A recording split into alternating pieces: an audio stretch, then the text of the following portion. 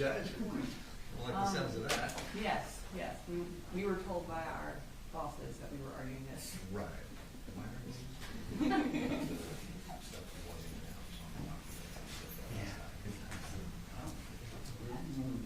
Go ahead. Did you know what you want?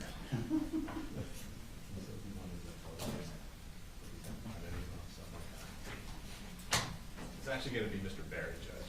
Okay.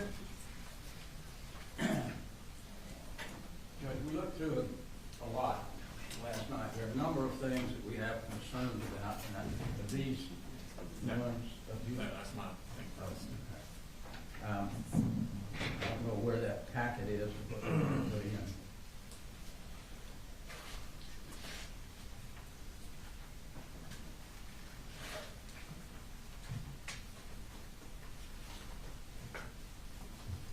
I have it, we have it on, here it is.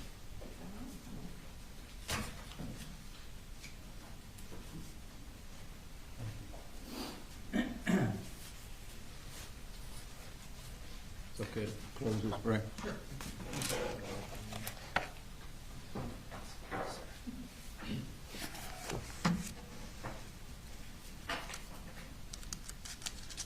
And I don't know whether the best way to do this, Judge, these are numbered pages, so I'll just go by the numbered page.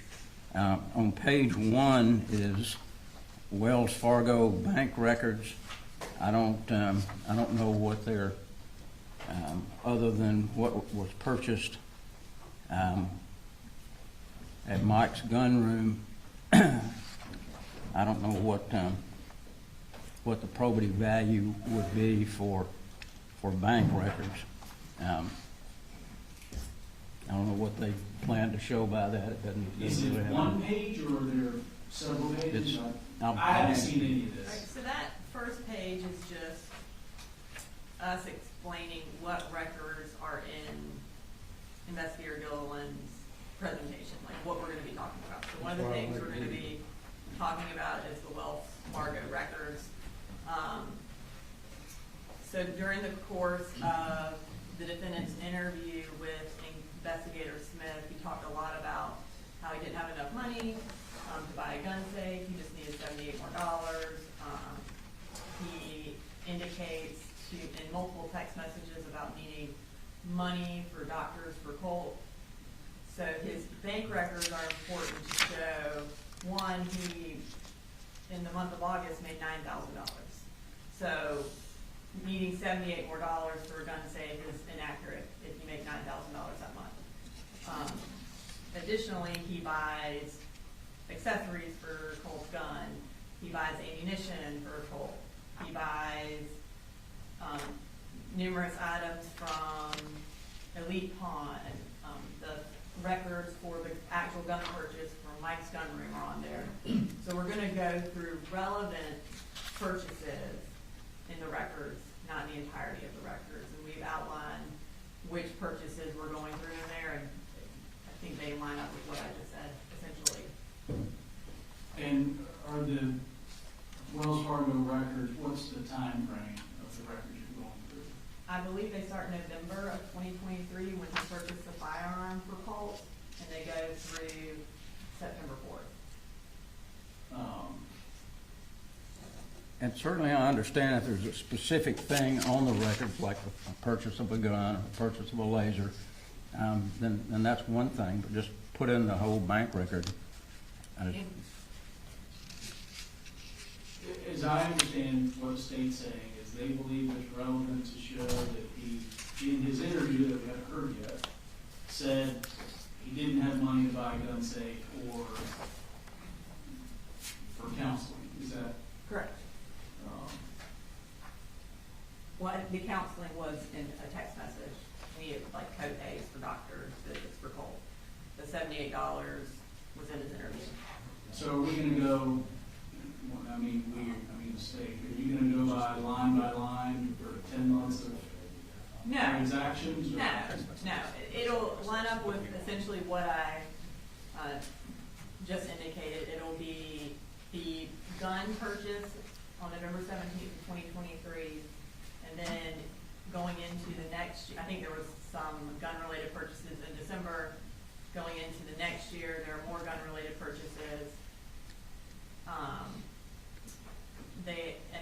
Investigator Gilliland will talk about the lack of other purchases. I think she'll testify to the fact that there were no transactions for co-pays for Colt, like he indicated in one of his text messages. And then the last month of August, we will talk about, not line by line, but we'll talk about the amount of money that he brought in that month, given that he claims that that is the month that he needed $78 more. So the fact that he made $9,000 in 1 month would indicate that he did have $78. All right. Given those issues, I do find that they're relevant for those looking at purposes. So I would, if we call this a motion to eliminate, I would deny the motion to exclude these Wells Fargo records as has been outlined. What's next? On page 3, Judge, and on many of these exhibits, And let me give you this back, just so you can keep in order. I don't know if you've got your separate set that you're working from, or if this is a So set. if you do this, we have the list. Yes, sir. Oh, you want me to keep that then? Do you think I need this for the future? Okay. I see.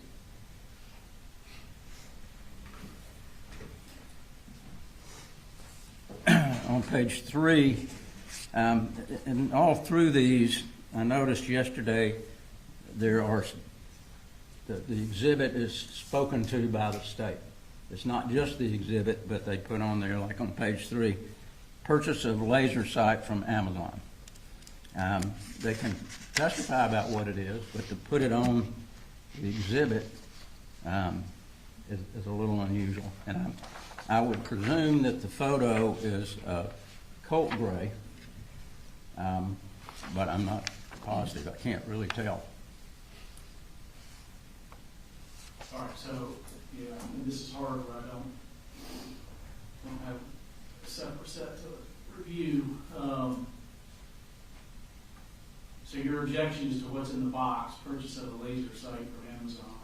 Correct. I don't have a problem with the fact that it was purchased, and I don't know whether that is Colt's photograph or not. I don't know whether that was taken off his phone. It's not Colt. I don't know. And I'm gonna pull up, I can pull up the PowerPoint. And I don't know whether it was taken that day or another day. So that is why Investigator Gilliland is going to testify to add context to these things. But specifically, and I will be candid with the court, it is very hard to find case law that says it is okay to put words on a presentation. I don't have a case that says that. But routinely in presenting summaries, as the one that Investigator Gilliland has done, we put titles so that the jury can easily understand what is in the page. It is demonstrative as long as the state can show the accuracy of the summary and the wording, then it is admissible. I don't think there is any law that says we can't put words. I did find a case about anatomical drawings, and someone writing words on the anatomical drawings did not make it inadmissible. It actually was still able to go back with the jury. So I disagree that we can't put words. I do believe we can put words. The words are simply a summary of what is in the slide. It is a title to that slide. It's not prejudicial. It is accurate. Investigator Gilliland will testify that is a picture that Colt took of himself with the laser and with the rifle that he sent to the defendant, which again is relevant because our whole, one of the things that the state has to prove is that the defendant gave Colt access to the firearm. A picture of him with the firearm that he then sent to the defendant is clearly evidence that he had access to that firearm. All right. Let me ask this, Mr. Gray. So where the witness gets on the stand and says this exhibit shows the purchase of the laser sight from Amazon, where she says those words, is there additional prejudice in the word, the exhibit kind of being labeled with that purchase? Well, the ones that I had the most problem with were they labeled it was actually labeling somebody that had been charged. So that's the wording that But on this one, is there? that one that I just don't like wording on it because it directs the jury to something. The photograph, I don't know whether it's was taken before the Amazon purchase or after. I guess we can cross examine about that. Just wanted to be sure that that's. Yeah, and, you know, so where the states, let's just for example say they're tendering an exhibit with 100 pages of different things. Would it be improper for there to be tabs, like bank records, photographs? To me, it's, at least this one is somewhat in line of like a tab. So as to that one, and you can cross on the, obviously, as you know, on the picture and its relation to the purchase. But so as to this particular, purchase of laser sight from Amazon, assuming she testifies to that effect, I'll deny the motion on that one. And of course, all the issues you're raising are preserved here. All right, what's next? I'm going to take those back and I'll try to keep them. This is that front one you gave me, so I'll keep holding on to that one. And Judge, we're bringing up a second copy of the PowerPoint, so that's okay. Page 4 is email from the sister to the defendant. I do have a problem with the use of defendant about school enrollment. That's really more than what would be on a tab. 4 is, I'm sorry, I didn't pull that, but yeah. Do you want me to display it for you? Yes, ma'am, please. I'll have pull it up on the screen, so you don't have to keep walking.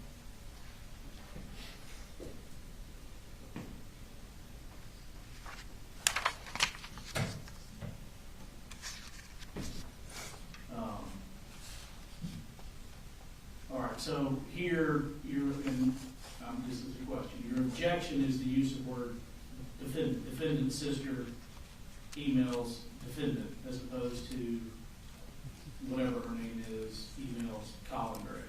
Correct.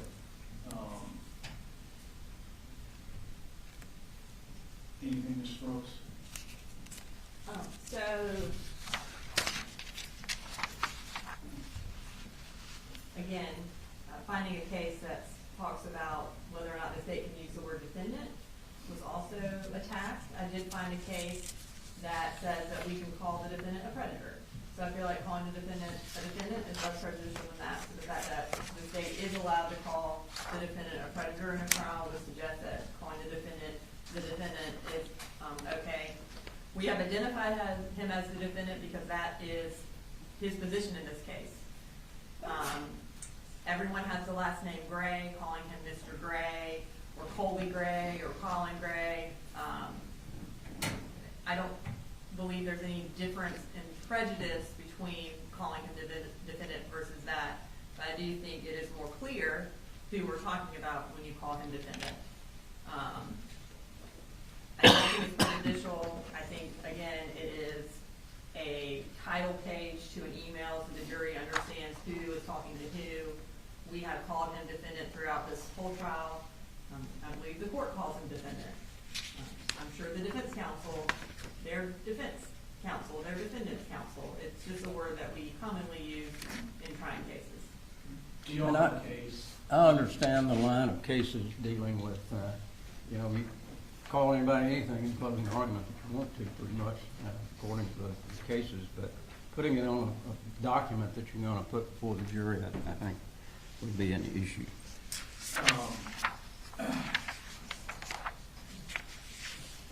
I can't specifically find that it's prejudicial to refer to him as defendant. I mean, at various points, I think everybody involved is calling Colin Gray, but also calling the defendant. I can't think of any particular harm. I've had cases where somebody filed a motion in limine to prevent the state from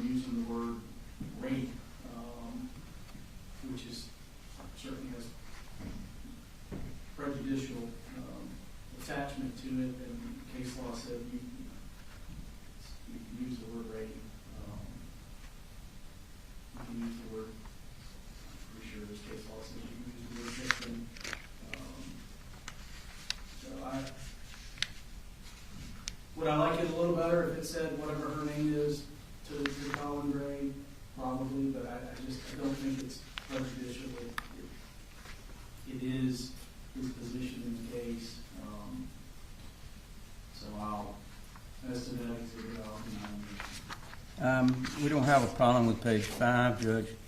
Page 6, we don't have a problem with it other than the fact that it does use defendant again, where it says Colt, Jenny, and defendant visit Wilson Shoals gun range at 10:25 a.m., which is, of course, direction and comment on the document. And I assume these are not going back to the jury if they have comments on them anyway. We agree that the comments would go back with the jury, the actual exhibit. They're conceding that one on not going back. It's continuing with this. I don't. The clarifying question, yesterday we went through these and we were told about specific objections. If we go through this page by page, this is going to take hours, I would say, because it is a significant amount. I'm fine to, I think he has an objection to certain pictures. I can find those on here. But I think, again, if we're just gonna go page by page, then I thought that was the purpose of yesterday, so we wouldn't do that, but I just kind of wanted to see how we're doing this. So what I have in front of me, and so far, it seems like it's grouping them by categories. Number 1, Wells Fargo bank accounts. Number 3, Amazon purchase records. There's 13 on this page. And I think we're at 6, Mr. Harry, as far as issues. That's correct, Judge. What we can do to maybe shorten it is anywhere on any of these pages where it has defendant, we would object to it. So that'll cut down. Where Dave called him the defendant, labeled it defendant. Right. Do you, Judge, if I may, Craig, I have a copy for you. do you want a limiting instruction in some regard about the use of the word defendant? I think that would be good, Judge, if the court doesn't mind. All right, well, we're not, so I know we've got quite a while with this interview. If you want to cobble together what you think would be an appropriate limiting instruction, let me know. And prior to the introduction of this, that may be something that I'll do as far as use of the word defendant. That's fine, Judge. And if the state has those photographs that were a problem we came up with yesterday, you want to just bring them up and we'll deal with those? Are you referring to the pictures of Colt with the gun? Correct.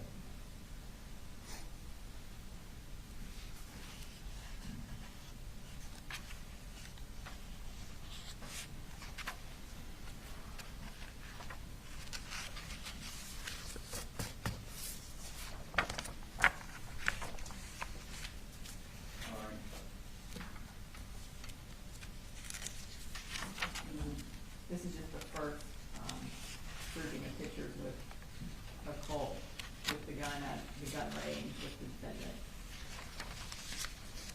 Objections, Mr. Gray? One second, Judge.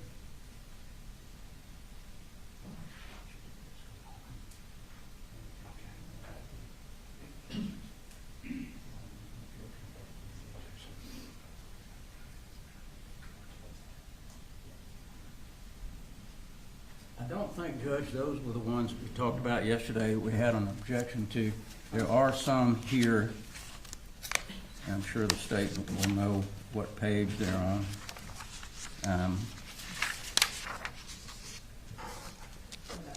Where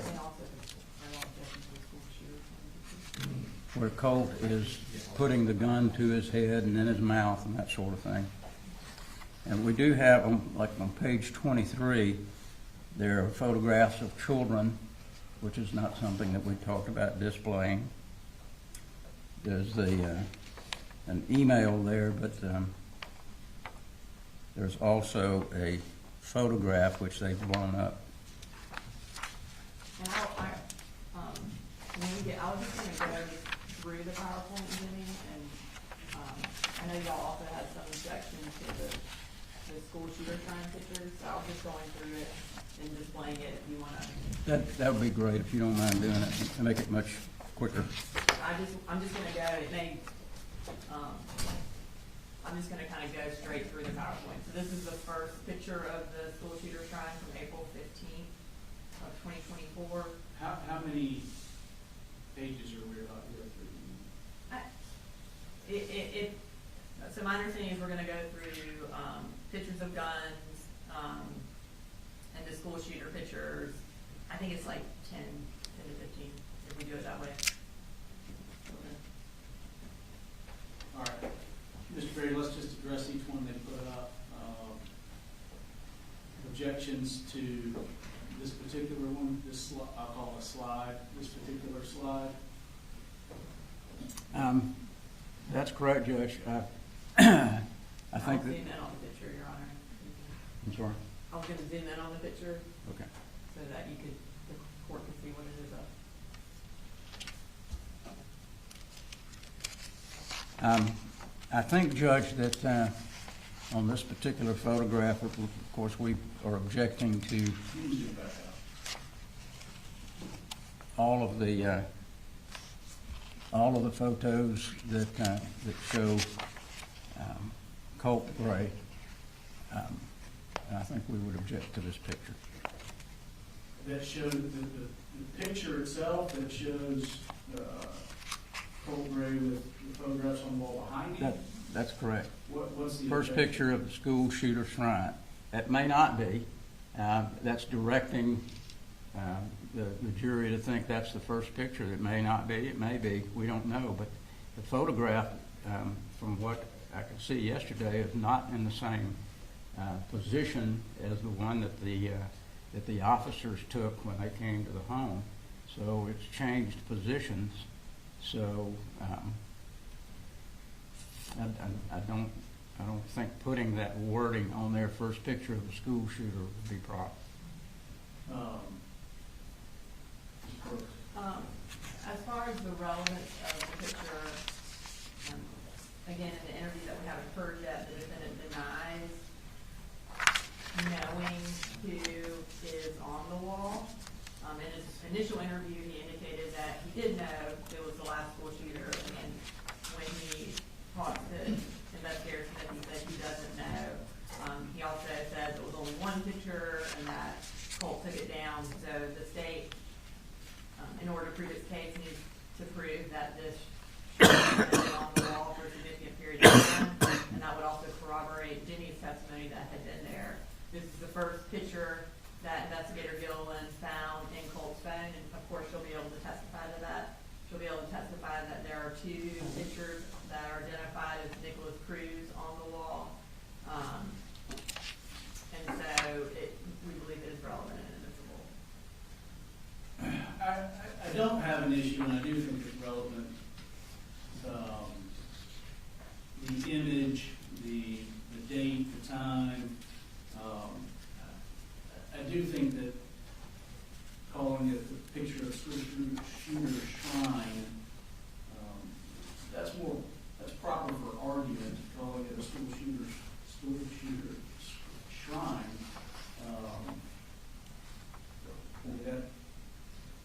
To me, that's more an argument rather than the labeling as such. Are you able to scrub that? We can delete that.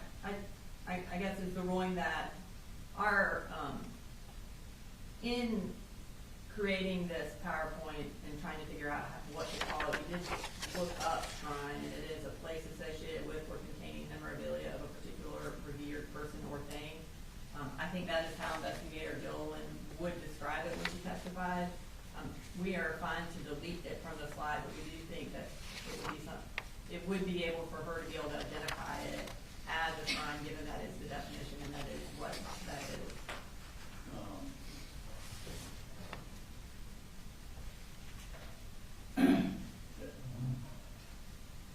Mr. Berry, what's your response to that? As long as that's taken off there, Judge, we don't have a problem with it. We just don't like that wording. So my understanding is they're going to scrub that from the exhibit. We wouldn't have an objection to it at that point. And basically the same thing on 34. It's a second photo of school shooter shrine. There are the first photograph. I can understand why they would want to put that in there. It has the date. It shows some photographs, which are not in the same order that the police found them, but there are 3 other photographs that don't really show anything other than Colt Gray, and especially the last one where Colt Gray has a gun in his mouth. That has the prejudicial effect certainly outweighs any probative value that photograph would have. And it was not sent to his father. I will show them that. So, these are photos that Colt took sometime around August 9th. And again, we can change the wording and we'll take out school shooter shrine and just say images from Colt's phone. But again, they are relevant. It is in the exact same configuration as it was on September 4th. It goes to disprove the defendant's statement that he hadn't seen all the pictures before. When investigator Smith is interviewing him, he actually shows him a picture of the shrine, and he denies having ever seen the entirety of the pictures. He said he only saw one picture and denies knowing who it is. Yeah, I think they're admissible. But we can change it to just say images from Colt's phone. If you'll scrub that. The 2 photographs on the far end you can't really see those, what they call shrine. Collage, I think would be a better word for it, but the only one photograph would show that collage, and that's the first one on the left. The others... Yeah, I don't think there's any harm in showing the other 2. They seem to be sequential photos. There's nothing else prejudicial in the picture.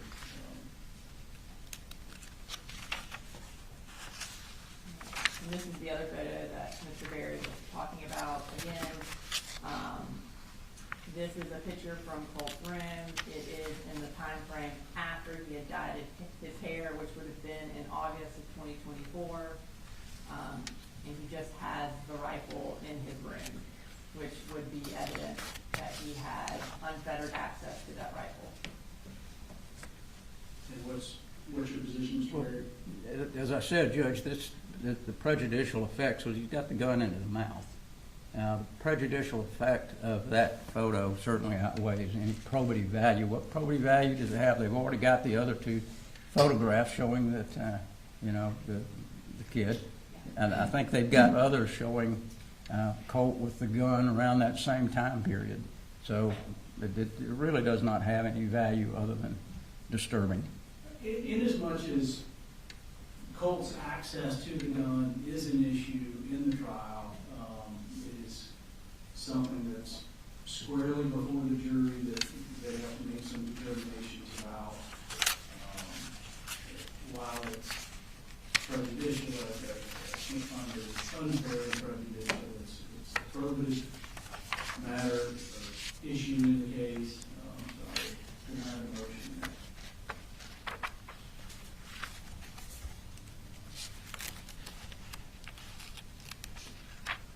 I think the page 84, that's the one we talked about yesterday.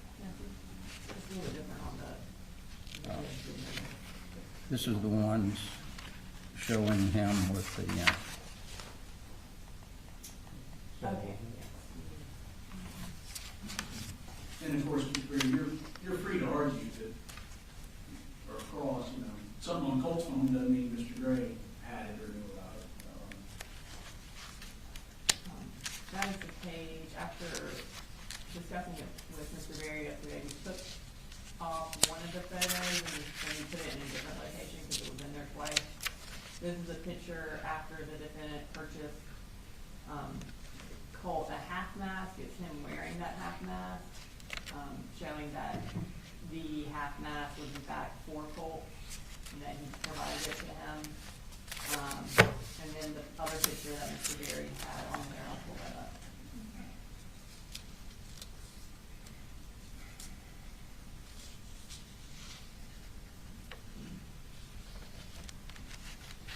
This is from August 28th, and again, it shows the firearm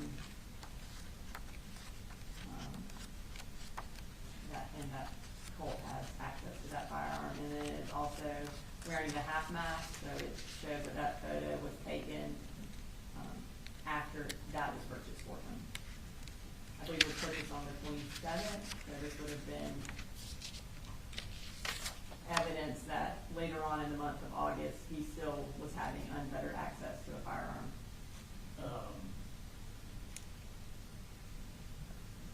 Thanks. Was he wearing a half mask at the school?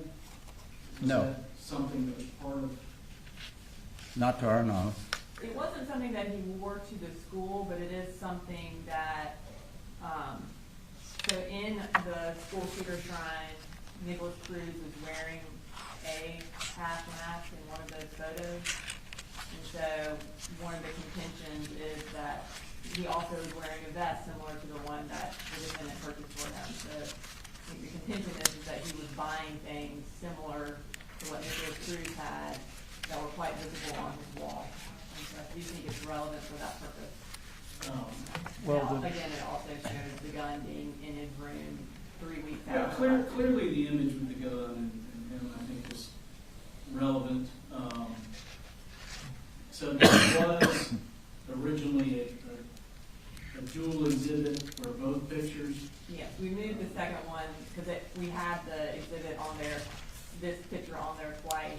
Mr. Berry brought that to our attention, so we removed it the first time and left it just on this exhibit.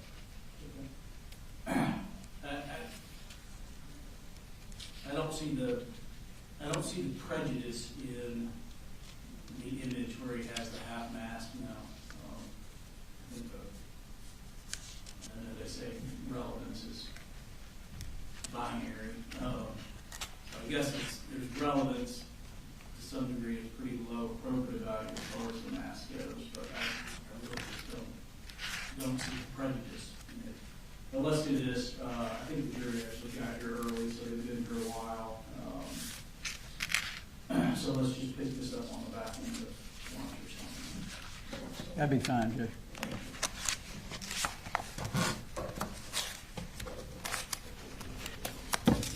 I realize the jury has been here and back there, but we've been in here. Can we take a quick break? All right, we'll take a quick break and then here's that. We'll take a quick break. And then we're going to go and just kind of get them ready. Don't put them in the hole. They're ready.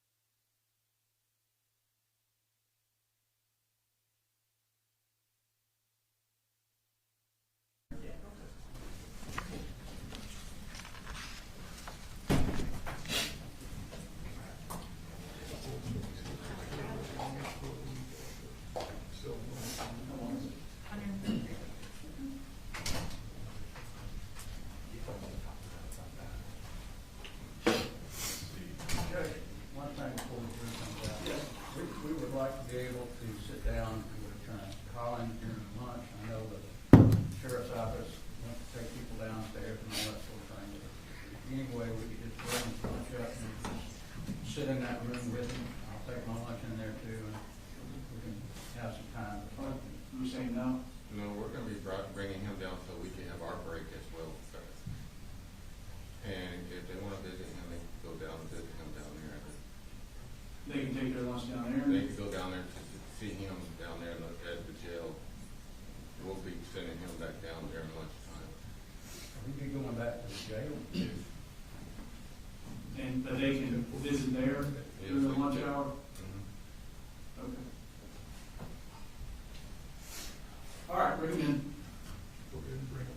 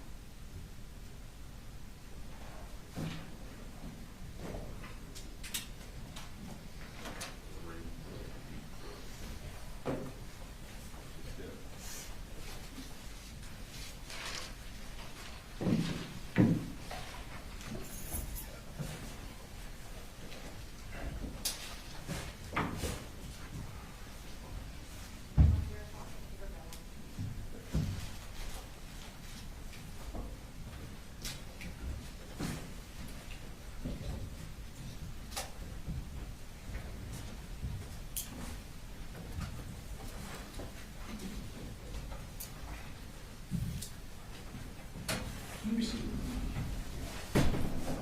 Good morning. All right, is your investigator here? Yes, sir.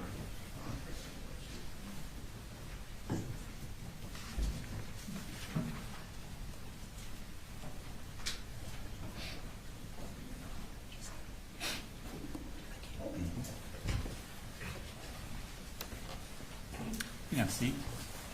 So back there, Smith, I think when we left off, you ready for me to proceed, Ron? You ready for me to proceed? Yes, sir. When we left off yesterday, I think you had left Jenny's interview at the treehouse and Yes, sir. invited Mr. Colin Gray to your office for an interview. That's correct. Okay. How did this interview begin? What kind of questions were you talking about at the beginning? At the beginning, they do like a rapport building phase. They just kind of walk through.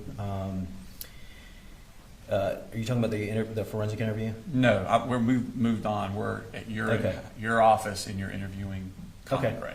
How did you start your interview with Colin Gray? Yes, sir. We kind of do a rapport building phase, like I mentioned before, just kind of discussing some background information. In this case, Mr. Gray talked about his family. Okay.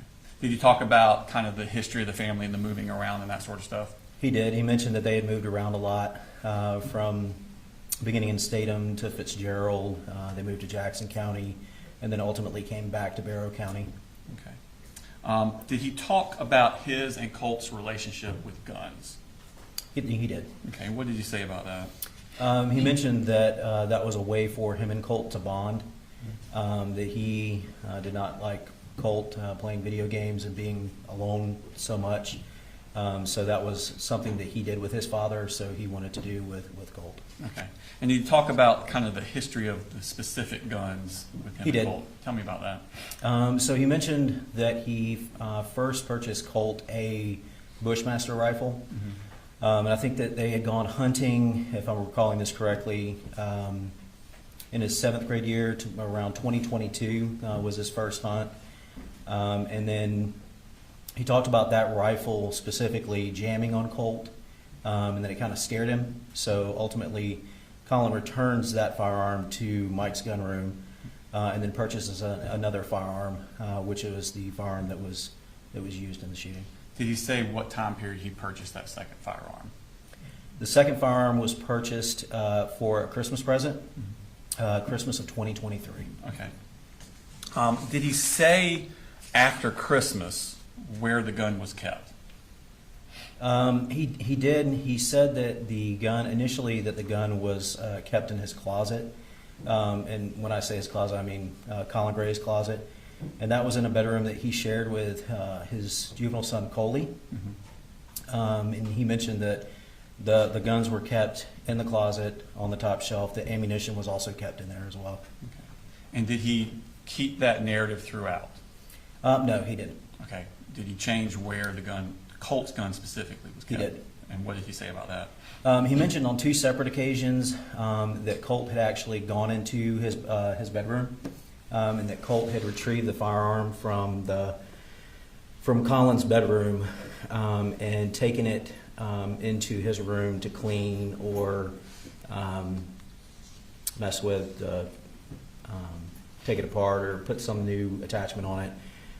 He said this occurred on at least 2 separate occasions. Okay. And then ultimately, towards the end of the interview, Colin admitted that Colt was allowed sometimes to keep the rifle in his room leaned up in the corner. Did he talk throughout this interview about Colt's tendency towards physical violence? He did. Tell us what he said about that. He mentioned that specifically over the past couple of months that Colt's whole demeanor had changed, his whole attitude had changed. That he had become more aggressive, that they had gotten into multiple physical altercations, that Colt on one occasion had bull rushed him, that Colt had struck him with his fists in Colin's face. He said that he talked about them wrestling to the ground, talked about a screwdriver being thrown against him. He also The screwdriver incident, who's throwing to who? Oh, I apologize. That would be Colt Gray throwing the screwdriver at Colin Gray. Okay. And then he also mentioned that Colt had done some property damage to the house, that he had punched holes in either the walls or doors in the house. Okay. Did he talk about his daughter Jenny and his son Colt's interactions? He did. And what did he say about that? He mentioned that there was at least one I'm recalling right now is they had gotten into an argument and Jenny had run from him. And who's him? Had run from Colt. I apologize. Okay. She was kind of scared. I guess there was an altercation going on between Colt and Colin, or Colt and Jenny ultimately ran away and kind of barricaded herself in her bedroom. Okay. And did he talk about Colt's emotional and mental health problems? He did. What did he say about that? He mentioned that Colt suffered from anxiety, and depression, and then he mentioned this aggression that he had. Okay. Did he talk about Colt, what kind of treatment he thought Colt needed for this? He mentioned that he had applied for mental health treatment for Colt through the school. Did he talk about Colt needing anything more aggressive than just counseling? He did talk about that, but that was a conversation that he had specifically had with his wife, Marcy. Okay, and what did he say about that? Colin told me that Marcy had mentioned that she thought that Colt needed inpatient in-house therapy. Okay, and did he agree with Marcy on that? He did not. Okay. And those pictures you took of Colt's arm, did you Yes, show sir. those to him?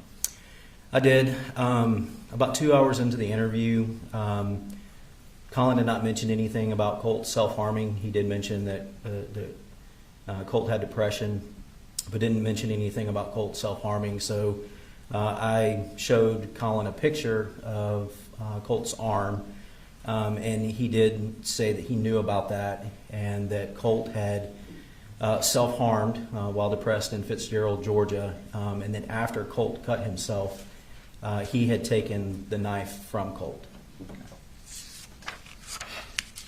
Did he talk about an incident where Marcy and Colt got into a physical altercation over the gun? He did. Tell us about that. I believe it was approximately 2 to 3 weeks prior to, if I'm recalling that correctly. There was a incident where Marcy had confronted Colt in part about the firearms and mentioned getting the firearms out of the home. And during that incident, Colt had pushed Marcy to the ground. Okay. And did he know about this? He did. Okay. Did he say anything about, after that incident, whether Marcy asked him to do anything with the guns? He did. He said that Marcy asked him to put the guns up. Okay. And did he ever do that? He says that he put them in his closet. Okay. And did he ever talk about any sort of locks or anything on his closet? No, sir. He said there were no locks. Okay. And did you discuss the pictures of the school shooter on Colt's wall? We did. Were you aware of those at the time that you were interviewing him? That they Yes, had sir. Discovered. Okay. And what did he say about that? He said that he did not know who that was. Okay. Did he say anything about asking Colt who it was?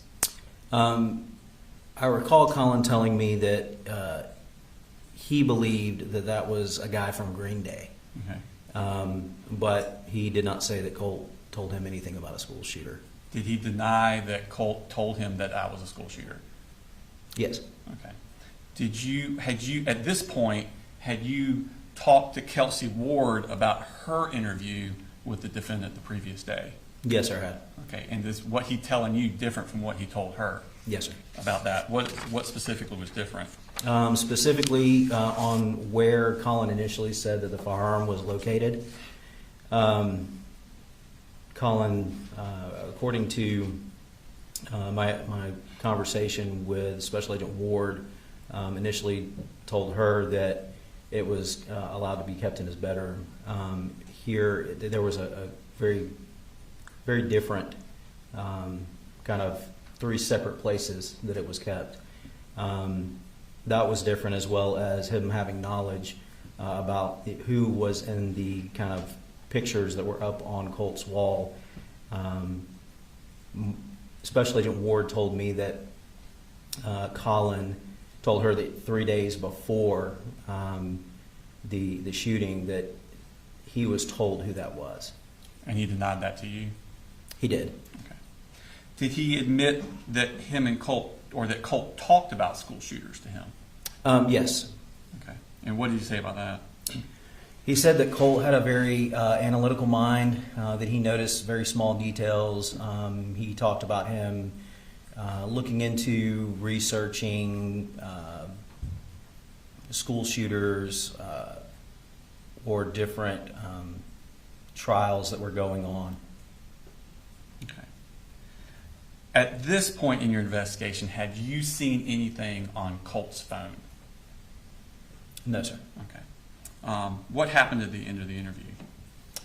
At the end of the interview, I did confront Colin about the inconsistencies in his statement, and ultimately I placed Colin under arrest. Okay. Have you had a chance to watch the video of your interview with Colin Gray? Yes, sir, I have. And does it accurately reflect the interview and the totality that you had with him? Yes, sir, it does. Your Honor, this time I tender State Exhibit number 185.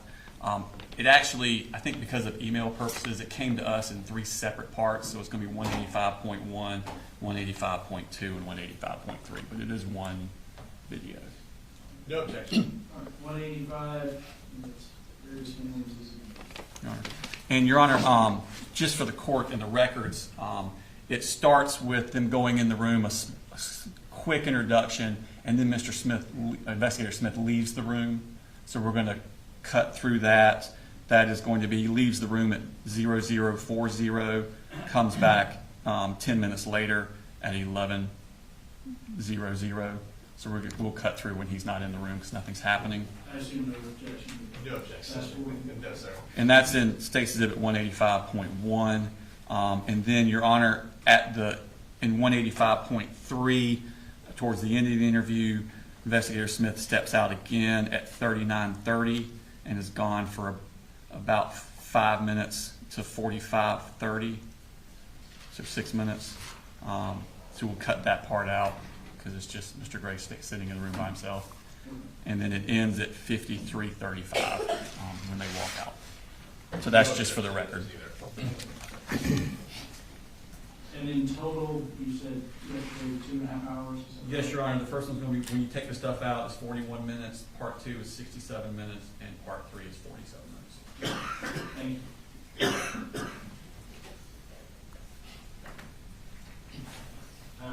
then I'm gonna let you sit next door for a second.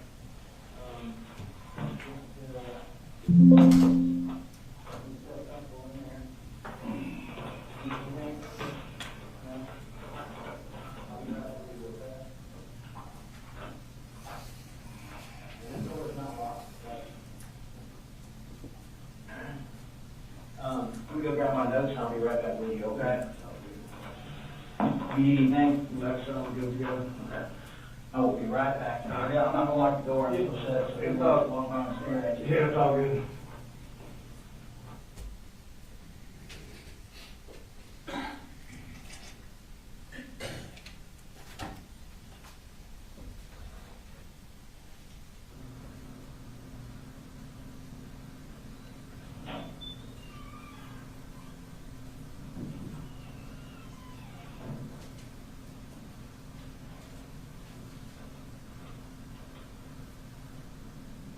Okay.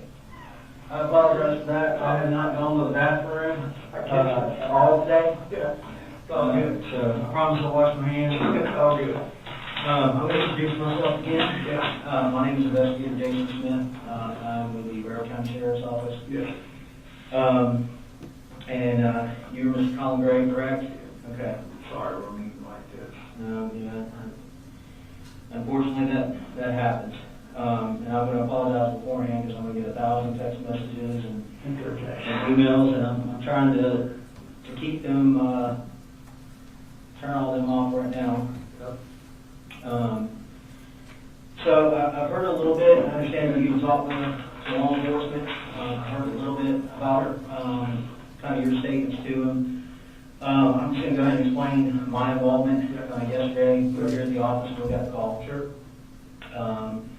Go out to the high school, and while at the high school, after everything was secured, and you know, the medics assisted with life-saving measures and everything like that, I conducted an interview with your son. Okay, he did, you know, we respected his rights. He was read Miranda. You know, He's expecting nothing less. yeah, he was very respectful. Yes, sir. No, sir. And he basically explained to us what he did. I mean, he explained to us exactly what we observed on the cameras. Okay, well, let me have it. What the hell did he say? Like, what happened? Okay, so, and I'll get into that and answer many of your questions as possible. But in order for me to kind of help better articulate that to you, it's kind of like when you work a case like this, it's kind of like putting together a puzzle. Yeah. And right now, I don't have a very good view of what's going on. Yes, sir. So I understand he's been solely living with you for the past couple of years, give or take. And while we're talking, is it okay if I take some notes? Yeah, I'm doing the same thing. Okay, good. Yeah. Because my memory, well, it's okay some days. Colin, you spell your name C-O-L-I-N? Yes. Okay. You have a middle name? No, man. No middle name. Colt doesn't have a middle name either. Yeah. Colin Jr., my little one, that's 8. He don't have a middle name either. This Okay. goes back to my dad's side of the family. Just no middle name. All the boys, all the way back to the Mayflower. Oh, wow. CG. Wow. And I was married when I was young, like. I was wondering why everybody had that CG, like. Yeah, so I was married when you're about to be 20 or whatever, you think you know everything, and moved out, got married, had 2 older daughters, Brittany and Brooke, and You said Brittany and Brooke? Brittany and Brooke, yeah, and Where do they live? they live over in Woodstock with their mom. Okay. How old are they? They are 26 and 25. Oh, okay. So yeah, Who's 26? the older one is Brittany. Brooke is the younger one.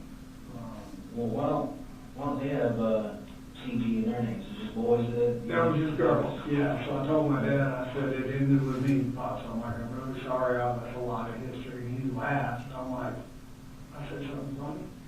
He was like, he'll be married again, boy. I'm like, oh man, you lost your mind. I said, child support. I'm like, do you want me to go through this? Then you got married again? Yeah. Got married, usually good. Never said that? Man, that's exactly what he said. And I'm like, Yeah. I'm telling you, I can tell you where I was standing when I was wearing one. still got married. Oh, people usually are. Yeah, when I get to the other side, I'm sure he's got a lot to say to me. Oh, yeah. We found out she was having a baby, I'm like, Who's having a baby? I'll see the ex-wife. Oh, Colt. News is getting around, yeah. Colt. Oh, okay. And I said, oh my God, I said, the first word, sure it's mine. Just didn't break the ice. Mhm. Second was like, God, that was a boy. She's like, what do you mean? I'm like, no pressure. I said, I just hope it's a boy. She's like, no, tell me. So I gave her the back. She was like, oh. I didn't find out until later. She was like, I felt so much pressure to make a boy. Yeah. But they're all three of them born second marriage and that. That ain't on her, that's on you making boys and girls. I know, and I just remember when I went in there, I'm like, where'd my wife go? Yeah. She asked me to get water, and so I got they took her back. And she had went in there and told the guy, turn on, need to know how to prepare myself, and it was a boy. Was it? And after it's all said and done, Yeah. right, I walk in, I'm like, well, thanks for waiting, and he's got these little egg over his belly, he's like, Yeah. are you ready? And I'm like, yeah. He's like, okay. You know what that is? And I'm like, out the door, down the hallway to the park. I'm not calling my dad because he was just dementia and colon cancer. It wasn't like taking him over yet, but you could see it right on the wall.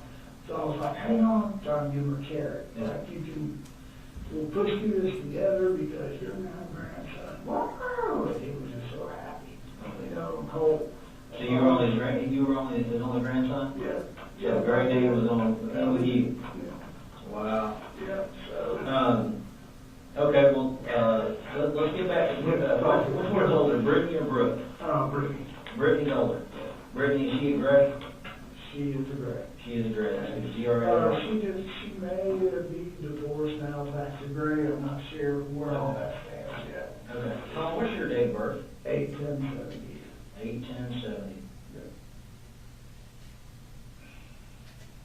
And you have a telephone number? I do. Y'all got my work number. This is recently. We mean, I got your work number. Y'all got my work phone. Oh, they're doing the, see, again, that's why I'm in here. Okay. I'm trying to put pieces up together. Yeah, I know the GBI book the agent there, just what we're doing right here, we'll do the whole thing. She's Yeah. like, I need to say, this is my work phone and my work laptop. Well, I'm sure they're gonna get that back to you. That's what she said, and I'm like, okay, but I still need to let my boss know. Yeah. Like, Were you able to let your boss know? I have a Gmail account. And Okay. I just sent him an email and said, hey, I'll get back to you. Yeah. And like, his name's Kevin Price, he's out of Athens, like, he knows everything. What's that name sound? Because he's in the area, he's a good go church going man. You know.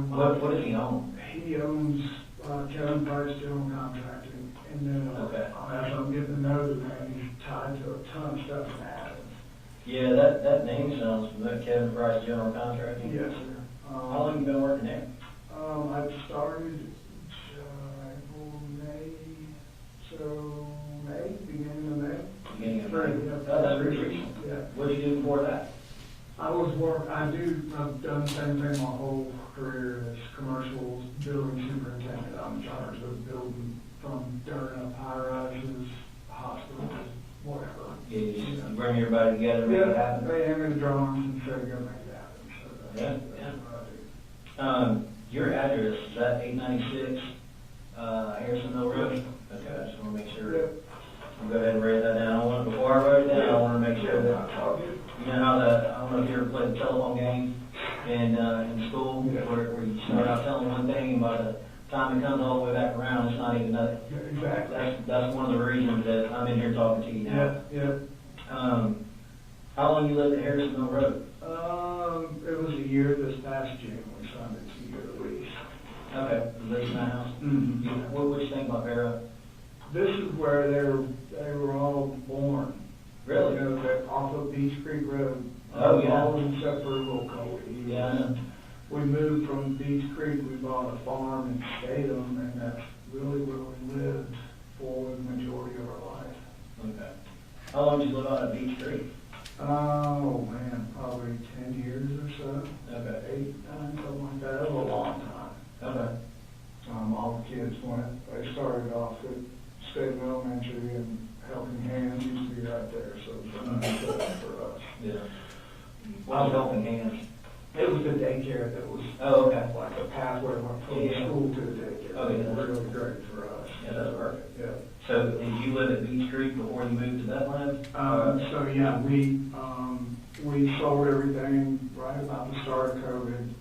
I had a spine fusion, had 2 back surgeries, and What happened to you? ruptured a disc, slowed door guy on the job, working late. I'm like, it's just me. I said, well, I'll put the door on the hinges, you screw up 4 light doors. Like, okay. Mm-hmm. This is '07, and much younger, much better Yeah. shape. I grabbed that door, and I'm like, as soon as I picked up that door, it's like, it's what it sounded like a knuckle popped into my back. And I'm like, wasn't immediate. I set the door down. I'm like, Didn't feel right? yeah, I sat down for a second. I'm like, man. As soon as I was straight up, I'm like, wow, on the floor. Mm-hmm. Take me to the emergency room, couldn't talk, couldn't nothing. Like, I've never felt anything like that. I've never been stitched up, never been in the hospital, like nothing. So what they do for you? He gave me a big old shot of morphine. I'm like, I'm good. Yeah. Like, yep, I'll just take that. You feel good. He touched the stretch morphine. I'm like, oh, perfect. So I can get that and go. He was like, let me show you a picture. And he's like, Yeah. like, what is that? He goes, he said, I call it crap. He said, you have ruptured your disc and blown out everything on the inside and gone down your nerve channels and back to your legs, and it's pretty hard. So what, you used everything you got? He said, I can fix it. I've done Barcelona basically as a laminectomy. And I was 9 months to go. Mm-hmm. Same damn thing happened again. I was on the table 10 months later, stitched up everything, cut a piece of my vertebrae off, packed it behind the disc, keep it in place, and I was supposed to get it fixed. And it did for 5 or 6 years, right? And just pain, more and more and more pain. So I go see a specialist, give them a rundown. Here's all my medical stuff. Like, we need to do a quick MRI. Like, no problem. Get the MRI. It's like, oh, I'm like, well, that doesn't sound good. He said, your disc is leaking fluid into your spinal cord and spinal canal. I'm like, I can't, like, have another surgery. Like, I can't do this. Recovery was a pain in the ass. I'm like, this is totally different. They go through the front instead of I said, you go through the front of my belly, it goes to my spine. I'm like, it kind of seems like you're going around the mountain there to get to a real problem. Hey, man, they do some weird surgery. Yeah, so I like anything, I verified who he was. Like, oh shit, this guy's like he rewrote the book. He really did for this surgery, the fusion that he told me he's going to give me. And so he went through the front, and the bracket is on this side of my spine, not on my back. So it's on this one. Yeah, so sore, like every kid, I can't like, I don't rub it because it's hurting. I can't get to it. How long did you recover from that? A year, probably rushed it back because I can't. Did you get any problems now? Oh, yeah. The second MRI bracket's supposed to be in there just like this. It's in there at about 11 o'clock. And this screw is like just rubs against the nerves. Like the only thing. How do you work? Just work. For a very, very long time. At least they give you pain medication for when that pops off and hits your nerves? Correct. And I'm like, I don't really take any of that. I'm afraid. So you're going to be up to speed here really fast. And I'm like, I'm good. I said, I have so many people I'm responsible for in the job. I don't like that shit. I said, I don't drink or nothing like that. So I'm good. Try to tough it out. Advil. Like, this is not, working. And it's like, so we'll start you on some low-grade hydrocodone basically. I'm like, okay, never had it. What to do? So that was 07, 08, and start taking that to be able to get to work and, handle everything. So as time went along, where were you working at then? I was working for a weekly construction out of Marietta. I was in for almost 10 years and built a big railroad job downtown. It's just big $100 million project. that Golly. I just was bullshit with the CEO of the railroad, and I didn't know who that man was. Right. How much power he actually had, and we like hit it off. Comes out there, he's like, hey, y'all gotta get it down from 120 million. He's like, I like your man, you're gonna do it for us, and he's gotta run it all. I'm like, oh, that's great, but so I got underestimated the effort and the time away from it, 6-7 days a week for months.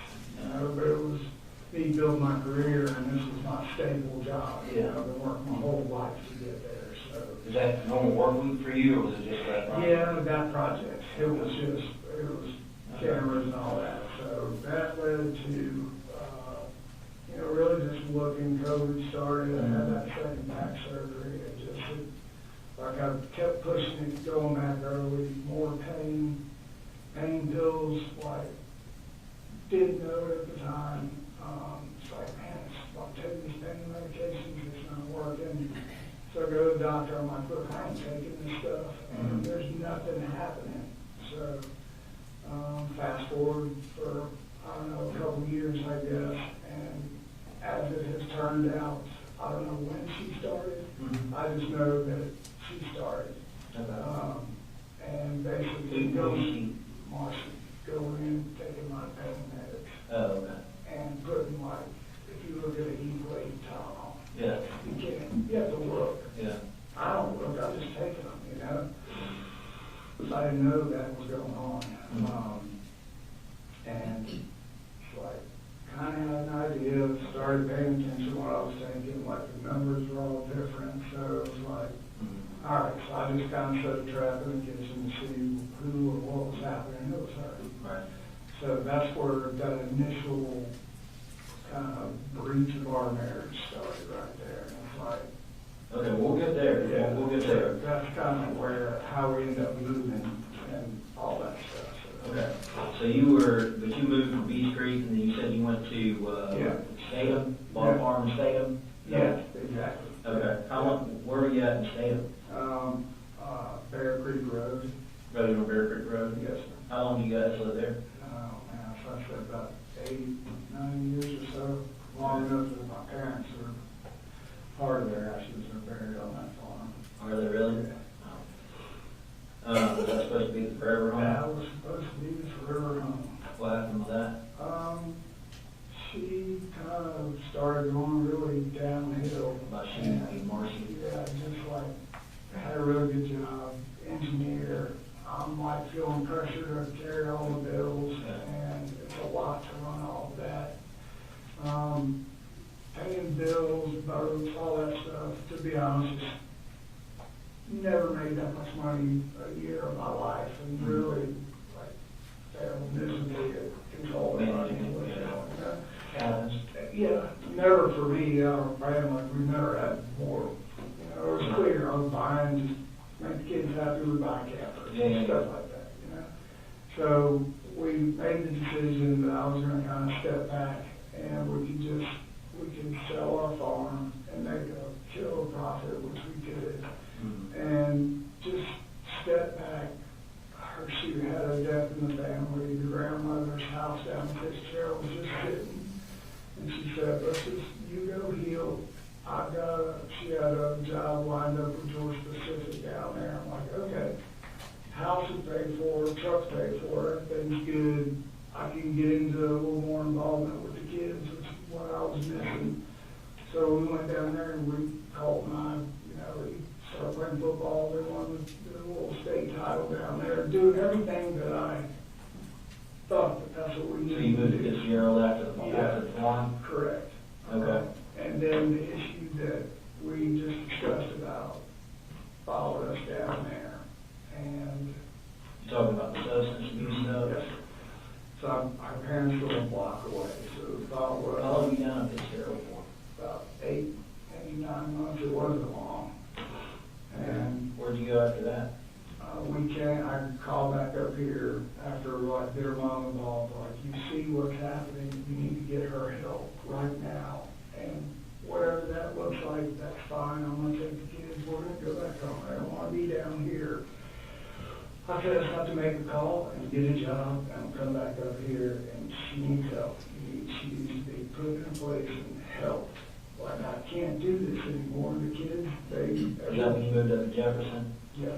So we came back, I made a phone call, I was like, yep, come on, we'll hire you tomorrow. So came back up here, lived up here for probably a month, just trying to save money to get everybody to move back up here. So best school area I thought would be Jefferson as far as rent. And I don't know what happened before and after COVID, but like rent is like stupid. Yes. So we found what we could afford in Jefferson, moved in there, and really, me and the kids were good, just doing our every day. Did Marcy call you back up here? She did. She came back up probably. How long ago was it? I'd say we were probably there about 7 or 8 months. Same thing. She came up, and it was just a shit show, and no effort, no nothing, drinking all the time. I was at work and home still in bed, so that wasn't going to work. So. Did you stay in that one house for those few months and then you moved to, So I had her mom come over to take her, mm-hmm. and I told Will probably wanted to be with his mom. So the grandmother came up, so Marcy and Will Coley, and Jenny said she wanted to just go down there for a little while and come back and kind of flip-flop. She wasn't sure yet, but Colt and I were going to stay. I'm like, okay. Mm-hmm. So we stayed. Colt was doing his everyday thing. You know, it was like 7th grade, good schools. Mm-hmm. Somewhere along the line in 7th grade, some bullying started. I went to the school and was like, hey, what's going on? My son is, coming home saying there's, people are like picking on him. And What were they doing to him? well, he's obviously he was just kind of a quiet kid. He doesn't know, he's not really going to walk up and be the center of the show. He said, he told me, he's like, I just eat lunch at the dinner table by myself, and it's a group of guys and a couple of girls, and we're making fun of him for sitting down there by himself and just mocking him or whatever, which that was the original going to school before this. Yeah. Just going crazy. Here's what we're going to do. Met with the school, told this is what's going on. I said, I don't have exact names. I can give you what he's telling me. These people are, I don't think he What school was this, you remember? Yeah, this was Jefferson Middle School. Jefferson Middle? Yes. How long did you go there? He was there from the time that we moved into that house. Okay. So he went to Statham and Statham schools for a little bit? yeah, he went to Statham, and then when we Was were he bullying in Statham? no, nothing like that. Okay, just started in Jefferson. Mm-hmm. Okay. So we went back, and I'm like, all right, so as soon as escalated, now one of the kids, he's eating lunch, will come by, while he's sitting there eating lunch, or flipping in the ear. So I said, so for me, now they're making contact with him, like, can we just have a place in the school where Colt can come, set up shop, and he's a really smart kid, like, he's really good at school. She's like, well, we don't operate that way, we'll get counselors involved, which they did, and it just never really, So, I don't know, we talked about different things. I'm like, you got it on this computer and just gaming crap, and for me, I'm just... When did that start? As soon as he could just get to school, it seemed like it was gaming and PlayStations, and then when PlayStation... Did it happen before 7th grade or after 7th grade? The gaming and stuff? Yeah. As soon as, like middle school started, that's when it was PlayStations and Xboxes, and for me, I'm like, no. So he played football and all that in elementary school? Yeah, and for me, I'm like, I don't want you sitting in front of the screen out there all day. That's not how I was raised. I want to show you how I dealt with things growing up. It wasn't always easy. I said, I deer hunted for my first memory. And I thought that's how I could just bond with him one-on-one and just kind of work some stuff out with him. He'll maybe relax and tell him what's going on, and we can just build off of that. When did you guys start deer hunting? How old was he? Not last year, it was the year before that, the ending of that year. So once it was 24, 22, so 22, I guess. 2022 is when you started deer hunting. Mm-hmm. How old was he to you? 12? 12? Yeah, 12 going on. So you're about 7th grade. Yeah. So got my plumber I was working with, like, holy man, this is great. He said, come out to the house, got a big farm. He said, I'll set you guys up a blind.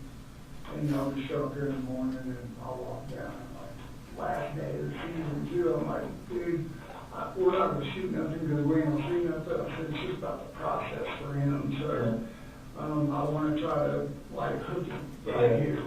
He's like, I got it. I'm like, okay. So great guy, great thing. Built us a nice blind. Sure, my son comes up and I'm looking through binoculars and he's looking and he starts shaking. I'm like, what's wrong? He's like, it looks like a deer. I'm like, okay. So we go through that whole thing. Well, it's a little buck. And he knows when I was little, the first deer I saw was a broken horn spike of a Tom. He shoots that deer ball straight over. Couldn't believe it. The gun jam, that was the only bad thing. So He shot it? He shot it. Like we have gone to the range up in both ranges actually. Charlie Elliott, the one up in by Big Wazer, I think is what it is. But Charlie Elliott, he shot his first deer in 2022? Yeah. And what kind of gun was he using then? So that was a Bushmaster 450, and What kind of ammo did you shoot? I don't know. That's okay if you don't. Yeah, because I bought it from Mike's. What kind of gun? I'm not a gun expert. What kind of gun is it? So, Bushmaster? the Bushmaster is kind of like I said, when I told Mike, I said he's little. I want to scare him when he pulls the trigger. I said, something's not too big, but I don't want to wound the deer. When he pulls the trigger, I want the deer to go down. I said, I don't even want to think about that. So, he's like, hey, this Bushmaster's good. It'll do the trick. Is that like a hunting rifle or is that like an AR-15 shot? That's what me. I said, man, like the AR platform, shotguns, they've got that look. I said, that's kind of what he's excited about. And so Mike was like, here, let's try this Bushmaster. I'm like, okay. We only held 5, or 3 actually in the clip. I'm like, okay, that'll be a good start. So, just him and I, we sit down on the floor, we go That's to a the hunting rifle, right? Is it like the old wood kind? No, it's a plastic AR platform. Okay. You said it had 3 rounds in the magazine? It's really a small mag, and I'm like, you only need one. Yeah. That's fine. Okay. So. Did he want a bigger mag? He just thought that, he wanted more bullets, and he just thought that it was like, he said, can I break this? He has a little pellet gun. Right. He's like, can I put my pellet gun in a holster and walk around the woods? And I'm like, yeah, that's fine. So we sat down on the floor and went over everything that we were going to do and not do with these weapons in the house. Okay. There's a no bullshit rule in this house. That's how that's going to be, or they're gone. And that was never have a loaded weapon in that house. We're kind of jumping around a little bit. Well, yeah, Not get too far. So that was Jefferson, basically. Okay, so Jefferson is the first time he really kind of got in. When what you said, you went to Charlie Elliott? Yeah. How many times did you take him to Charlie Elliott? I'd say probably twice. Twice? Yeah. What did y'all shoot while you were there?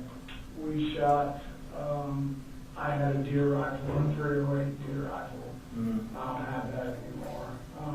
He shot his Bushmaster, and I had a shotgun. And we shot the shotgun. Okay. Shotgun. He shot all 3 of those? He wouldn't shoot my deer rifle, he was scared of it. Okay.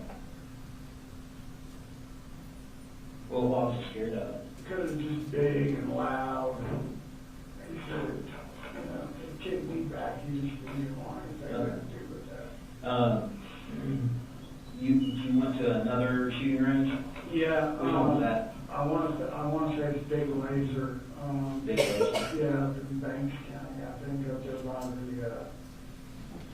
what's called the Tanger outlets. Okay. How many times you guys go up there? I think only twice there as well. Okay. Because once we moved, Did y'all shoot something different up there? no, Same guns? yeah, we got rid of the AR, the Bushmaster, that's what I was trying to tell you, because it jammed. Yeah. Called Mike, I'm like, I can't get the bullet out of here. So literally had to, took it apart so it wouldn't, but I still had a round hung up there. Okay. Took it back to Mike, I'm like, hey, I can't, he's excited, he's hooked, this worked. And I said, I just need to size it down on something that's not gonna do this with him. Because now I felt scared of it, I don't want him to. So you took that first gun and you got it in cemetery and took it back to, who did you buy that from? Mike's gun room. Oh, Mike, yeah. Is that who you buy all your guns? Oh, yeah. Yeah. I thought the sheriff in there one day, it's like, dang, you are the biggest sheriff I've ever seen in my life. I don't know about big, he's tall now. He's tall, you know, again, I'm like, God, Yeah. no. So you went up to Mike's gun room, what you got straight So on? what we talked about was, like, the guy I was leasing land from, we were talking about, like, he really likes this hunting, the whole aspect of it. I said, we were talking about, I was telling him coyote hunting during the summertime is how we kind of keep track of the land, putting cameras, like, I'm going through the whole deal for him, right? Like, this is out of the house, the farmland in Stam? Yeah, no, this is as he grew up, and we worked at shooting range, and I tell him all the hunting range to do as a kid. And I said, where you shot that deer, it's just run over with coyotes and killing. Where'd you guys hunt at? So it's out, my plumber's got family land, it's like 20 acres, it's just right out behind his house. And I said, we can get a different style weapon, and we can work our way up to where you feel confident shooting a gun. They'll say, So what did he upgrade to after this? nothing, we just left it at that, and I told Mike, I just need to think about it and talk about it with him. How's he feel, did that jamming mess with him or anything like that? So for Christmas, we were talking, and he said, Daddy, he said, I would really like to get another AR. He said, but I'm scared of the jam. I said, okay. He goes, he said, what? He said, that the AR that I had, I said, that's a 223 round. Just, that's our coyote and our pig hunting gun. Is that what you have? That's what I have. Okay. What kind of AR do you have? I have, it's not a name brand. It's, I want to say it's a Franklin or a Johnson. It's just like And it's a 223? Yeah, 223.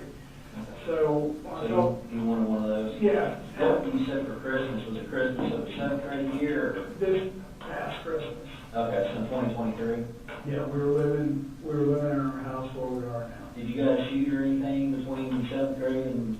Just at the ranges, those maybe one time. And one time I started with school, I just was focused on getting him into school, not really going and doing any shooting and everything. Then all that kind of stuff went down with his mom, and she got into a whole shitload of trouble, so I just kind of shelved all that till we could get it calm. Okay.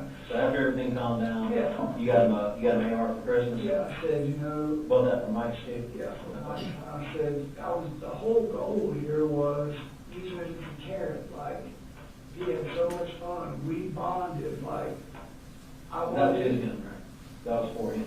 It was for him. Yeah. But like, it didn't say in his room or anything. It was all in my closet right there. But when we go shooting, that's when I let him shoot. Okay. So So is that where you kept the guns in the house, in your closet? yeah, Was that where they were the other day? that's where I thought they were. Yeah. A couple days before, I bought him just, I'm a single dad, like, trying to pay for all this, so I can't, like, go do all this on a whim for him, so I'm like, hey, I'll try to upgrade your scope. I know it's shitty, but I said it's enough for us to go shoot in the range. You shot a deal with it, you're good, and when we're moving, he was worried about, I was explaining foresight, and just all of this in the effort for him to be safe with a weapon. Okay. What did you bought him something to upgrade the rifle? No, it's just a laser cartridge that you put in there, shoots a laser, Okay. and you just look at your scope. That's Okay. it. And so that came in, and he had it. So the laser was a laser? Yeah, it's like a 223 round with a laser in it. Oh. And when you put it in the barrel, it turns on before it's like you said.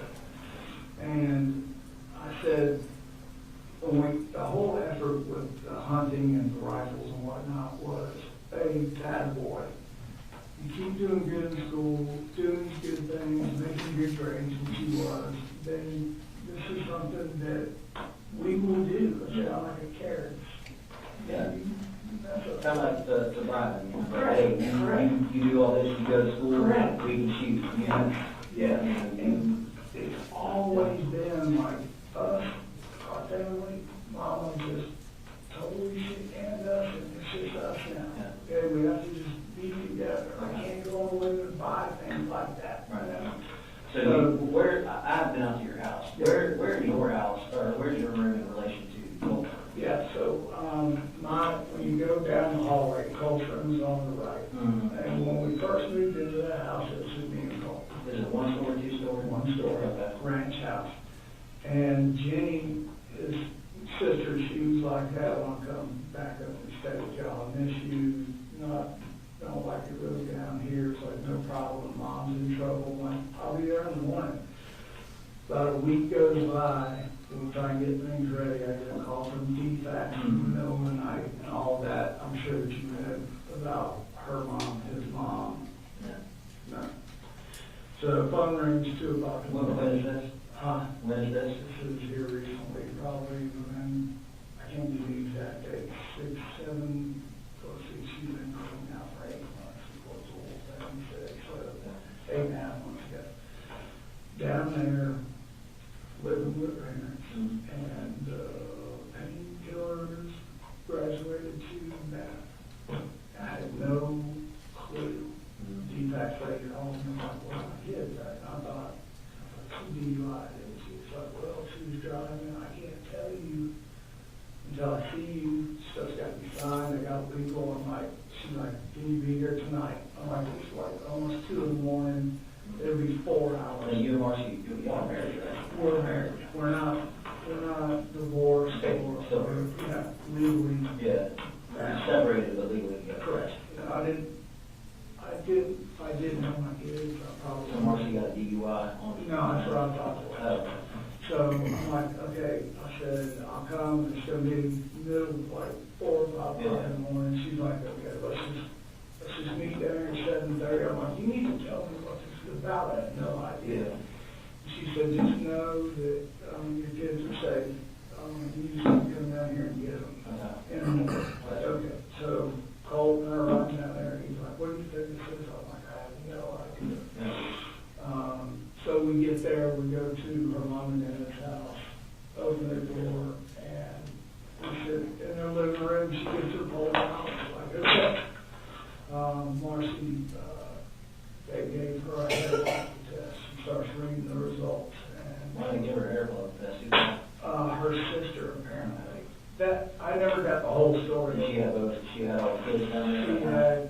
She had my little one Colt and and Jenny. Yeah, Colt and Jenny, and Colt was with him. And I'm like, at that time, I started thinking, I was like, okay, this is why Jenny's wanting to come back. Something's wrong. I don't know what it is, but I had issues with her drinking. That's where I'm like. So what was the result of all that? So they read it all. I'm like, yep. She used to have a prescription for Adderall. That was in there. Opioids were in there. And the high wine or high alcohol content. Like, and I'm just like, golly, I know all this. And she said, I've been doing this for X amount of years, and I've never seen a level come back this high for meth. You know, I'm like, what did you just say? We're sitting in the mom's living room, and she's like, she is doing this currently based on what I'm like. And I stood up, I'm like, can I take my kids? She's like, hang on.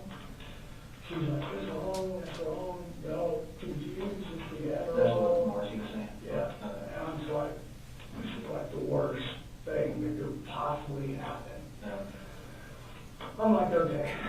So we finish all that, like, you got the kids, you got custody of the kids. Visitation is only if Corey allows it, and where it's gonna be, it's up to him, basically. I'm like, great. So they did like a safety plan, you took the kids, I got you. Is that still in place now? No, it's not. How long did they end that? I say probably right after probably 2 or 3 days after Lieutenant Guest beat on my door at 2:30 in the morning. He showed up with 3 or 4 different deputies. Who beat on your door? Lieutenant Guest for Barrow County. When did he come out there?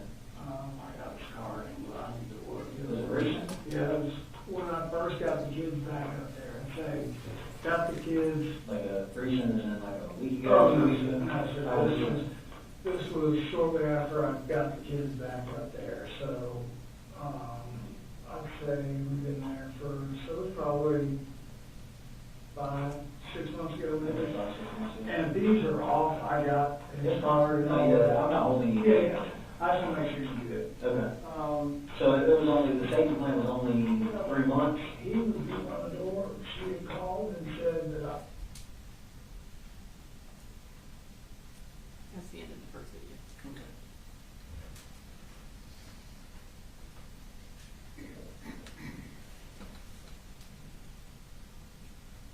I took the kids for a fall break and never came back. And I was like, no. It's like, can I go get something from the truck? He's like, yeah. I had a letter from DFAX and he's like, this is a safety plan. This is what? Yeah. He's like, I don't understand things.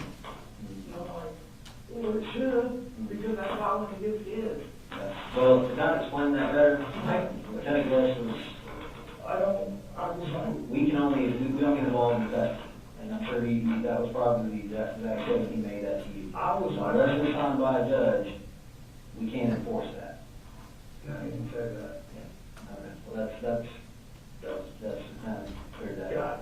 it. So I don't know who grabbed him, somebody walked him out my front yard. It's like, you're still married? I'm like, yeah. So he came back, he was like, okay. Whatever that conversation was, he was a different dude when he came back on force. Okay, good. So then, once that settled right, I had to figure out when the safety plan was it's like, holy shit, because I called the defects lady, I'm like, I got the law telling me that this doesn't matter. What she said. She was like, it's completely false. She's like, no, I'll go down there, I'll talk to everybody in the morning and tell them you're abiding by the plan, it's no problem. You're doing everything that you're supposed to do by law. And she said, I've got to sit down with Jenny after this, make sure everybody is good and safe. And Yes. That's what I told you. You don't want to get involved in it. Yeah. Wherever the kids are at, they stay. That's right. They figure that out. And it was even as I said, Yep. okay, I'll go in there and wake him up if you want. Right. So he's like, no, it's all good. So, Let's kind of circle back on yeah, that. sure. So last Christmas, Yes. you bond the rifle that was used this time. Is that correct? Yes, sir. Okay.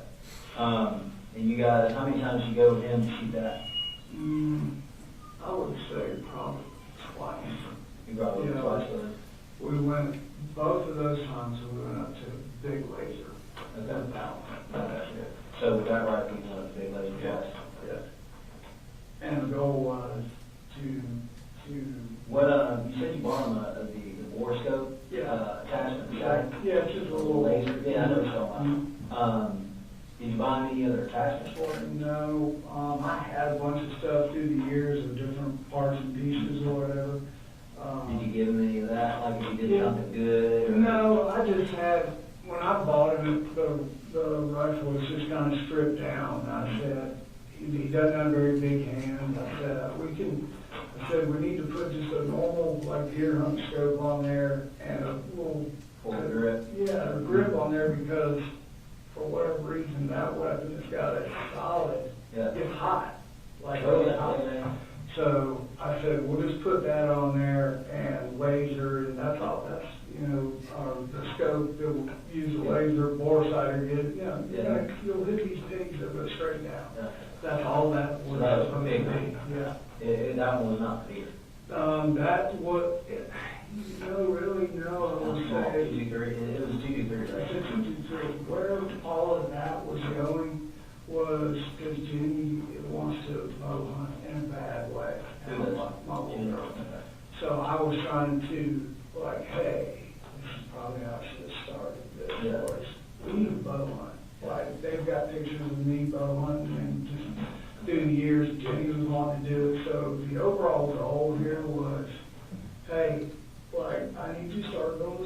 doing what you're supposed to do. I said, we're gonna get back into the woods this fall. I said, I want us to get into bow hunting and just go from there, enjoy the outdoors for what it's worth.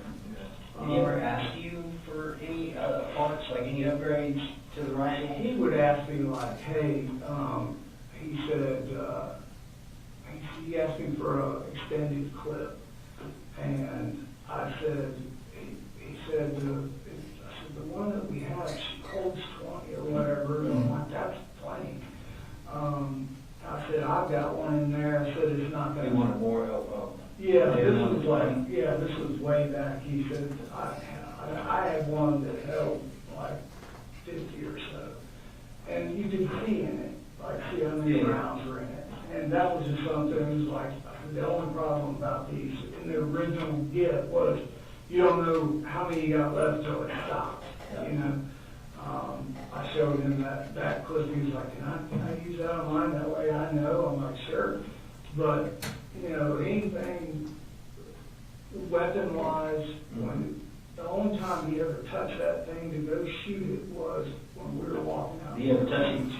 You mentioned that's the only time you ever touched it to shoot it. Did you ever touch it, do anything with it, clean it? No, we sat down on the floor and I took everything apart.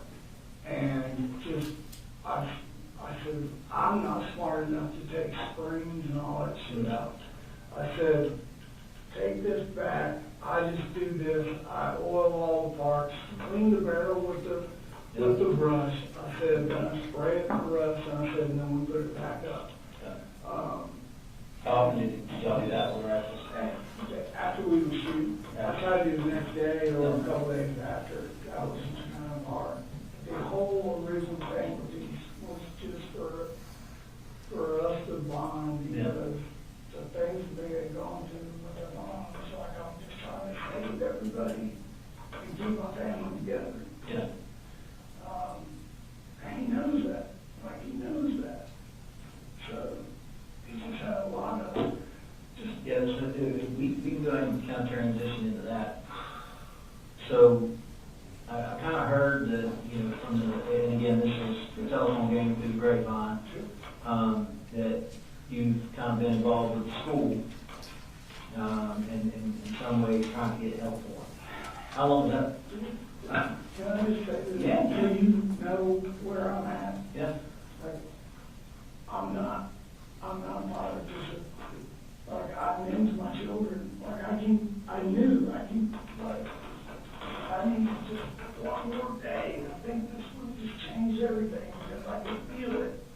I could feel what? Just his whole attitude changing. How long could you kind of feel that? So we had an argument, I don't know dates or time, so when everybody was at the house, and Just like last week or? no, it was a few months ago when originally came down with his mama, and we had the discussion of his mama is on this. Takes all the pictures of the bus, her getting arrested, and just, I'm like, hey, we'll get the right people involved and get to this together, but we can't go hell raising. Was it shortly after the lieutenant gas? Yes. And I said, he's like, she's causing that. We can't even, we're looking out the windows now, they're gonna come arrest us, they think we have something to do with this. I'm like, no. And so talking to her mom, their grandmother, like, hey, I need help. I said, the anxiety for him is increasing and he's getting more bold towards me. And that's where he would say something off the cuff and go in his room, slam the door. I would just let that go because I don't want any bullshit starting from my little kids with them. Right. And as time went along, he became more and more like confrontational. And I said, all right, listen, I said,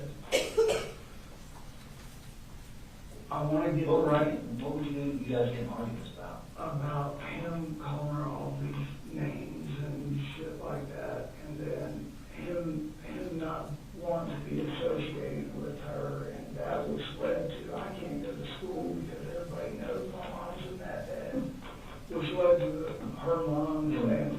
that stuff happened down at Fitzgerald, right?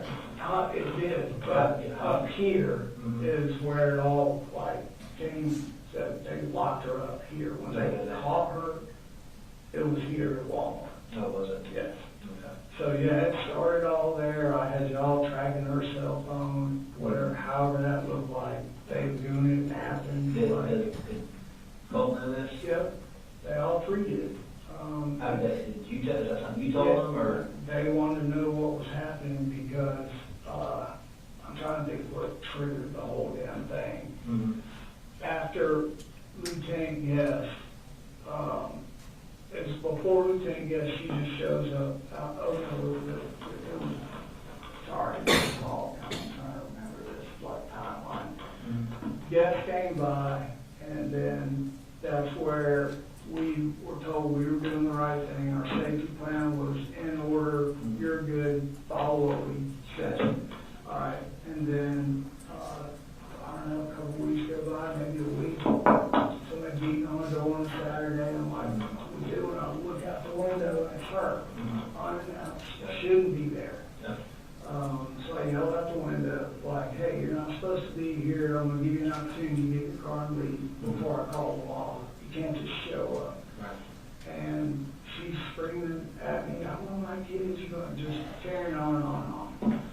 So, and the kids are there, they're scared, I'm like, calm down. And all that was doing was just really upsetting Cole and Jenny to the point where he was mad about it. And I'm mad about it, but like, you know, the whole goal here was us to move up here, let her go get help, let her parents put her in an inpatient thing and let us continue to live our life.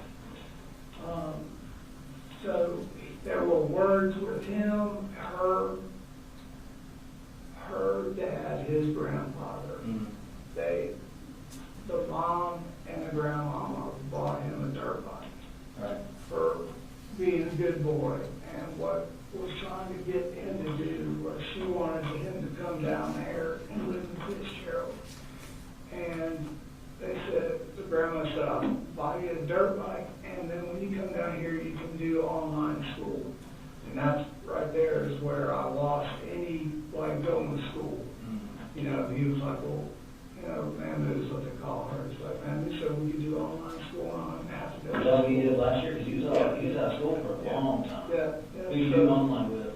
It started out with Georgia Online. Okay. We could not get, I tried to go through So there. he did that from, say, October of last year to... Yeah, until he found out that he wanted to go back and do 8th grade again with Jimmy and go through 8th grade and through high school together. I'm like, okay. I thought that was a great idea. We really could give him a comfort level because his sister and him were really close. So that's kind of where. So what's your? It's like. You mentioned that you worked for Kevin Price joint contract. Mm-hmm. And how long have you been working for them? Maybe 8, 9 months now. Okay. So for the past 8 or 9 months, what's your schedule like? So my schedule is, I get up, wake everybody up in the morning about 6 o'clock. Everybody's awake. Make sure everybody's got their clothes, everything they need for school. I get little Coley dressed, and I take him to school every day. Where does he go to school? He goes to Austin Road Elementary. Rocky. He's a rock. He is a tug of war champ too. Is he? So you wake everybody up, Yeah. and what time do you leave to take little Coley to school? We leave at about 6:45 to 7 o'clock. Okay. If we're late, it's like 7. And then, like, walking out the door, like, Colt, you awake? Yep, he's usually in there getting dressed and ready to go, and he is, goes last. Yeah. So, you awake? Yep. And then when I get him in school, I get to my job, I'm calling or texting, like, everybody good? You off to school? Yes, good. And you can see it on my phone, So you leave about 7. And do you ever go back home and you just go straight to work? No, I go straight to work. What time do you have to be at work? I'm the boss, so. Whenever you get there. What time you normally get there? Yeah, I try to get there by 7:30. Oh, you that close to where's Kevin Price at? Yeah. Is it? Okay. So you try to be at work at 7:30? Yeah. What time you get off? It's saying it could be 12, it could be later. Every single day is I'm walking to the truck by 2:30, always getting home about 3:15, and I'm trying to be in my driveway every day by 3:30 at the latest. Okay, so sometimes you can leave at 12, yeah, and then with the latest 2:30 to 3. Yeah, I mean, if we have something for them, a doctor's appointment or somewhere they've got to go, then, you know, I just make my arrangements with the guys that work for me. And you work Monday through Friday? Yeah. You work on the weekends? If I've got a project that I have to do Saturday, so you get to be at home with the kids a lot? Yeah, and they go with me. They've all drove cranes and podcasts and like that. How often does Colt go with you? He used to go all the time when he was little. When he stopped doing that? Probably about the time puberty hit, to be honest. About 7th grade? Okay. So he doesn't go anymore? He hasn't been going? No, he hasn't. So that's good that you get to be home that much. Yeah. What's a typical, like when you get home, what time do you normally get home? About 3:34 or something like that? Yep. And then what's your afternoon look like? So, what do y'all do? The afternoon is, like we usually go to the park. Jenny and me and Boo and we'll go up there to that's what we'll always call it. Or we'll throw footballs, play football. What park? Right there in Bethlehem, right behind the Civic Center. Bethlehem, the Civic Center is a little park right there. So we would this past fall we were there every day after school. Does Colt go there with you? Sometimes he would go with us. And him and Jenny would just swing, and me and Boo would run around and chase and play on swings and slides. So sometimes you go to the park. What time y'all normally eat dinner? We try to eat dinner. They're always chomping at the bit by 6:30, 7 o'clock. When the time change comes, I try to make sure we're obviously in the house. Dinner and everybody's laying down by 8:30. The older ones are? Everybody's laying down. Yeah. Wow. And they'll, Jenny will lay there and we'll do her girl stuff and look on the phone, and Colt, what I'm looking at now. He's gaming, huh? Apparently not. Yeah. So. Well, when you go check on him, tell him good night about 8:30 or 9. Yeah, I can hear it through the wall. He's playing video. Yeah, I can hear it. What kind of video games do you play? He plays the last couple of weeks he's been playing Minecraft with Jenny, like non-stop. Does he play anything else? He's Call of Duty, trying to get me to play it, and I said, I can't play it. I just literally can't do it. Yeah, he said you weren't too good at it. I suck. Yeah. Like he told me this, I keep stabbing myself in the leg, killing everybody else with it. Yeah. So it's just something where it has. Yeah. What else is he into other than video games? He can hit the hell out of a golf ball. Yeah. How often do y'all go golfing? So when we got back over here when we were in Jackson, we go hit balls almost every weekend. How long since you moved back to that, man? We went to the chimneys, played, showed how close we were. Actually still owed money for a putting contest he beat me on. And the goal right there was when he smashed it, I'm like, you can write your ticket. I said, you're so smart. You can go to college and do this for a living. Like, you're a good-looking kid, but you're smart. Like the world is just right there for you. You're such a good boy. When so you said the last few months have been pretty bad. Do you guys argue a lot? No, we don't argue a lot. Not leading up to the whole meth bullshit is when it came off the rails for him. And so that's when the argument started between you and him? Yeah. And what's the typical argument look like for you guys? It's just stop. What's he doing? He's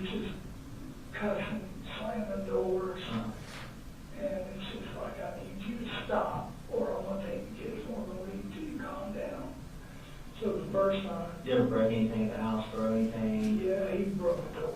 You broke the door? Yeah. What door did you break? The hallway door. Why did you do that? Well, I guess we didn't lock the door. What you so mad at 84? I don't, Jenny had said something about what they had been arguing about, and he chased her down the hall. What were they arguing about? I don't remember what exactly they were, but whatever she said, something, I think it was something at school that happened, and he was embarrassed about it, because he ran down the hallway.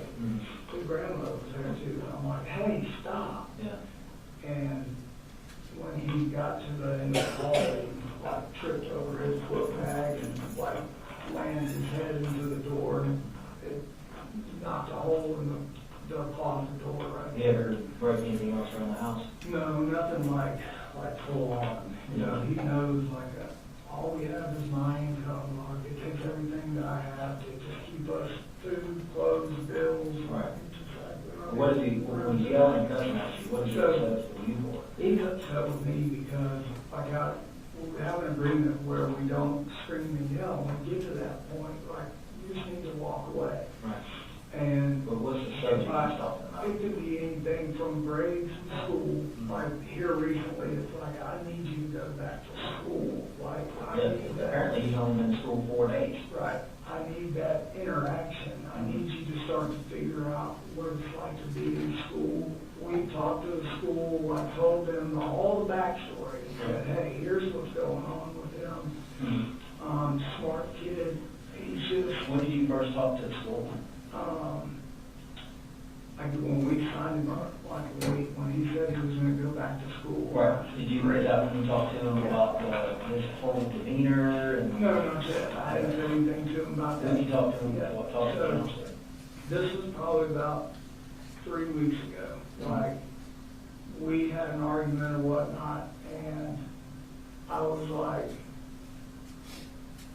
where I would get up and slam the door, kind of shit.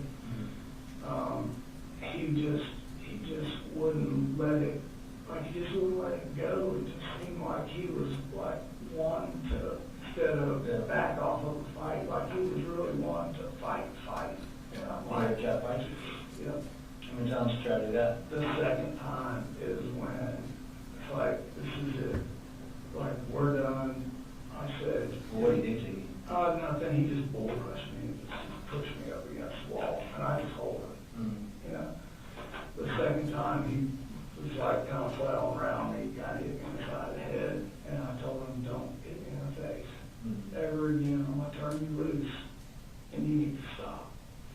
So turned him loose, called mom, called grandmother, and I called, one sister is a retired cop, the other one is, works. One of your sisters retired Yeah, cop? yeah.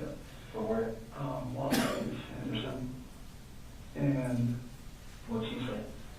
she's been guiding through all of this. Has she? You know, she's like, What's her name? Marion Gray.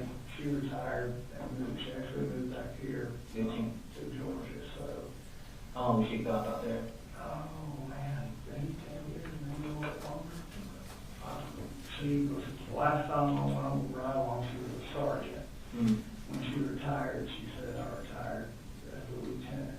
So that was good. So what do you, in the afternoon, when you come home, and you said you kind of come home, what do you do when you first get home? So when I first get home, I'll go around and tell everybody how's your day, talk to everybody, but, you know, how was it, what happened, what's good, bad, and the ugly, and then what do you want for dinner? This is what we have. And then On the days that is, you get home before him, don't you? yeah, well, sometimes it just depends. Yeah, I mean, if you get out 3:30, and what is it, his lunch around about 4:45? I haven't like nailed down to hit the high school time yet. It's kind of like always a nap. You know, it's like I've got the other two's time. So what do you do when you come home and he's there? And So you know his buses? Yeah. So like when he's not going to school and he's there, or yeah. So and that's kind of where we're at, right? I'm like, what? I don't understand. Like we had this conversation. Like this is what we were going to do. And he went the first day, and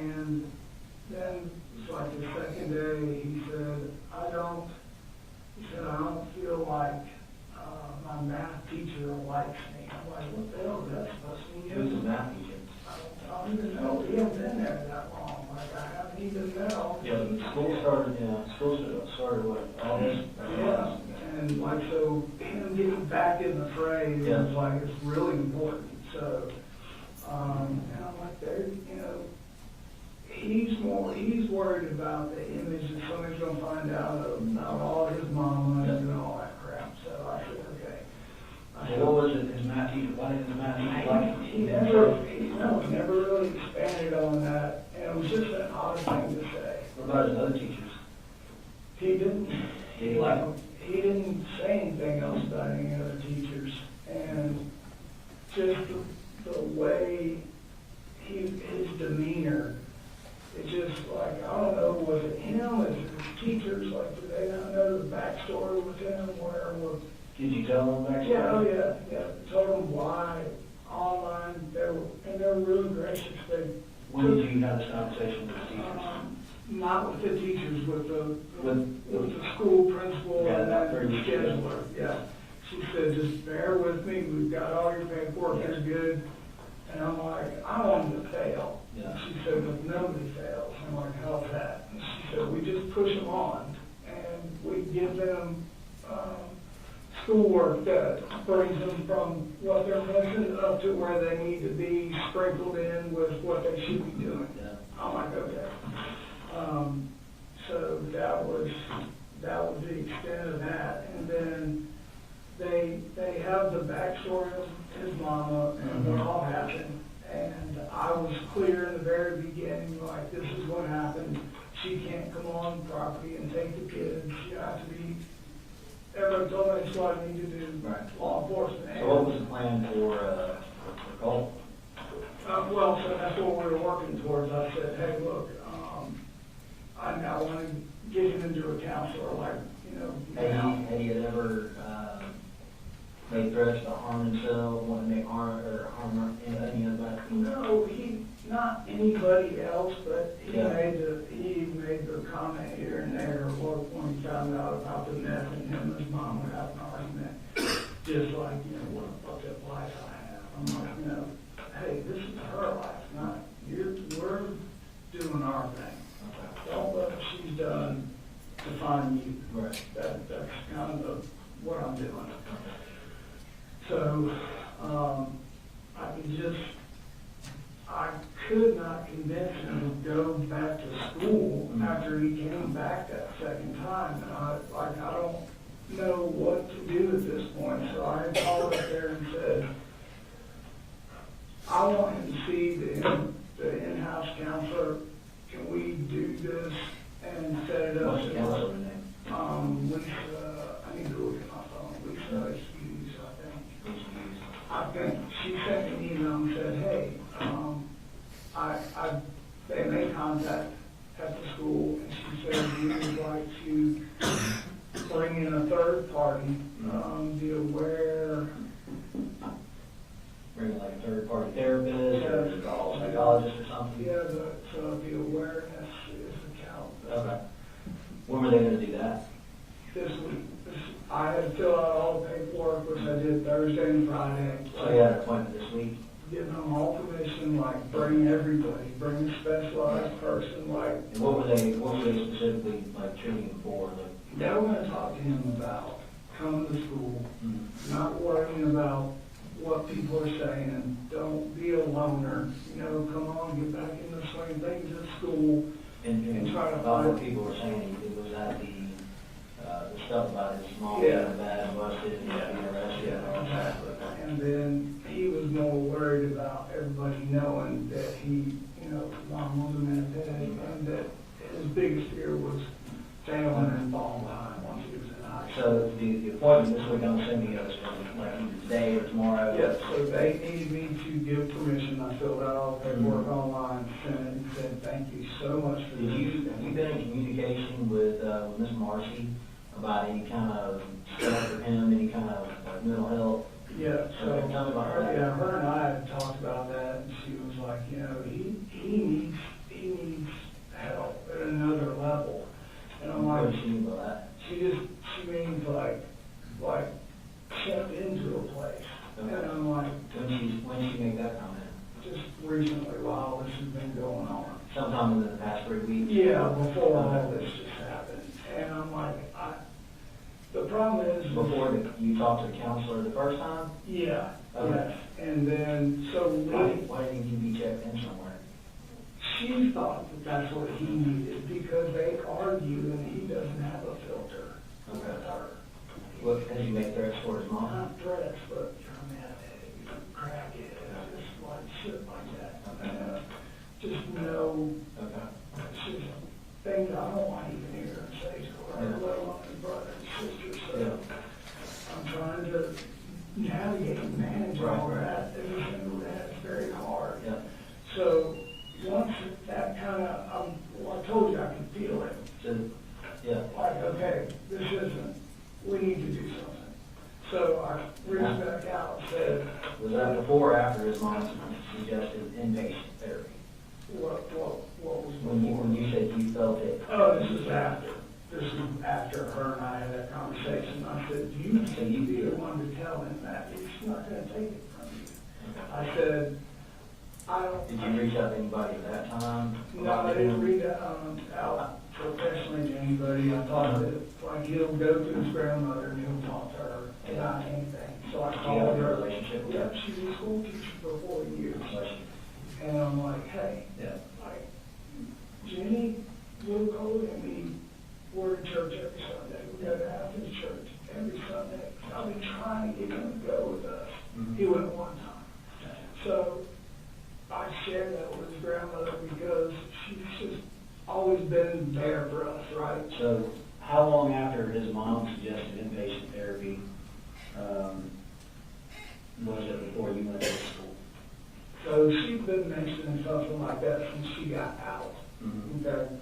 And then she came up here, I don't know, a couple, 3 weeks ago, maybe 2 weeks ago. Yep. Hadn't seen the kids. I'm like, okay, come back up. I want to say, yeah, a couple weeks ago. Because I said, come back up. We'll cook some dinner. I said, we'll, let you hang out and talk to the kids. I'm sure they got 1,000 things to say. And I it went okay. And the day she was leaving, I went to work and normal stuff. It was like, hey, so I'll take Boo-Boo, and I said, just make sure Colt can get on the bus. And apparently Colt and his mom had a huge fight. So I get a call at work. And I'm like, what's going on? And she's like, he's flipped, he's lost his mind, he's screaming at me. I don't even know what triggered all of that, And I'm like, let me get out of this meeting, I'll call you back. I said, I'm going to sit right here, just give me a second. So get through my meeting, call her up, and I'm like, what is going on? I said, he's at school. She said, no, he was at the house. I said, I'm telling you, I texted him this morning, he said he was at school. And well, it turns out he wasn't. He was in the closet. And How many times did that happen between you and him? just that once. That. So he never told you he was at school before or went to school and you found out that he Yes, wasn't? that's the only time it's ever happened. Because there's been roughly, 30 days of school? Yeah. No, Yeah. I mean, 20 days of school, something like that. Right. And he's been full. I got a note that jury's break, is that accurate? Yes, sir. All right, we'll take a break and, be back.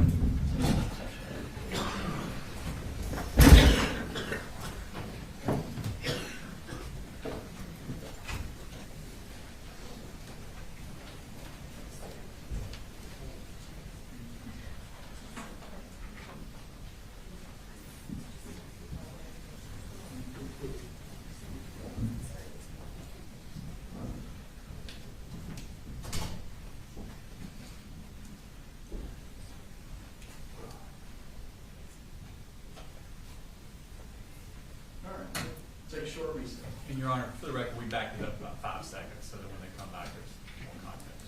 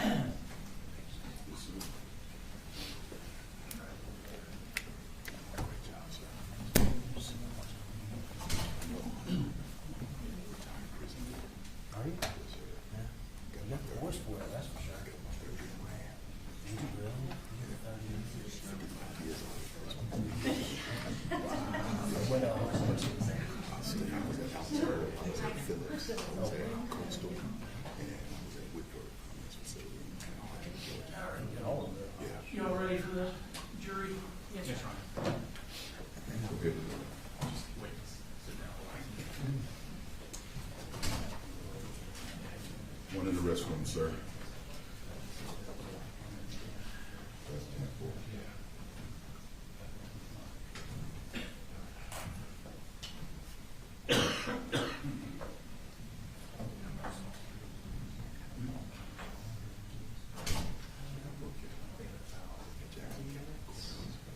That's why I'm the side.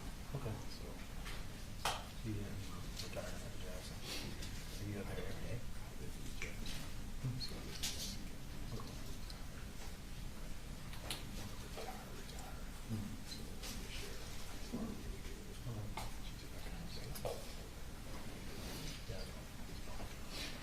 That's good. Keeps you doing something. Kind of keeps you sharp. Retirement is not good for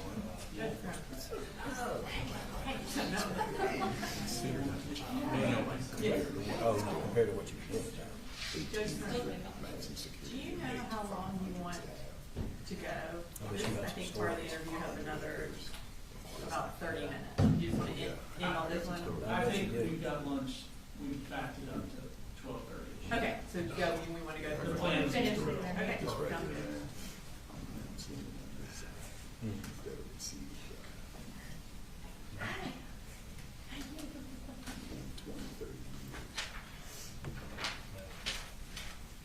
Yeah, I've only been doing it 16, so I'm gonna do another, probably 15.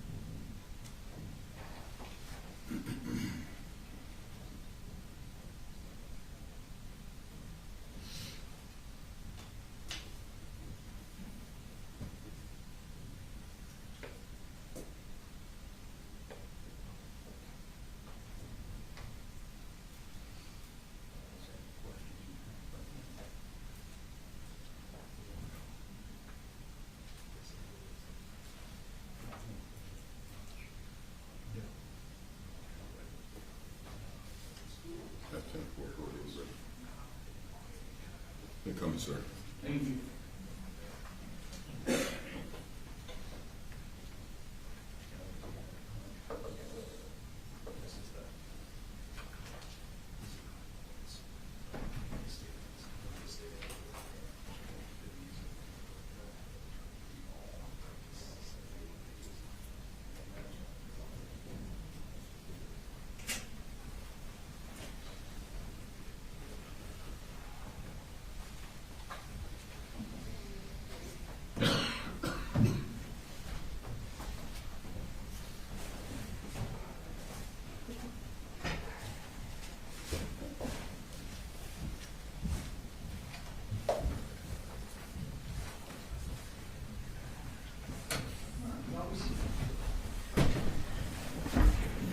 We're going to resume with the interview.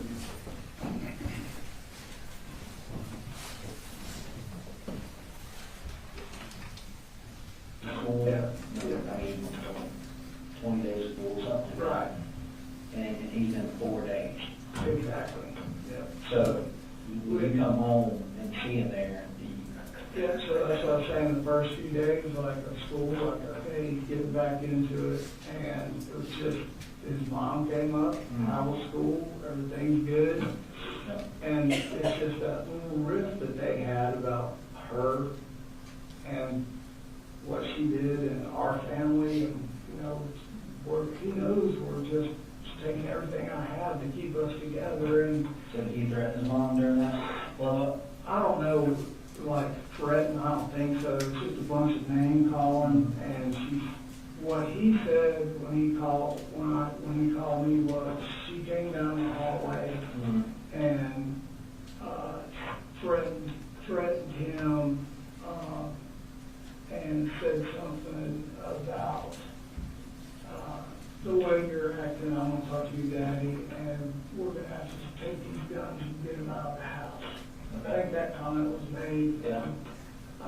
What she said is he flew off the bed. I was worried about guns in the house. He made a comment about the inside of one of the guns?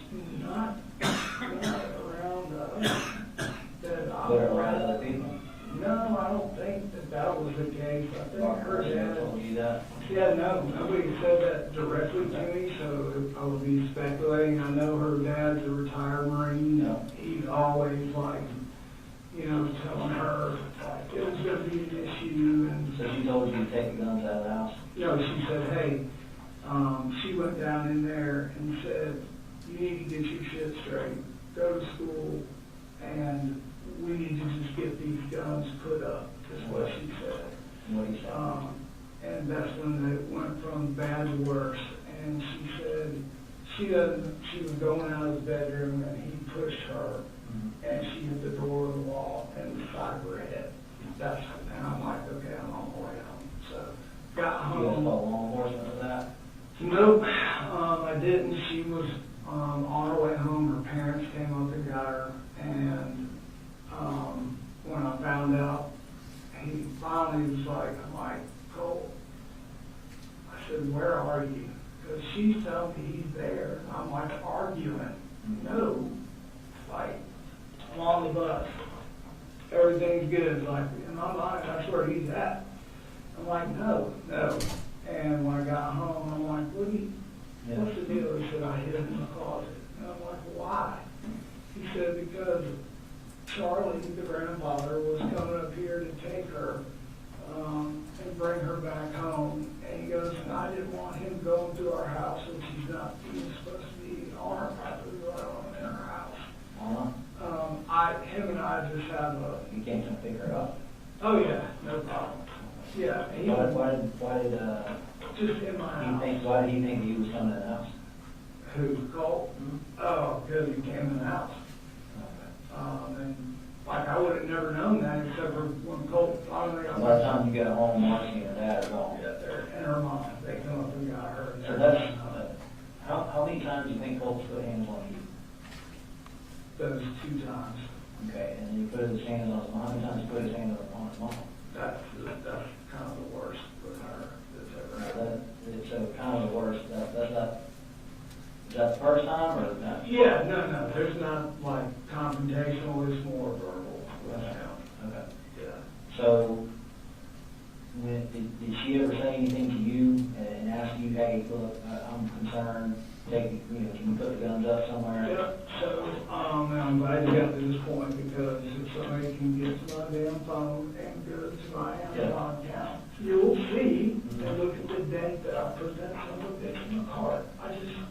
I'm not made of money. I have to pay bills. After all that, I like $150 gun safe with a digital hand code. I couldn't buy it that day. I had to pay 2 paychecks. How long ago was that?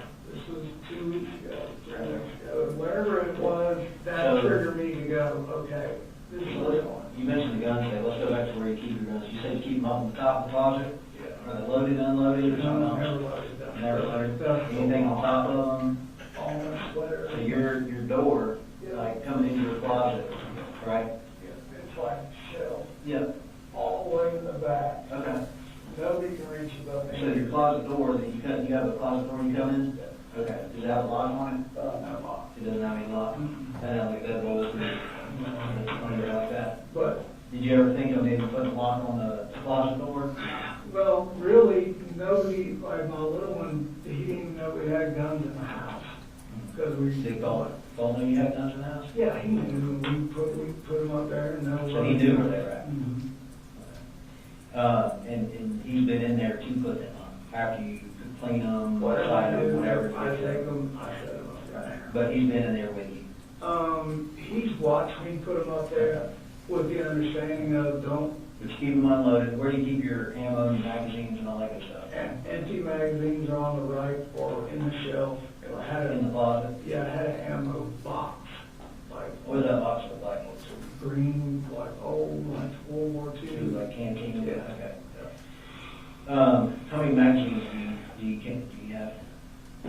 We probably had maybe 6, 7, 8 of them, something like that. And do you keep ammunition in those magazines? Keep them unloaded? Yeah, we keep them unloaded, and hell, half of the ones that are in there, we bought like some surplus place, and they didn't even fit the rifle we were buying for.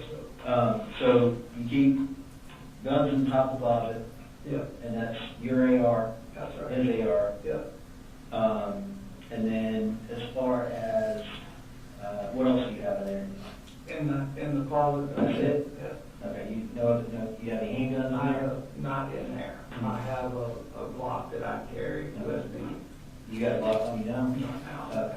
I was going to say that, I mentioned that out there, and I just want to make sure you didn't have it I don't there. know, I would never put that on. So, you have a Glock, what kind of Glock do you have? It's a Glock 43. 43, okay. Where do you carry it? Yeah. Where do you carry that I put it in my book bag. at? In your book bag? Yeah, for work. Okay. My laptop, all my work stuff's in Okay. there. We have, you'd be surprised what's happening on jobs. Yeah, no, yeah, I get it. Do you have any other guns? That's it, I've got, So your ammunition, where's your ammunition kept in the house? ammunition. I don't really have a whole lot of ammunition. What I did have was in that box. In the canteen box? Yeah, it's in that box, and then like all my miscellaneous crap. So you keep the ammunition in like the box itself? Yeah, In yeah. like the paper box? Correct. And all in boxes, like, and if you walk into our house, Okay. like, we're still not even unpacked from all our stuff. And how often do you go there and check on where those rifles are at? Uh, Because you said you kind of had to put it over stuff. What did you have to put it over? Like a No, pillow? I know what's up there, and all my big sweatshirts and all my Jordan You stuff put it right is right there, and I have it sitting, like, so outside out of mine. Okay. But how often? Do you go in every day and you check, say, okay, both my guns are there?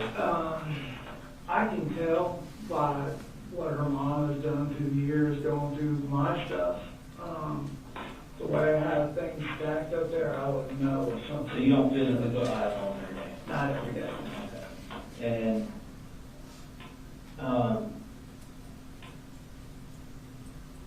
have you ever let Colt keep the rifle in his room? No. After Christmas, he was super excited about it. And I said, no clips, no nothing. I said, you can lean it up in here, in his bedroom. Okay. And he's got his golf clubs and his guitars and everything. How many guitars do you have? 2. Yes, two. Okay. Well, actually 2.5 ones, kind of feeder. Yeah. So you let him keep it in there, when did you stop letting him keep it in there? There's no real set time or, like, not to have it in there. Really, once we. So he had a gun in his room? No, not all the time. We would have it in there, we'd shoot, he had it in there after Christmas here and there, but the majority of the time it was in my closet, not really out for anybody. Once little man and Jenny moved in. You ever come home and you say you go in there, get the gun, clean it, doing something with it? If he did, maybe 1 or 2 times, but it was always back. When I come home or whatever, go to Would work. he text you or call you and say, hey, Dad, can I go get the gun? When I came home, it only happened like a couple of times, and when I got home from work, he said, hey, I cleaned the gun, and he said, and I put it back up there. I'm like, for what? He said, I just wanted to see if I could do it. I'm like, okay. He's like, well, don't do that until I'm here. I said, that's something, every time we get near the guns, I have to be You always here. do everything you tell him to? Yeah, always. You always watch? Always. That's the thing. That's Well, like you told him to go to school. Yeah. He didn't go to school. Yeah. That's where it's like, okay, like I was telling you, I can feel like something's not, we need to get more people involved here. So, it's no way of knowing that this shit right here was gonna happen. So, So when did you first hear about his interest in school shooters? So we are big, I don't know how we got into the presidential race, but we go back and forth, him and I. And so I don't know if it was an interest in school shooters, like he never came to me and said, hey. Yeah. I told the investigators the other day, Jimmy bought him this flag, and I don't know what it was. It was a guy with red hair, so I don't know if I could go wrong. It's a weird, funny flag. She bought him off of Amazon. I was up and I'm like, what is that? I thought it was Weird Al Yankovic. And he's like, who's that one? Never mind. I'm like, that's the craziest flag I've ever seen. Just in passing, you know? Who was it? I have no idea. Did you ask him? Yeah, they told me, but I can't. Can't remember. Yeah, some computer guy that does the videos and all that stuff. I don't know. Okay. Really, I didn't. It's such a horrible picture of the guy. I didn't really want to know anything about him. And then the flag was gone, and when I went in and said, hey, what do you want for dinner? This was probably a week ago. And it's like, hey, I'm going to fix some dinner. You want pizza? What do you want to do? And I'm like, who's that? And he's really into music. Like, learning how to play guitars and all that. He looks just, I thought it was the guy from Green Day. Like, I'm like, oh, I said, that's that old man from Green Day that his son, I told you, has a band. He's like, no, that's not who that is. I'm like, Who was it? he never did tell me. I Never said, told you. he goes, you don't know who that is? I said, no. I said, I think it's that guy from Green Day. Like, whoever it is, just bad glasses. He had more power. Eyeglasses on. And I laughed, he laughed, and that was that. So, When's the last time? It was just one picture of? yeah, just one picture. How often do you go in his room? I go in there almost every day. Those doors open, he's on the computer, it's dark. You know, hell, there's no one place that I'm in because I'm trying to, do laundry, cook dinner, take out the trash, cut the grass. So you go in there every night, tell him good night, you go in there every morning, wake up, you go in there to, like me or my wife, sometimes when we go, I'll go in there and, just sit out one thing out, because my kids like studying. Yeah, so he does that, and I go in there, and what? It was just that one picture of glasses. Yeah, just that one right there by his computer, that was the only thing on his wall. That was the only thing. Yeah, and then. Can I show you a picture real quick? Yeah. This is the guy. None of that was up there. None of that was up there? That. Just that one? Yeah. Okay. 'Cause that's kind of a whole lot more. Do you know who this guy is? I have no idea who that is. You have no idea who that is? No.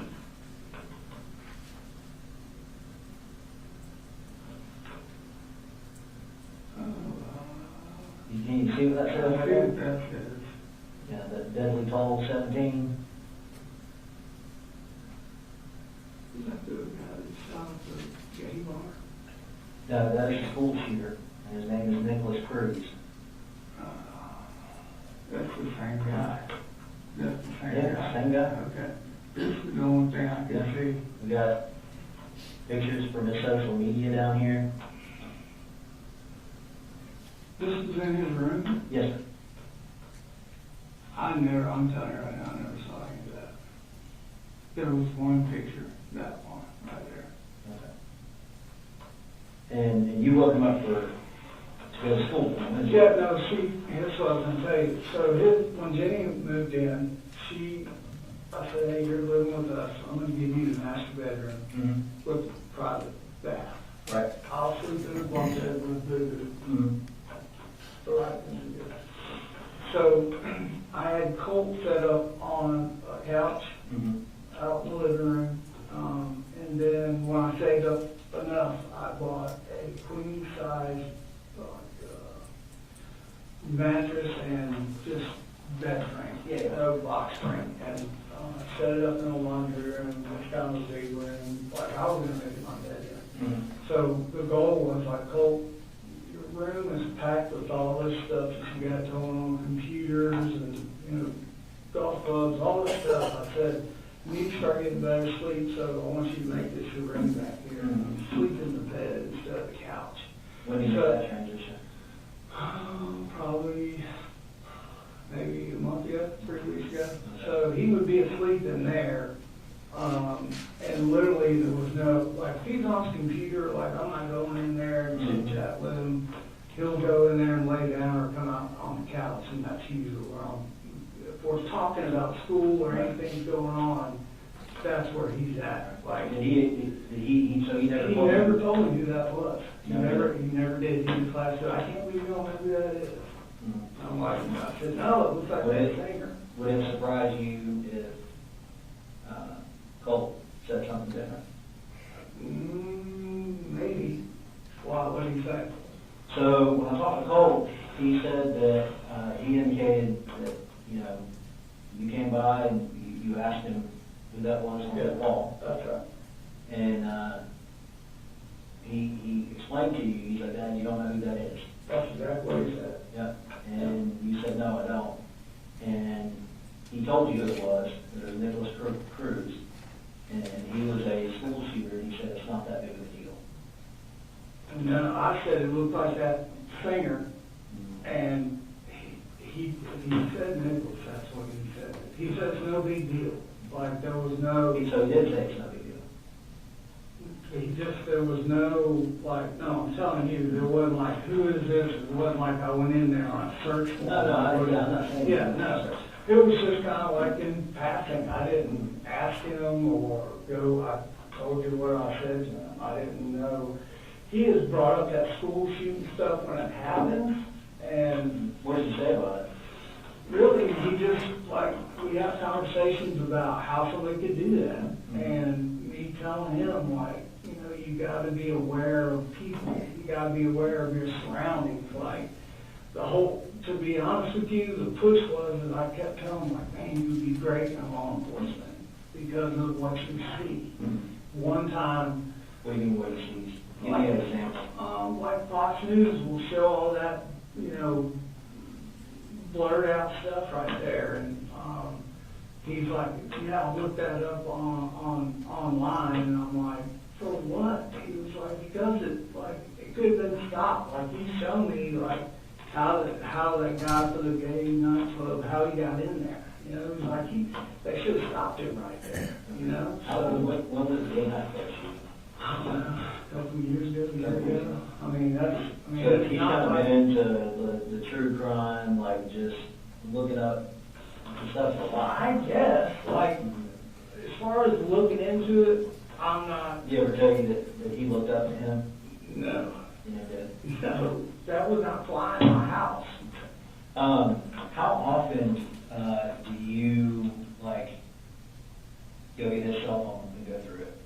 I just bought him a pay-as-you-go cell phone, so I have never gone through his You phone. never. When did you buy him a cell phone? I guess it was right before he was going to start back school up here, 7th grade. Okay, so in Jefferson. Yeah. Okay. So 7th grade, Either it was Jefferson or right when we moved here. It was, okay. yeah, it was before. So he's had let's say, you know, he's in 9th grade, so that's 2 years. So he's had a phone for about 2 years. Yeah, it doesn't seem like it's that long. Do you know what kind of social media profiles he has? No, because when we lived in Jefferson, one day, like, how y'all doing? We'll get dressed, go play golf. 2 law enforcement from Jefferson guys like, is your son here? I'm like, yep. Like, he's in better get dressed. Like, what's wrong? So I know you got all the information. Like, I didn't even know what that was when he started talking to him. Like, Yeah, what did they say about it? he said there has been something on Discord. Because you know what that is? I'm like, no idea. Right. He said it's a chat room with a bunch of people, and your son, traced back I'm like, hold on. So we need to go get him. He's like, well, let me just tell you. So we traced back the IP because that threat was made for against the school shooting. I'm like, we need to go get him now. Went back, got him. I'm like, you need to come out here, and whatever you do, do not lie. You tell these people exactly what they're asking right now. So I'm watching them asking about, he's like, hey, I was gaming, there was a bunch of people, and he wasn't even sure if he could tell me who or when the comment was made. He just swore to me that he didn't. About the school. What was the comment? Something about shooting up the school. That was the only thing that was said to me or So him. 7th grade, Yes, in Jefferson. the FBI comes out You there. know, it's two Jefferson law enforcement detectives and. Because so 2 Jefferson may have came out there. Yeah. But did you know the tip came from the FBI? Yeah, I followed up with him, like card, checking in with him, and he did tell me, he said, hey, the FBI's involved. I'm like, oh shit, okay. I said, well, as soon as I hear or think I hear, I'm just gonna call you direct so we can, you know, he said, if you hear back from me, then we need more information. We never heard anything. I called about a week later, he's like, no, you're good. He said, and he told Colt, he said, I do this every day, I can tell you the truth. Like, I know you are.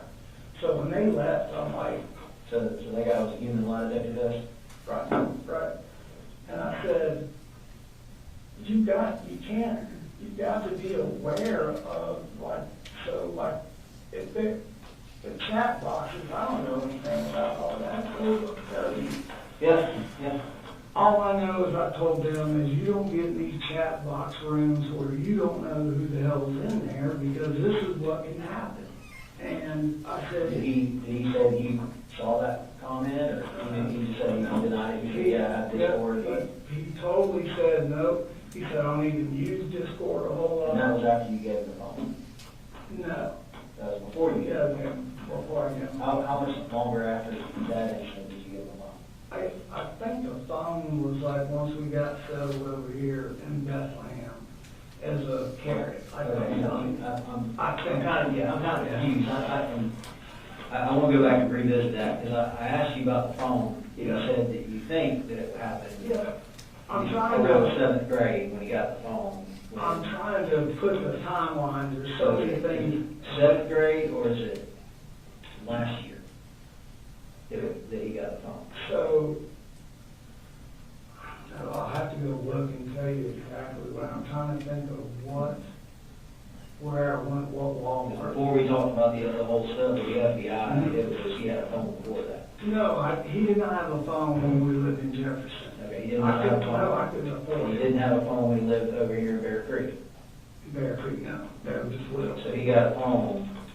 In So after the FBI comes to your house and tells you about, or I'm sorry, I believe it was what they call, Jefferson. It's what they call a TFO agent, and it's like they can get Jefferson PD. They have a task force, and they work with the FBI. They explain that to you. He did. Yeah, he gave me his card. He said, anytime.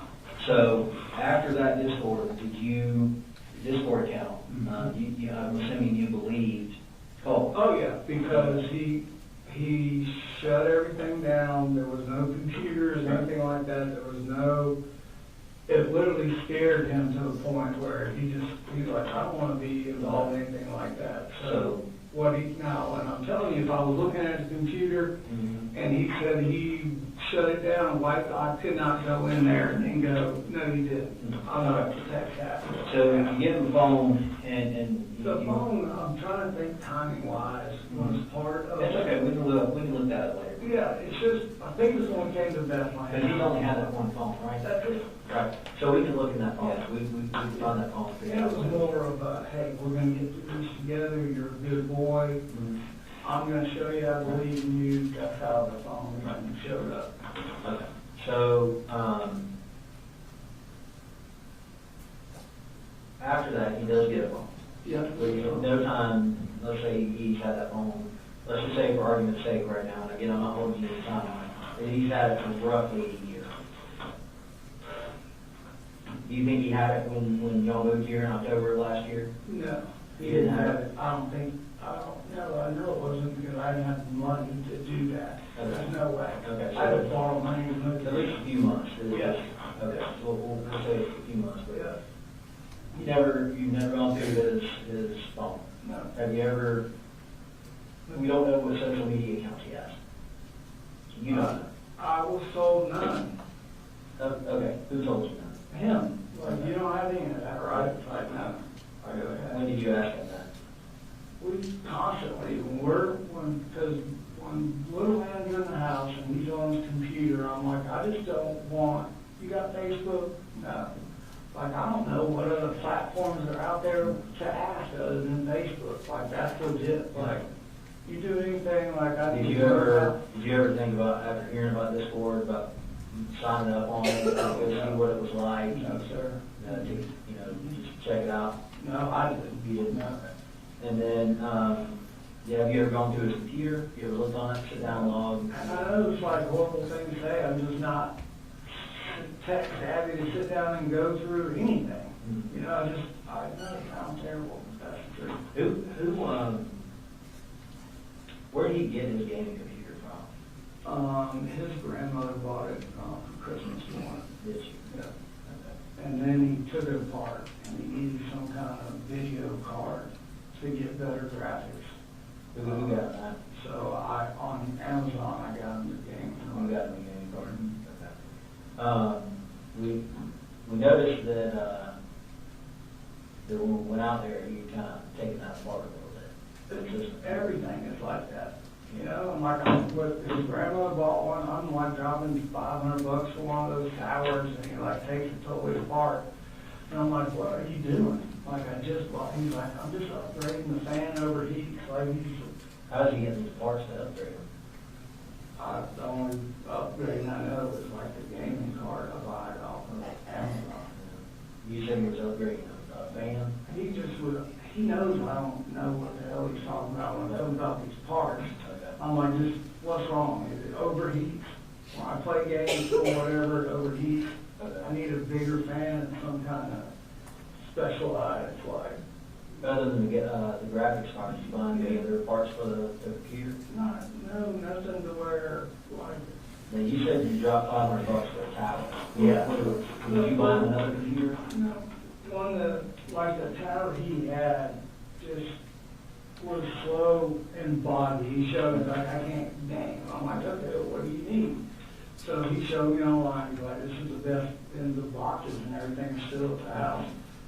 So the one his grandma got wasn't really good. It's better than the one I had. She upgraded him. Okay, so you bought him a tower, Yeah. and he said, look, I can't do it. Yeah, it's good. He used it for a while. I didn't bitch and complain, and then he wanted more power and speed. So his grandma upgraded him. I got you, I'm tracking you. Yeah. And all those parts and shit, that's what it looks like. How often did you, have you ever had a reason, or has he ever given you a reason to go through his room and look, make sure he wasn't? Nothing, never like. Because when we were kind of talking to Jenny, she made because there were Yeah. and she mentioned that he's like in his room all the time. Yeah. What's he doing in there? He's on his computer How often do you go check on him? every day. I talk to him every day, dinner, go in there, you're gonna go to church with us, like we talk all day long. What when you try to get him out of his room? He'll put up a fight. No, he don't put up a fight, but he just, come the weekends, I'm like midnight off in bed. So that's kind of our standing rule. But like I said, over the last couple of weeks here, he's just been more on the defensive, I would say, more kind of like anxiety filled, being short with me, being short with his little brother. So, I just tell him like, look, instead of screaming, yelling, getting upset, I can't have little brother and Jenny seeing this. So when he would go in his room, he would shut the door, and I would open the door like, are we good? And I could see gaming, like every time. That's what I would see. So, what does Jenny do when she's there? Same thing. She helps do the laundry, cook. She's really good cook. She'll cook, she does her own laundry, and then she'll put out her end. What do you do for fun at the house? Like games. What do you do for fun at the house? I'm at the house, not for fun. I'm there to cook, pay bills, do laundry, try to keep everybody You don't sit down and watch TV? motivated. I mean, we will here and there. We watch the Masters, some of the Olympics, but we're not. If you're watching TV, what are you watching? Probably the Weather Channel. Really? Yeah. Why? God, why would you say that to me? Yeah, so, because it's like real. Like I have to plan around. Everybody says that to you. You come to your house and they're like, what are you watching this weird stuff? Like, if you call my sisters, any of them, like, what's your brother watch? They'll say. Wow, okay. Do you do anything, do you have any other hobbies other than? We're deer hunting, outdoors, golf, like, just trying to get them in that way. Every time you go out, does Colt always go out with you? He, 9 times out of 10, yeah, but now that Jimmy and Little Man are back, he's a little more reserved because, And they've been back how long? I would say, coming up on about 8 months now, maybe for Christmas. So I just need to look, but whenever you see that Lieutenant Guest visited me, that's when they came. So, kind of to go over a little bit with you, first I'd like to kind of discuss, talk to him about. What did he look like? What was he, what kind of shape was he in? I mean, please tell me he was remorseful. Okay, well, You want to approach? Yes.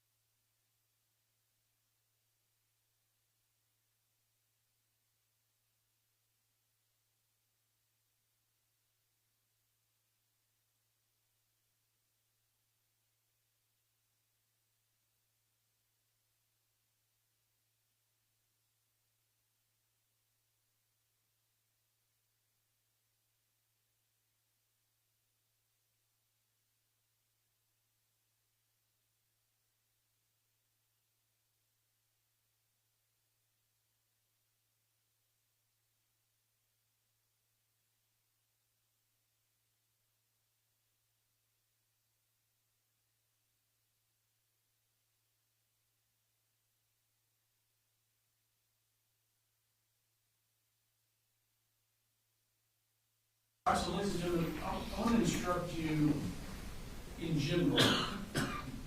Colt Gray's interview with law enforcement is inadmissible hearsay. He cannot be cross-examined. It's inadmissible hearsay. It does not make it admissible when it's discussed in Colin Gray's interview. So a little while earlier, Investigator Smith said, well, Colt told me that he told you that was Nicholas Cruz, the school shooter. That's inadmissible hearsay. So understand, I want you to disregard that. It does not prove that Colt said that. Okay? That's inadmissible hearsay. Do not consider that. All right? And we're going to pick back up with, we've got a little while left remaining on the. You kind of mentioned that. I do have a picture I'd like to show you. So I talked to him yesterday afternoon, all right? And this is what he looked like when I talked to him. Okay, so I took a picture of him. Okay? One thing that I noticed when I was sitting here talking to him was that it looked like he had some cuts on his arm. And that's kind of one of the things I wanted to. Have you seen those before? Yeah. Have you seen those before? Yeah, I think these are Fitzgerald. Those are Fitzgerald? Yeah. What caused this? Him? He was a cutter? Yeah. And we talked about that. How long ago did he do that? It's been close to a year. It's been a long time. Yeah. That's what he said. Well, he said he cut himself. Yeah, he has, and it's been a while. And like when I saw those, it's like. So he says, when I talked to him yesterday, again, I'm not gonna go, I can't go line by line by line yet. I haven't gone through and listened to everything, but just going off of it.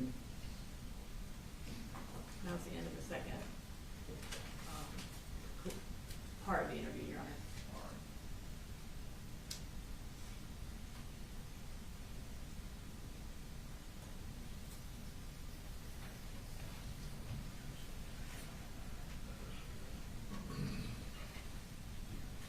Basically, he said that he suffered from depression for a while. He has. Okay, well, I didn't hear you tell me that. Not a while. The depression is something that has just come on with his mom when his mom came back. So just in February of this year. Yeah, and they've had conversations, and we're trying to drill down into what do you need? What was he last in Fitzgerald?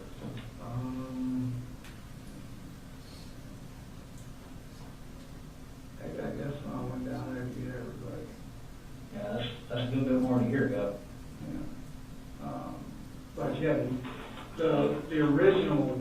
Did you ask him like that? Oh yeah. What did he Yeah, say? so I'm just upset. I took all his knives. He had a pocket knife. I gave him for beer. Yeah, And I took them all. I'm like, that's not what we do. I'm like, I don't understand. Like what? And he said, I'm just sitting here clipping with the knife thinking, and I'm like, but you did that on purpose. Mm-hmm. And I'm like, Why do you think somebody cut themselves? I tried to just talk to him about that multiple times. He just said it was just something that happened. He would say it was just he was upset and it happened. I can't, it's been a while. I can't remember exactly what he said and what I said back and forth about it. I just told him it's not a normal thing. So kind of going back a little bit to revisit that earlier timeline where we talked about where he lived. You've been here in Barrow since October last year, correct? And I moved in June into Bethlehem. Okay. Where did you live between Bethlehem and, because I thought when I talked to Colt, you mentioned that he was here in Barrow. And you guys moved back here in October of last year.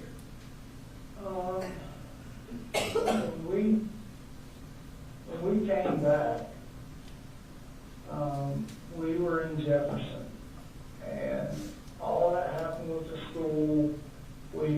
paid for the summer to be there, and I broke that lease.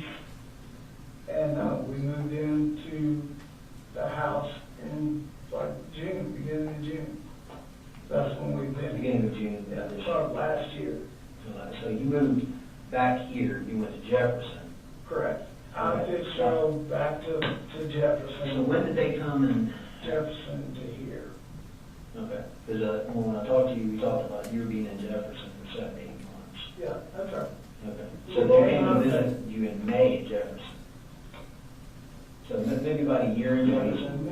Maybe. Did you lease the house up there? You normally sign a year A lease? year's lease, but I was a little short on that lease, but she was gracious. Okay. We were good. Okay. And then we came here. Okay. Okay, and then Fitzgerald, so let's say roughly June of last year, so at least a year and a half. You kind of had y'all kind of had an idea that he was self-harming. That's why people do that. Usually it's depression. I think that this wasn't something, that happened, and it wasn't like I had to worry about it happening if we had a disagreement. Like, it wasn't. You were worried enough to take his knives. Well, when I first see it, it's like, you did what? Mm-hmm. And then as we kind of just went through, it's like, hey, we're good, you started back being normal. Mm-hmm. You know, day in, day out, doing our normal stuff, and it's like, you know, like, he only had a little pocket knife for that. I didn't say, like, here's your knife. Did Colt ever come to you and tell you that he was suffering from mania? No, this is what just came up, and with his mama. This is a hot one on the Since press. roughly June. No, this just happened, like, just happened. She was up here last week, whatever, like, here recently, last weekend. But Colt never told you he was suffering from mania. To me, never heard that. Why do you think Colt was suffering from mania if he told you? I don't know why he would say that, but I'm gonna tell you where I heard it. Marcy comes up, or she's going home, one of the two. We start having a conversation about Colt. I'm like, when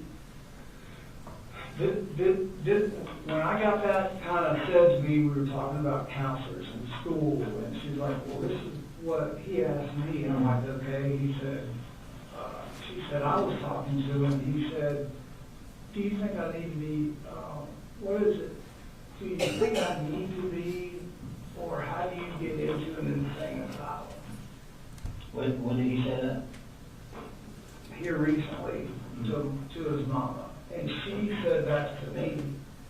And I'm like, what is that? So that's kind of like another thing where, like I'm telling you, I can feel something is off. Like this is not getting better. But for you, that all feeling's only been in the past month or so. Like we need to do something immediately. Like, yeah. You know? And when, like, hell, I can think the other day we were talking about that. I'm like, why would he say that? I've never even heard him talk like that.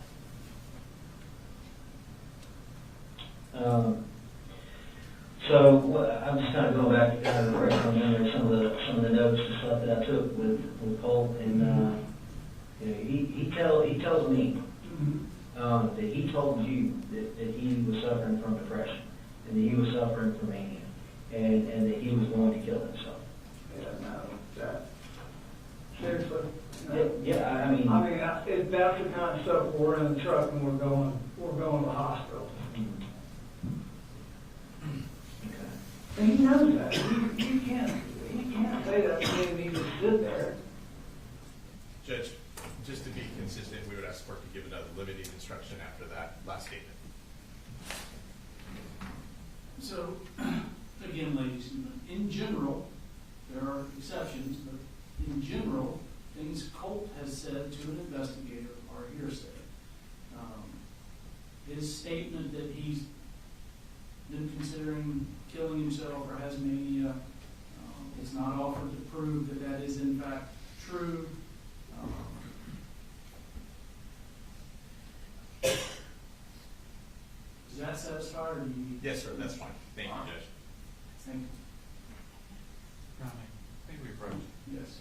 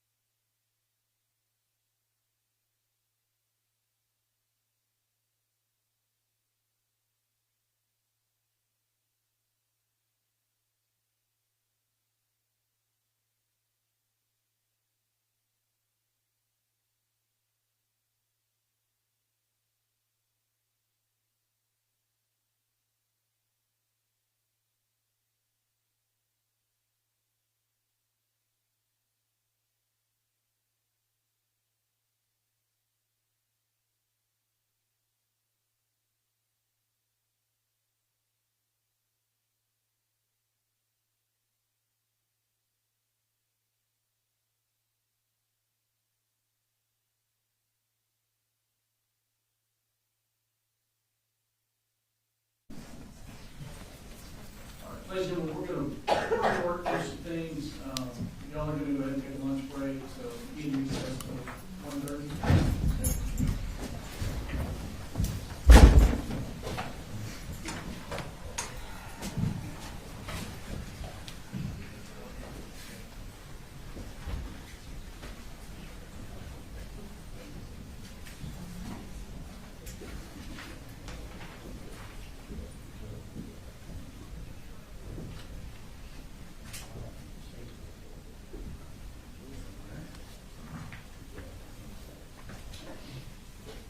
Don't.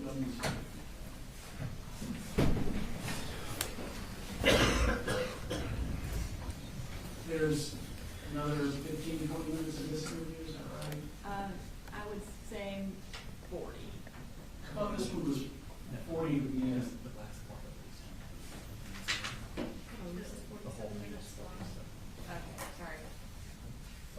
47 minutes, this particular clip. It goes to 53:35.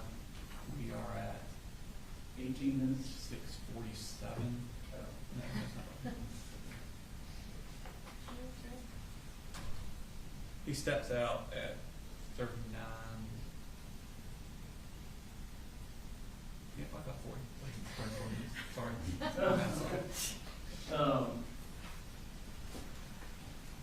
All right.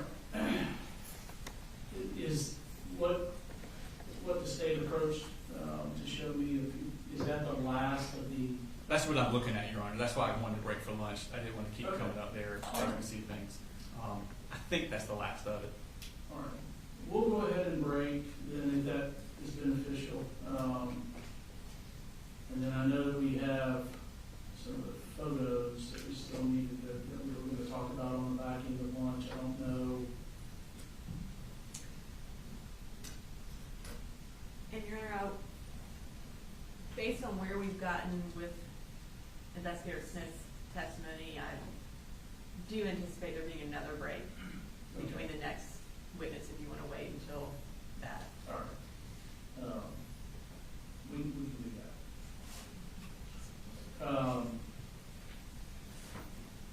Do y'all want to resume at 1:15 or do you want to just take a couple? I mean, I don't know how y'all want to handle that.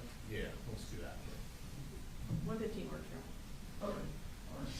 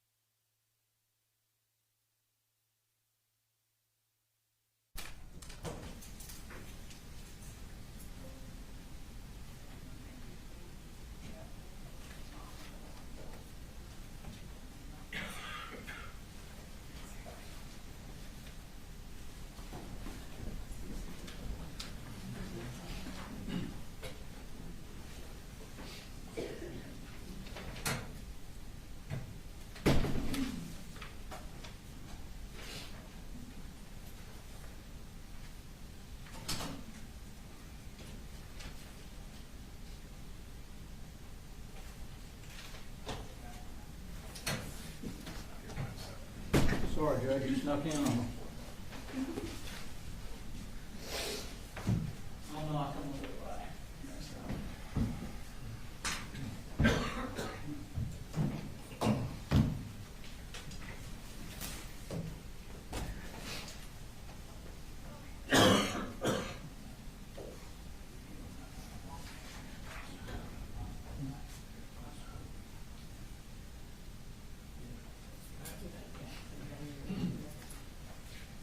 So currently, we're in this area. I'm gonna have her skip through all this to this, where we start talking again about the, yeah. Okay, so that skips over. Yeah, they're all different. Okay. This is coming off this side.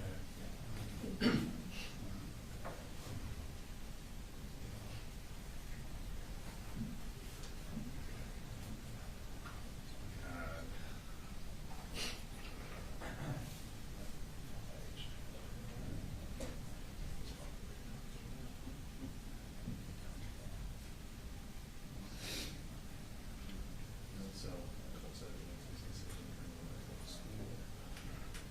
Oh, you're ahead of me. Okay. We're getting to that, so Gotcha. it's just kind of finishing up what we were just talking about. Okay. So we'll start here, Okay. and then that kicks in here. Well, hold up, there's something here. What's this? Okay, so this is Jenny. Yes. I would argue that since she testified to this.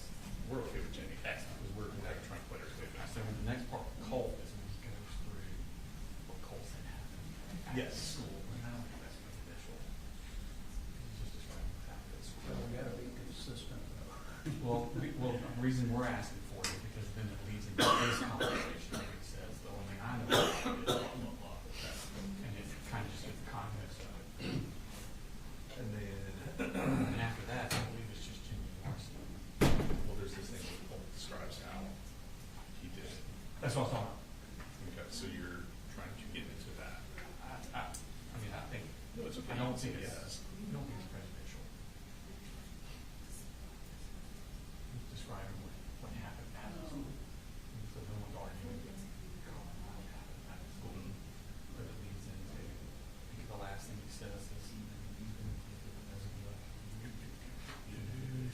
voices are we want to do. He asks, any kind of mental disorders.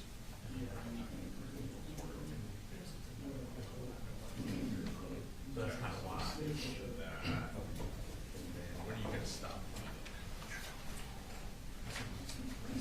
Right, just because he gives us a little clue why he thinks he's guilty. School that out.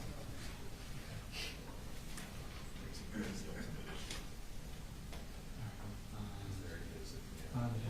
Where you want it stopped?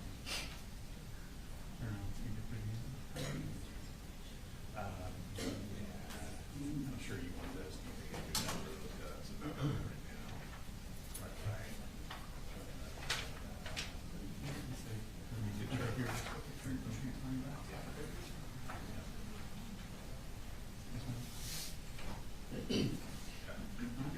You want to approach the judge on the room? Yes.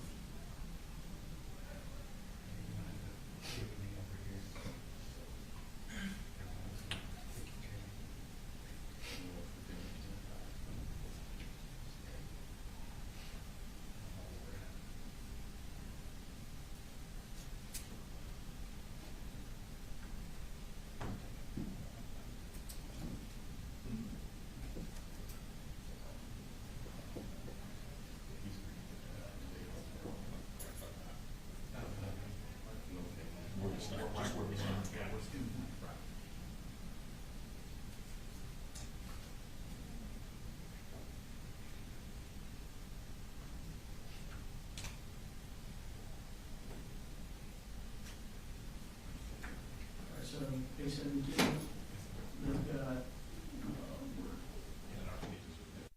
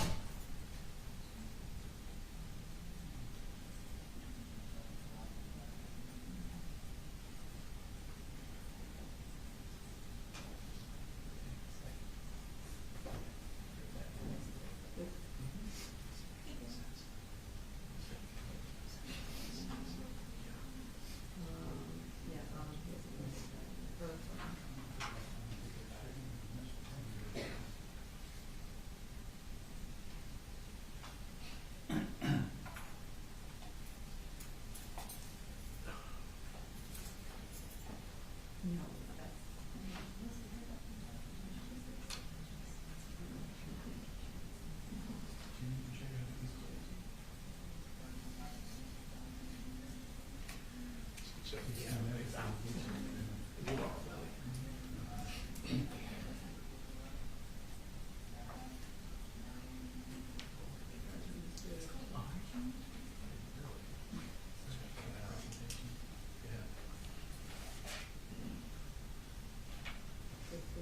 around.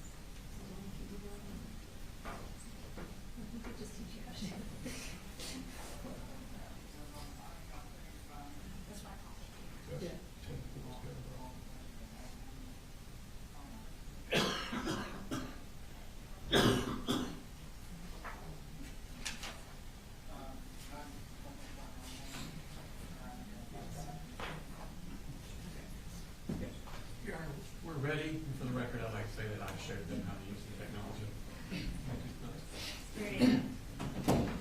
For the record, I would like you to know that that's why they need me. I did something. You did computer. I did computer stuff. Julie, did you get that one? I did, every word. All right, bring it in.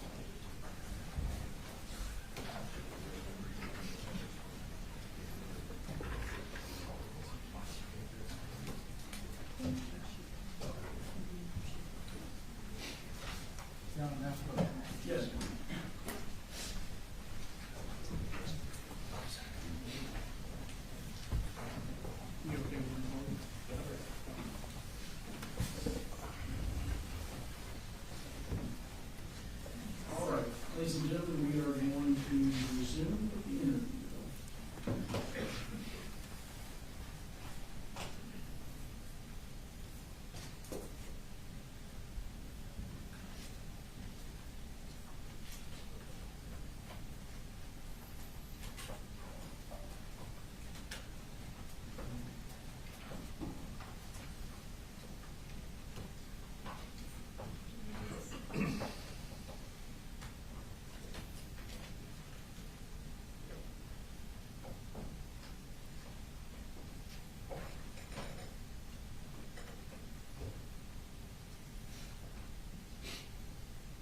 Ladies and gentlemen, we are going to resume with the interview.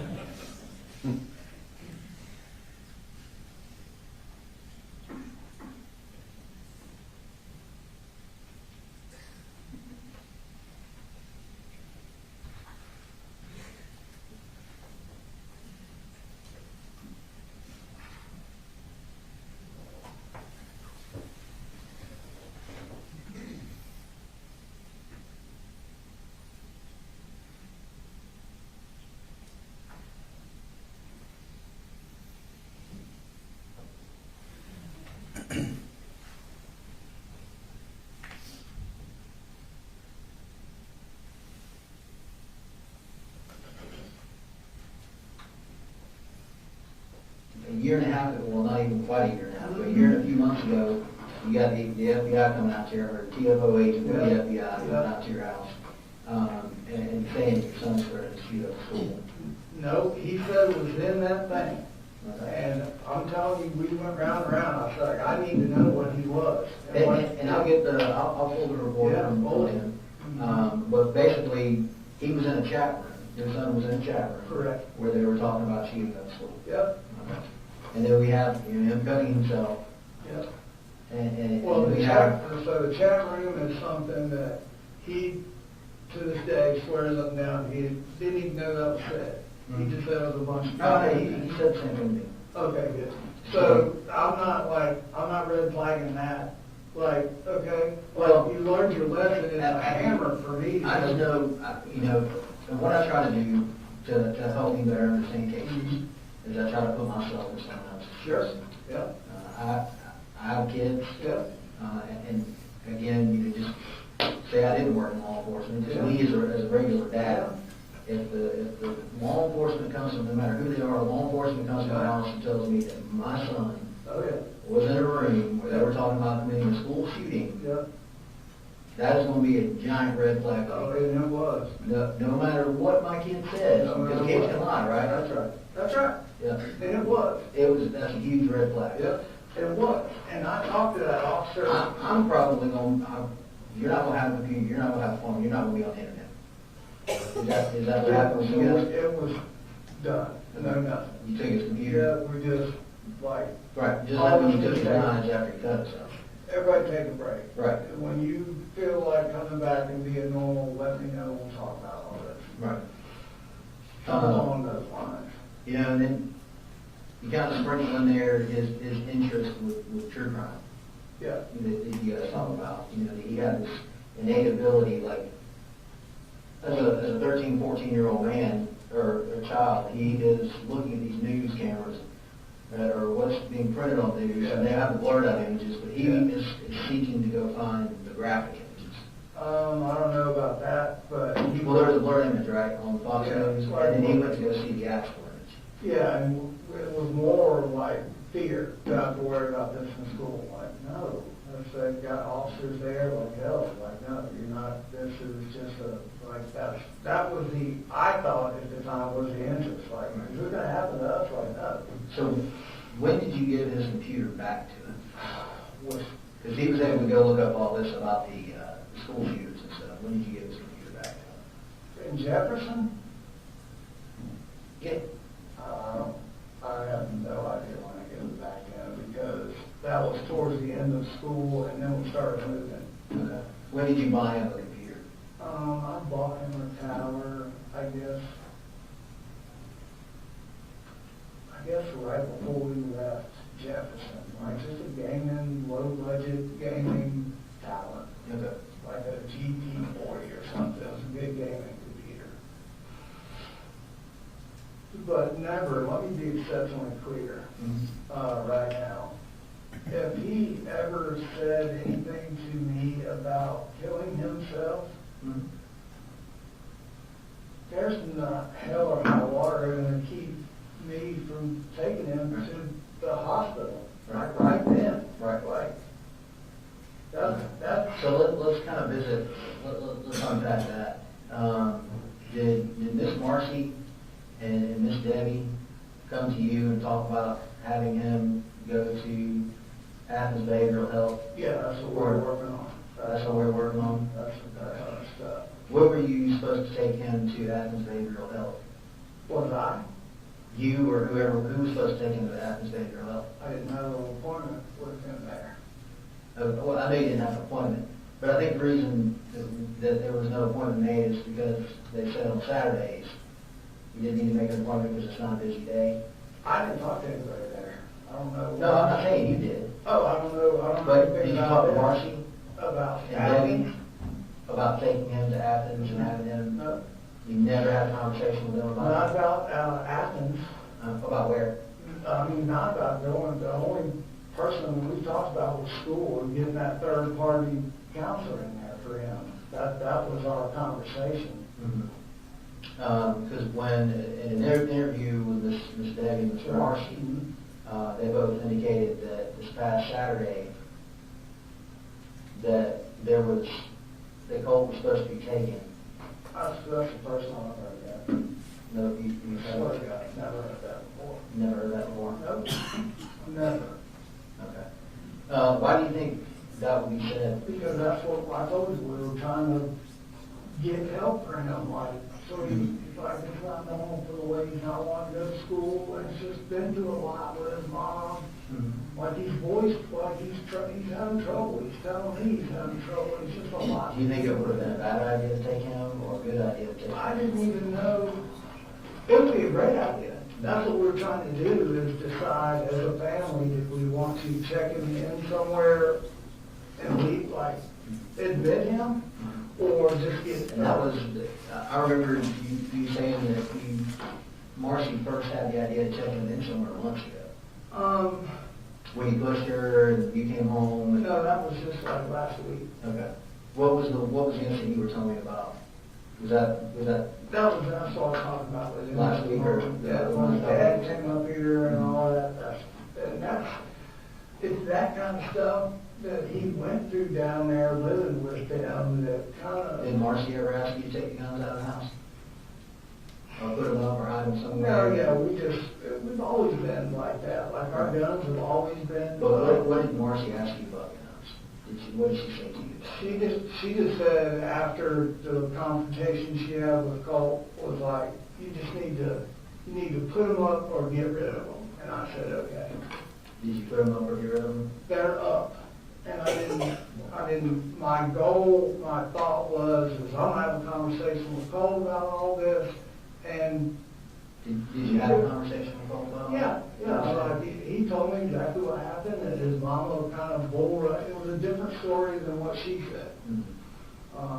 That she kind of came charging in there, calling him MFer, and got in his face, and like, okay, that's what happened. I'm like, okay. But this Athens thing, I was not, swear to God, aware he was supposed to go, like for Christ's sake, I would have taken him there. That would have been great. But no, that was never, nobody ever said there is a set appointment for him anywhere. So we've all been Right, working yeah, on. I mean, there wasn't an appointment made, no. I mean, like, it's all my insurance, I would have to know about it. Nobody ever said, hey, go. Like, we're set up to bring, like, I didn't know that they talked to Athens, like. Okay. So tell me about Jenny. How is Jenny? They're really close, right? They're close. She's just super quiet. She is? Yep. Real reserved and, Is she a pretty truthful kid? yeah, she's a pretty good kid. She is, Have you ever taught her in a lie before? Jenny, nothing major that I can think What of. does she lie about? Something, I can't think of anything like major. Have you ever caught Colt in a lie?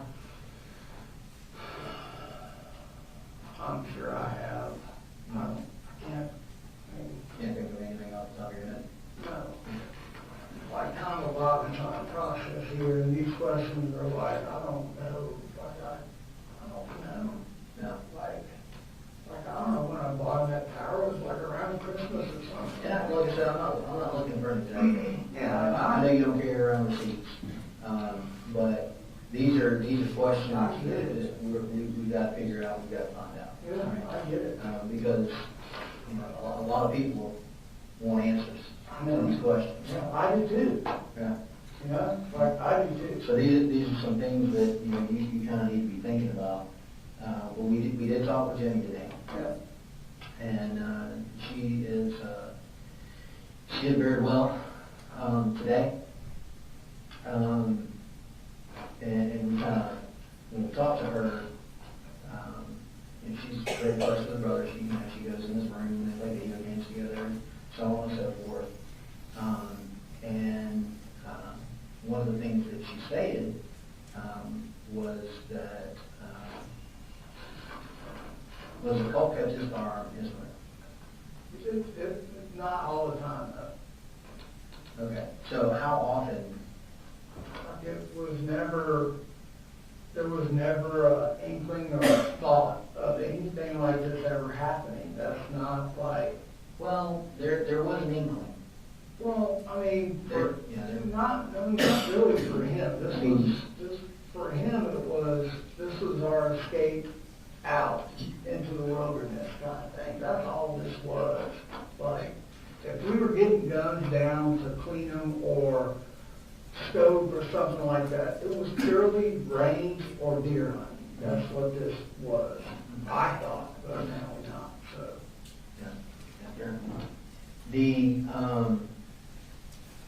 she mentioned that over the past couple of days that he had been kind of cleaning his gun a lot. Did you see him cleaning? no. But you don't know when he had his gun, when he did have his gun. You couldn't say on any given day. He's never just had his gun, like in his room. That's not the rule. That's not it. They're in the bedroom. If he, like that little lady. Whatever. You're better? Huh? You're better? In my bedroom, where I told you I heard her saying that. Now, this was a couple days ago. I was looking to see that little laser thing came down, and he had it down. We were messing with the scope and all that, just purely what we have been doing leading up to this. This was not in my train of thought, obviously. Yeah. So, as far as cleaning it, I never saw it. We don't really have a whole lot to clean a gun with. Yeah. So, and he knows not to do that shit in front of me. It's not like, that's not a toy. But, so, I guess the reason I'm kind of drilling down on it is I'm trying to figure out how often he had the gun, how much access he had to the gun. Yeah, I mean, there was. It sounds like, I mean, if you weren't home, because he doesn't sound like he ever went to school in the 3 or 4 days, I think it was on the computer. He could have gone in there any one of those days and gotten it. Well, it was a trust kind of thing. That's the reason we bought it, is because he was showing, like, trust. You trusted it? Like, I mean, it's like, he was checking the boxes, doing everything he needed to do. What boxes was he checking? Just staying calm, getting back in school, like, being committed to getting back in school, like, just everything he said he was gonna do. And then when the mess shit happened, I guess, Colin, I have a different understanding of checking the boxes, because he made the commitment to go back to school. yeah. But he didn't go to school, he went 4 days. Well, this year, he went 4 days. The conversation that you don't and not know about is, could he go to school? Mm-hmm. And that's where we're kind of like at with this whole He thing. didn't go to school. Can he go to school and just say he's gonna go to school and do what he's supposed to do and not worry about all the kids and the bullying and all the, you know, like. Who was bullying? In Jefferson. Okay, but not here. Not here. Okay. No, when he came back here, he was. He did online school for a period of time too, right? How long did he? I don't know, man. He went through all of online till, I don't know, towards the end of this year. Mm-hmm. And then his grandmother said that we were gonna just try to get him enrolled back in school. And if it didn't work, that, you know, I was looking at sending him to different places for school, like like not a military school, and there was just, this was his chance to get back into school and just have some normalcy, not worry about all of that. He got so far behind. I felt like he was like gonna be picked on and looked at because he was so far behind.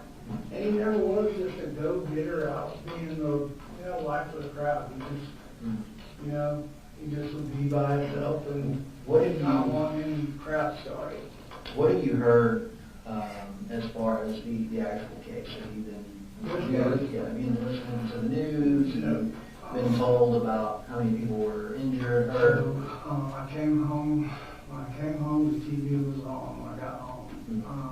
And I saw the overhead of the football field. I shut the TV off. And then talking to my family. So the news was calling everybody in my family, and I'm talking to them, and they're telling me what all has happened and how many people. What did the news say to you? They just wanted in the house. They wanted what house? My house. They want to interview me, and want to talk to me, and it's like, they all need the house property. So that went on. What did the news say about the injured and the deceased? Nobody. I never had that conversation. I'm not going to have that conversation with the news media. Just please get off the property. What about law enforcement? I haven't talked to them since everybody left the house. You're it.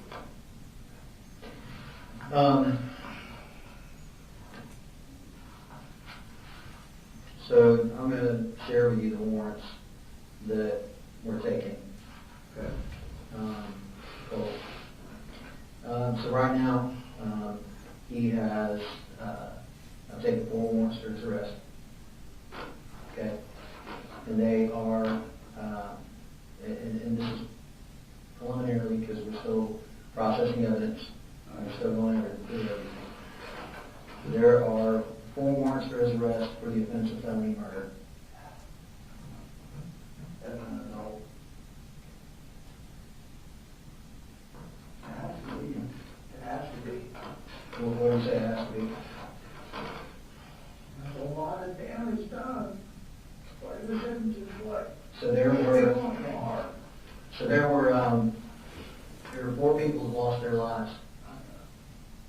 So and I'm going to give you the picture, kind of in talking to everybody, kind of what happened that morning, to the best of my ability.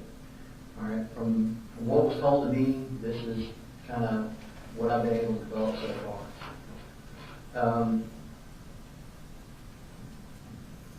So Colt says that he makes this decision to bring this rifle to school. How do you get a long rifle on a bus and in school?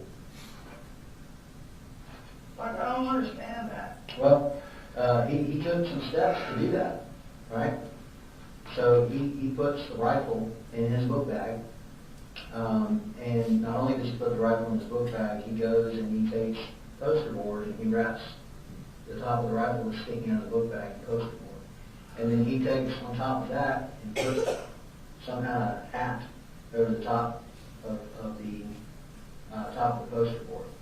And he told everyone that it was a project. And the poster was a Happy Mother's Day poster that I had been made. How did you know that?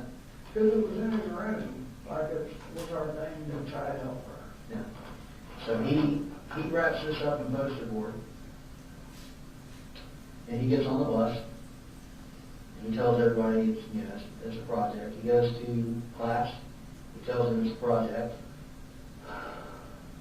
and then he goes to his second period class, where he makes the decision to go into the bathroom, and in his words, to get ready. And asked him what that meant, and he stated that he had formulated this plan, and his initial plan was to bring a hat. And the initial plan was he has an airsoft vest, is that correct? He was going to wear his airsoft vest, but he opted not to, and he forgot his hat, but he brought with him some gloves. He said the reason that he brought the gloves was to distance himself from the rifle. So what? distance himself with a rifle. Does that mean anything to you? I don't know what that means.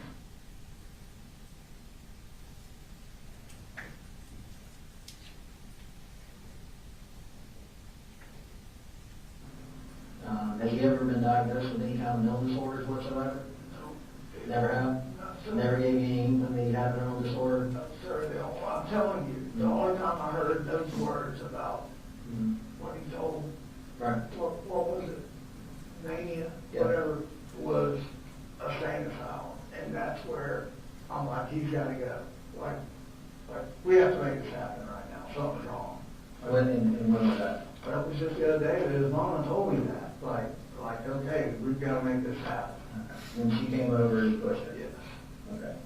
And when you guys talked about making it happen, it was nothing about this past Saturday? No. Okay. No. So he goes down, he opens up fire, and he strikes four individuals, and four of the individuals that he shoots and hits, they pass from the injuries that they sustained. Two of them, Colin, were children. I know it, but like, why in the hell would he do this? Two of them were staff. There are other people that are injured. At least one of the injured was listed at one time in critical condition. I don't know the extent of their injuries. I've not spoken to them yet. Like I said, there's a large number of investigators and law enforcement that's involved in this investigation. So it takes time for us to get. So I don't have all the answers for it right now. But there was a number of other people that were hit. Like the worst. You have to believe me when I tell you I never, ever, in 1,000 years, would ever think this would happen with him. Ever. Yeah. Well, that's what he's under arrest for. And we talked to Jenny today, and Jenny saw him before he left for work. Or left for school, got on the bus. She gets on the bus after him, correct? Yeah. Yeah. This is the picture Jenny drew for us of his backpack. There's his backpack, open, poster board, rolled up paper. She even put the J on there for Jenny's work. I just bought him that book. Jenny is very talented. She's a very talented artist, and she's a very smart young lady. She's the whole reason She's the whole reason you're what? that I am committed to doing whatever I have to get my kids a good life. They did not deserve to go through all that shit with their mama and all the shit they saw and had to deal with. Right. So when they went through all that stuff with their mom and all that stuff they had to deal with, did you ever think about getting them counseling or sending them? You did? Who'd they go to? No, we didn't formally send them to a counselor. They talked with defects counselors multiple times, and to the point where I was talking with Jenny, like, hey, Defects counselors or defects workers? both. They were both involved, and Fitzgerald, and she, that everything that I do, or Colt, your brother and your sister are watching, you're the role model. Mm-hmm. And if there was any constant frustration, it was like that, like blame everything on his mama for what she put us through, and just kind of, like, I know it's tough, but we've got to push forward. We have to keep doing the right thing. And Jenny and little Cole, man, I'm telling you, when I look at those two kids, I know, for me, it's like, okay, I know I'm a good dad, I'm doing the right thing, I'm trying to get Colt into the right people I've only got so much money, so much time, like, but you're right, she gets it, and Will Cole is too, and they don't deserve any of this. Like, we were sitting there on the floor last night, like, it's like, I'm scared. I'm like, I'm scared too. Yeah. She's like, is my life ruined? I'm like, no. No, your life is not ruined. I said, oh, we will get through this. I will be here for you. What do you feel Jenny about this? The only thing I said to her was, don't get on social media, which I know she has. And I asked her, I said, have you looked at any of this? What social media accounts does she have? I don't know. I don't think she has any. If she does, she doesn't like no Facebook, nothing like that. But I told her today, I said, she started texting, oh, y'all got my phone. When he said that last thing to me the other day, I left work and was texting him repeatedly, like, call me, like, something's wrong. I knew something was wrong. And when I got to her, Did you call 911 when you figured out something was wrong? it all happened like bang, bang, bang. Talked to Jenny, and she said, we're in lockdown. As soon as she said we're in lockdown, I started getting off the roof of the building I was on, like, I gotta go. And then it was just trying to contact him, her, him, his mama, grandmother, just, we gotta go get the kids. Like, I gotta get home, something's wrong, I don't know. And Marcy's like, I got a bad feeling about this. And I'm like, I do too. I'm like, I pray to God, you know, and I didn't know. Well, one of the things that Jenny said in her interview, and I want to bring up some notes that I took.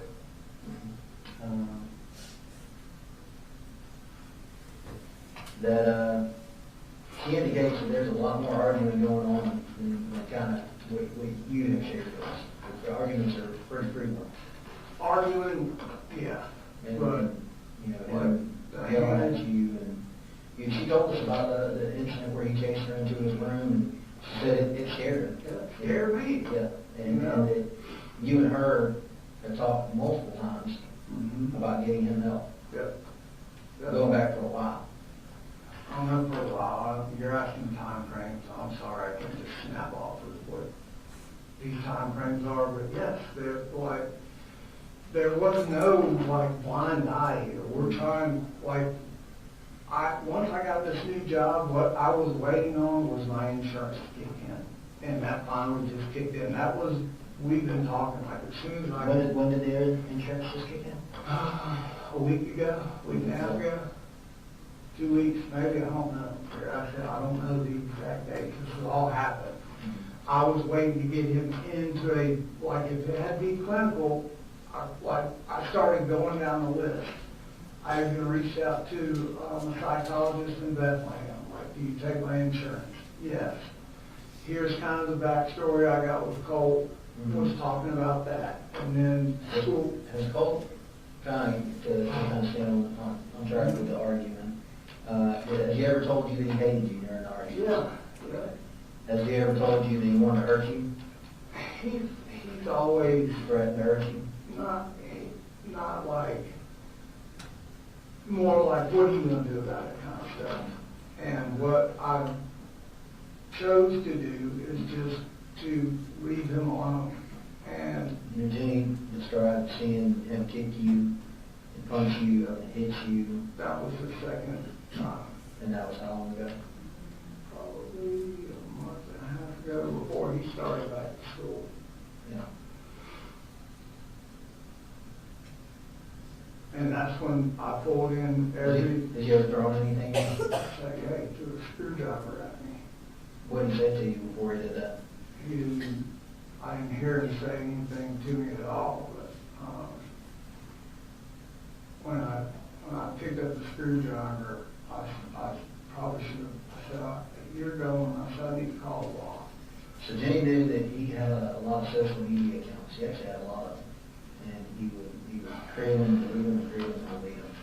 In your talks with Jenny, did she ever share that with you? she never told me, and like, I'm all about, social media, so Help me understand how the conversations with Jenny would go. When, we wouldn't sit down and just sit there and have a long conversation about Colt. I mean, that's not, it was more about just, hey, we're getting him help, insurance kicks in, he's going, like, I'm trying to just see it coming and be neutral, and, I feel like he's gonna get that way, then we'll go to the park, and he'll calm down, and he'll give me a call and say, hey, I'm sorry, I just lost my temper, blah, blah, blah. And that's typically how it would go. But it was a lot of back and forth about his mom, and, what really started the whole thing of her coming back, he asked, he said, do you ever think that we'll be back together as a family and we can get Mama some help? And I'm like, yeah. I said, I'm not doing that or bringing her back into our lives until everybody is ready to do that. He actually was the one that was like, yeah, let's try to get her some help. And, I don't want her to end up alone. And we had that conversation, just stand up in the backyard, and I'm like, okay. you didn't want to do it at all. He didn't want his mom to end up alone. And I said, well, I respect that. I said, so let's work on what it takes to get her back here, and us as a family. The mission was to keep our family together, all of us, and just turn the page and try to start over normal. Yeah. And can I have something to drink? Yeah, we'll take that. One second.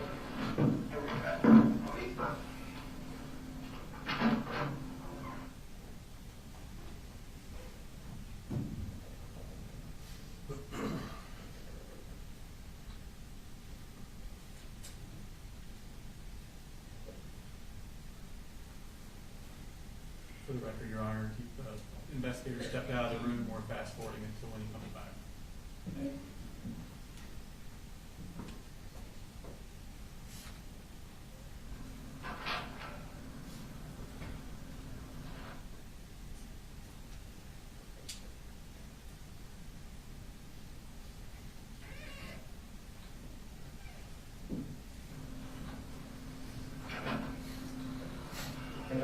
I'm sorry, man. I had to go to like 4 different people's offices, and none of my keys were in anybody's office.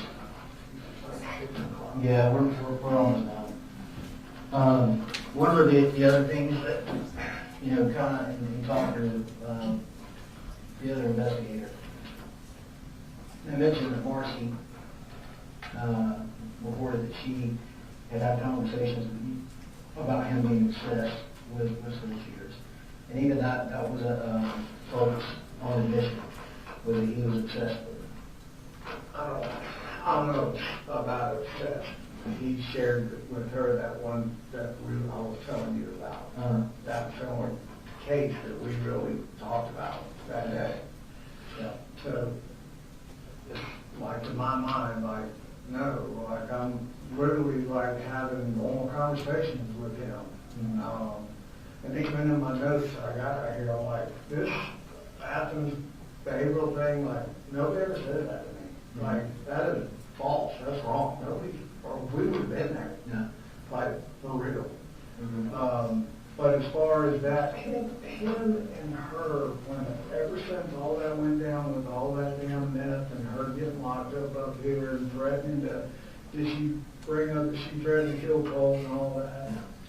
So that's where, when that happened, and her mother told him that, she should have never done that, like, she agrees, but looking back, hindsight, right? Once that statement was made, that's where the relationship between him and his mother was broken right there. So what was said back and forth, I don't know how much to take in stock into that, because he just is like washing hands with his mama, like there's no, like he wouldn't care if she was locked up and throw away a key, basically. He couldn't get over that she had made that statement. Like that was a big, well, the way I understand it, she said the same thing about me too. But, you know. So, he knew that she was talking about putting him in a. No, this was her, he said that about, she said that about killing her son and me. That's what I'm talking about. And when her mom told him that, that was like, that just broke it with him and her. So, it was just trying to give everybody space at first, her just take care of all of her issues, let everybody calm down too. Us doing the right thing, and then me telling him, like, she's not gonna kill you. So you mentioned your own notes. Is there anything, I've asked you questions for a couple hours now. Is there something you want to ask me? I just wanna, only thing I wanna ask you is what, you know, what I'm taking back here, I'm listening, and it's like, you're doing your job, I get it. The way I feel like I'm being portrayed is like just a, hey, who gives a shit kind of dad, that's not. Why do you feel like you're being portrayed like that? Just because I know, like, it looks with what had happened, for me to tell you, it was an agreement by God, we never had those weapons at our house. Like, we had long conversations with Colt and I about them, but they would have never been there, ever. And it was just like a still down blood of like, this is our escape. How we go in the woods and we just get through all this. I was just sitting here thinking, me sitting here telling you I just threw them up in my closet, and they were up and out of reach and out of sight. Like, that, it just comes across in this camera film, I guess, like, I should have done more, yeah. You know, and I'm like. Do you feel like you should have done more?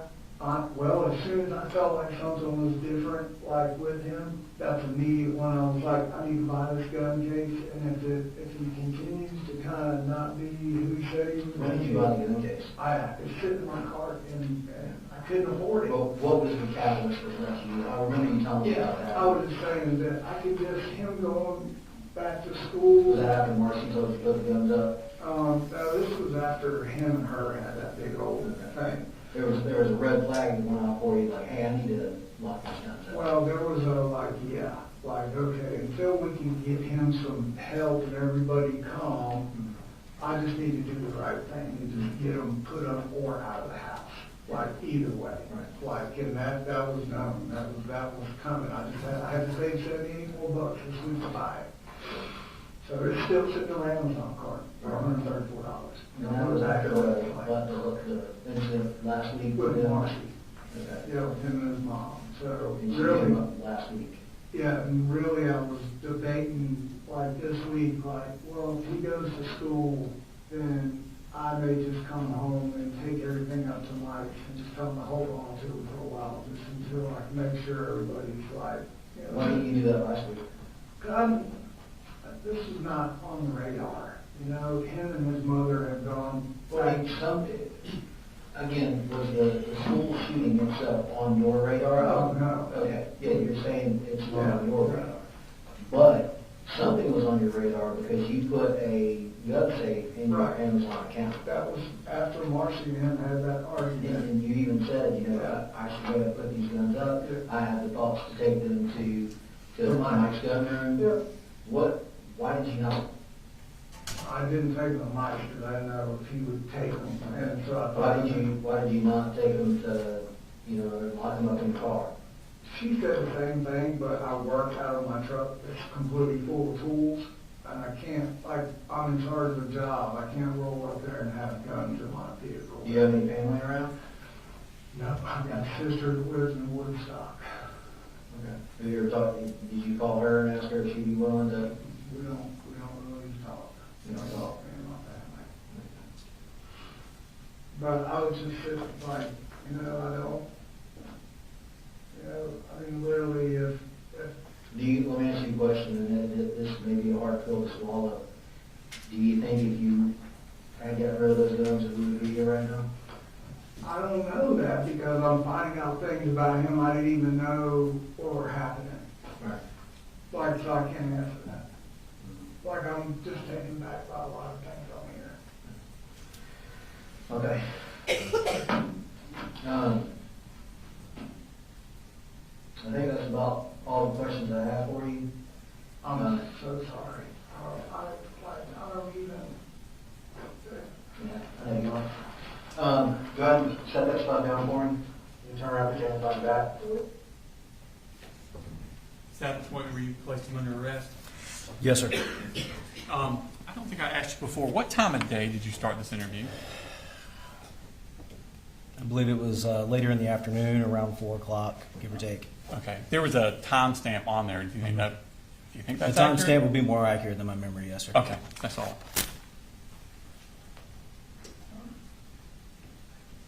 Nothing further.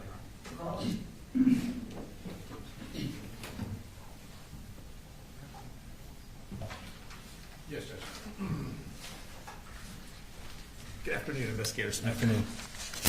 I have a few questions, not a ton. If I ask a question that is ambiguous, just let me know and I'll try and clarify, okay? Yes, sir. All right.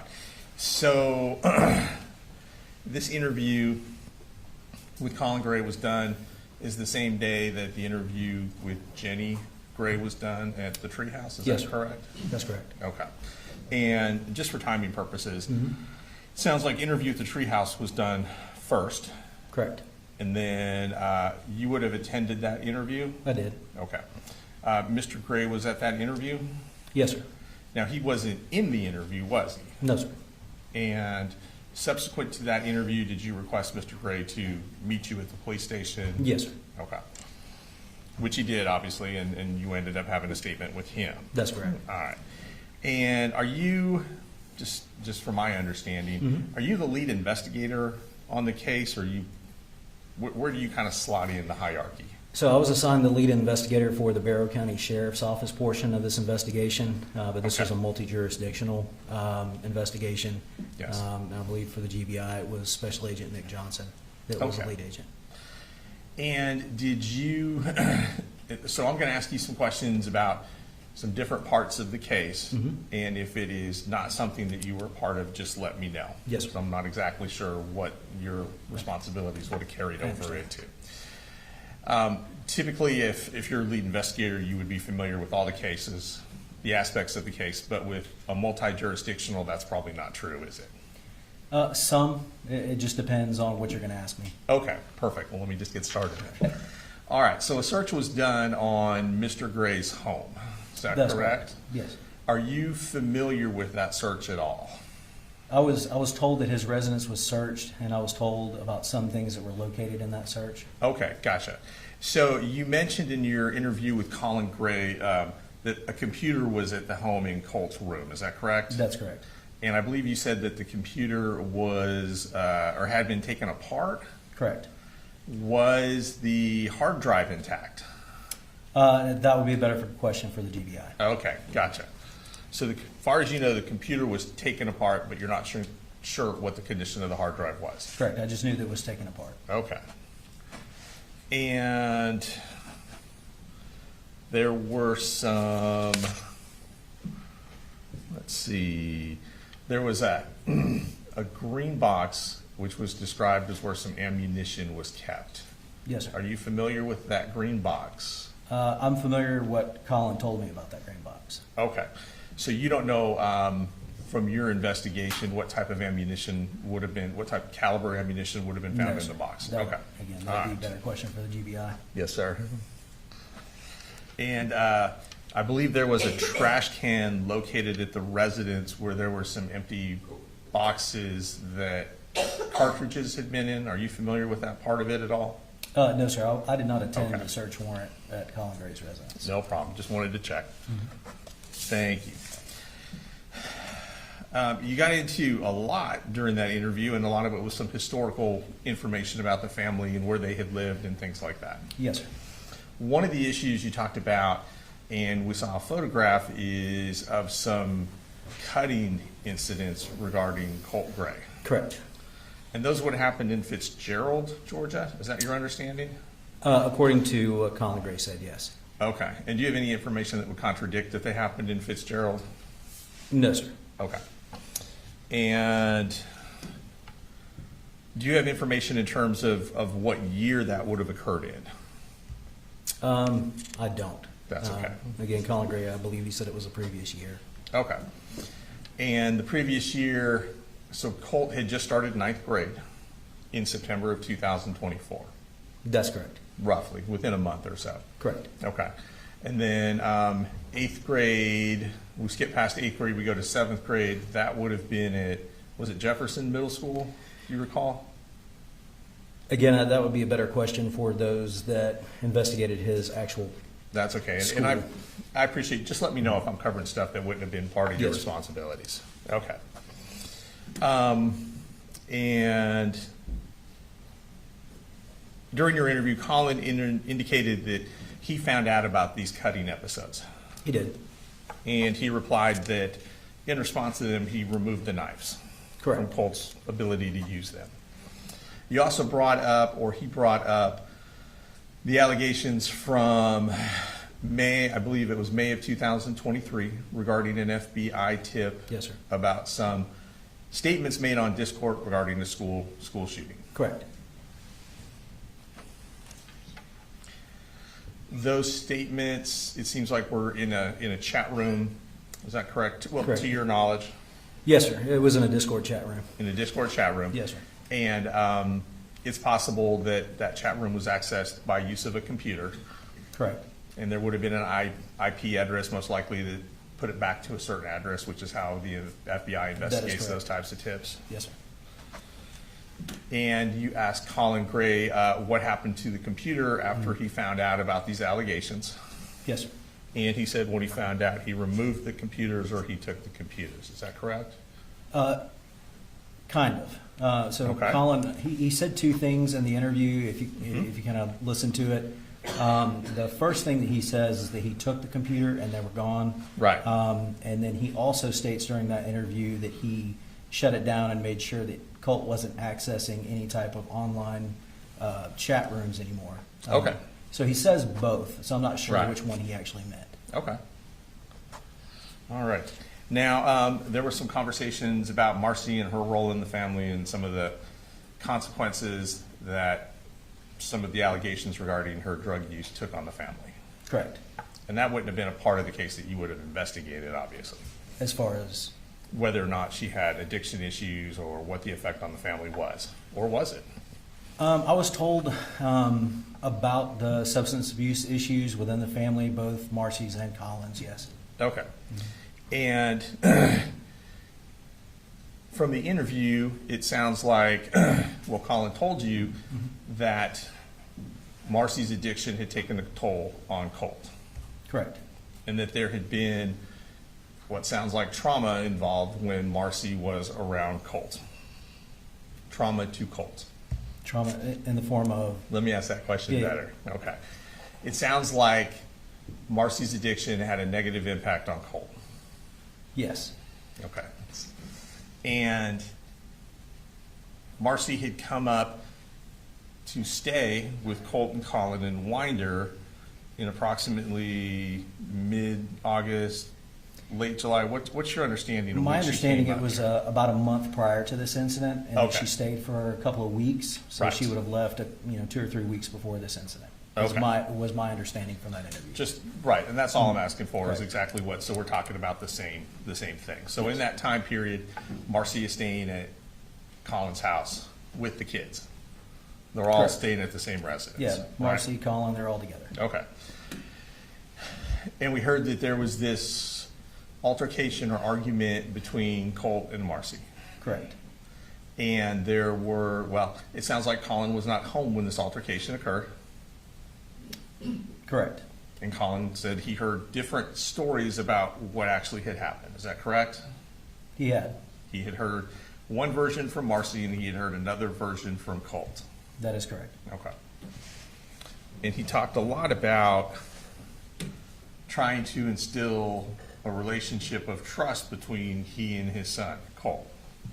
Yes.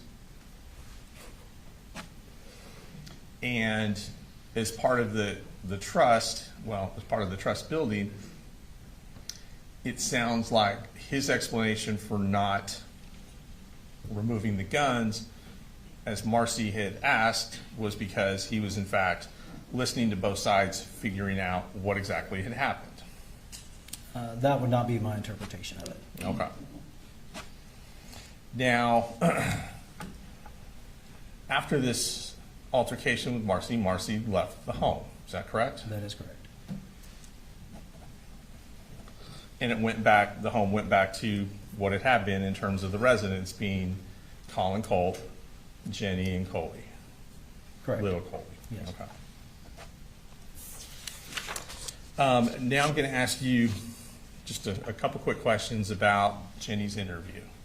Okay. So you were at Treehouse when the interview happened. Yes, sir. You were able to observe the interview in its entirety. Yes, sir. Was the interview videotaped? It was. And did you have a chance to review the videotape? I have. Was it a fair and accurate representation of that interview? Yes, sir. Okay. Judge, at this time, we would like to play that interview. I don't know how cooperative y'all want to be. I can either hook it up to my computer or. First, how's it, are you marking it? It's Defense Exhibit 1, Judge. My understanding from the court reporter, I have to put it on a hard drive, so I'll do that and mark it as Defense Exhibit 1. What's the state of an objection? Hang on. All right, defendants 1 is admitted. And if you need access on your side, I need to switch to computer. Okay, that's fine. Yes, sir. You need me to switch it to you? It sounds like I do, Judge. Okay. I will hook it up to momentarily.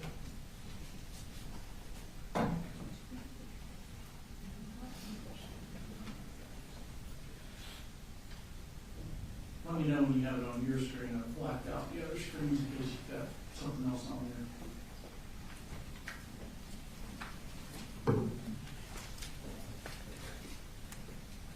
You guys okay?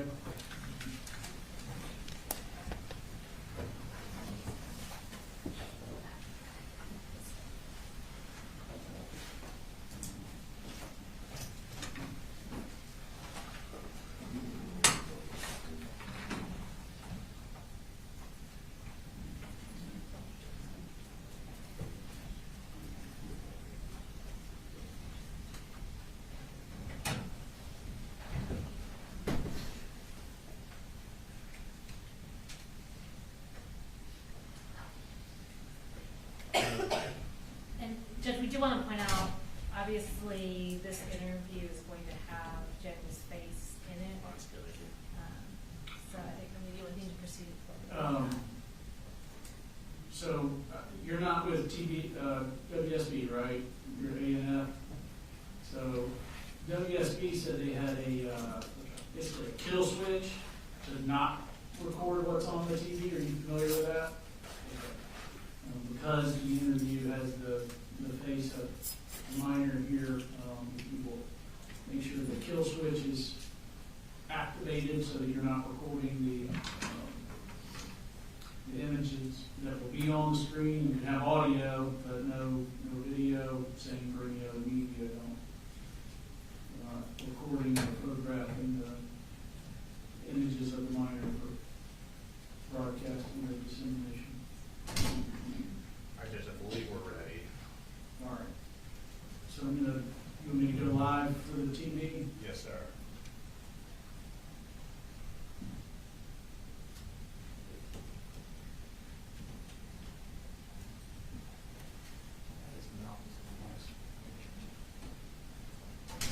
Hold on. Please wait. Now it's on my end. It appears ready. So.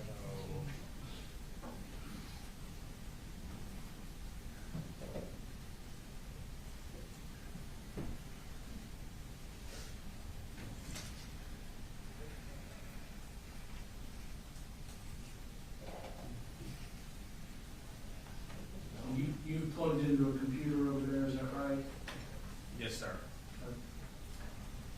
Do you guys just hook up the HDMI?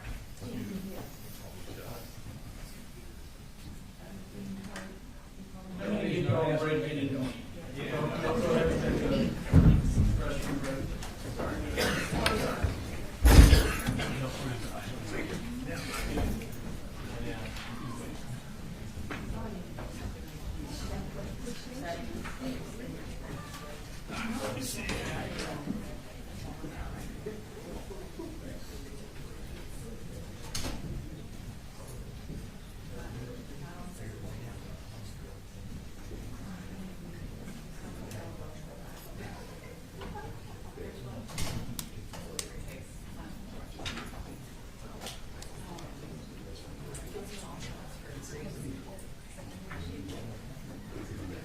Stuck over there, about here. Well, you can step down. You can step down. Yeah, you didn't do clear. Thank you.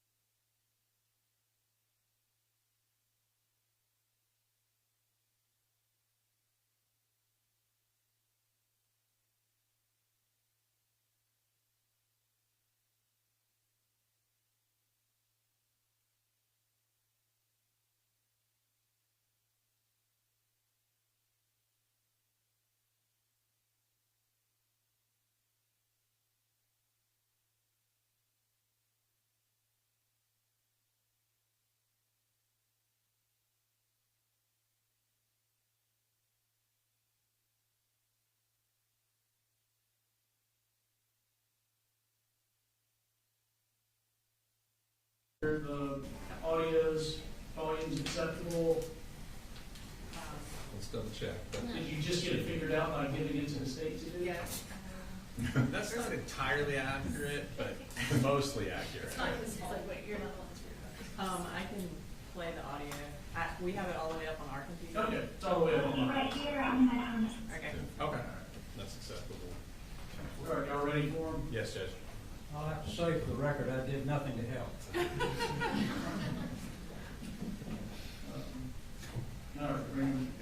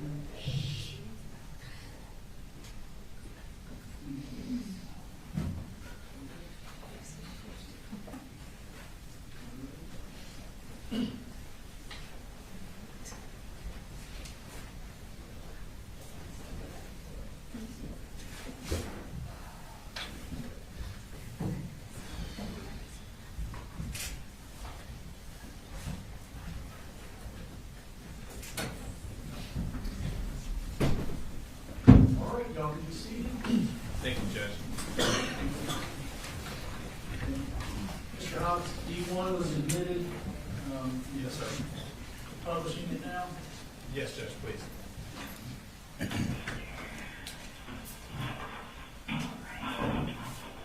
Can you tell me your name is Jenny, is that right? Do you remember what my name is? No, that's okay. My name's Alicia. When we're talking today, if you don't know something, if you don't remember, I would want you to guess. So just like you just told me you didn't know, that's perfectly fine, okay? When I talk, I like to kind of doodle and draw and stuff sometimes and take notes. You don't have to, but if you want to, you're absolutely welcome to, okay? And sometimes when I write stuff down, if you see me writing things down, it's just because I want to make sure I can remember it the right way, okay? So it's not like, oh, she said something right or something wrong, something crazy. I just don't trust my brain to remember things all the time. The other thing I wanted to let you know is this room looks obviously a little different. When you see these things right here, these are cameras and microphones, and that's just because, like we were talking about a second ago, it's important to me that I remember things the right way, the way they happened, and so when I record them, nobody can say that you said something that you didn't say, or that I said something I didn't say, and I can remember it just like it happened, okay? Does that make sense? So Jenny, can you spell your name for me? J-E-N-N-I. How old are you? 13. And did anybody tell you kind of about coming here today or what my job is? Yes. Who talked to you about that? My dad. Your dad? What's dad's name? Colby. Colby.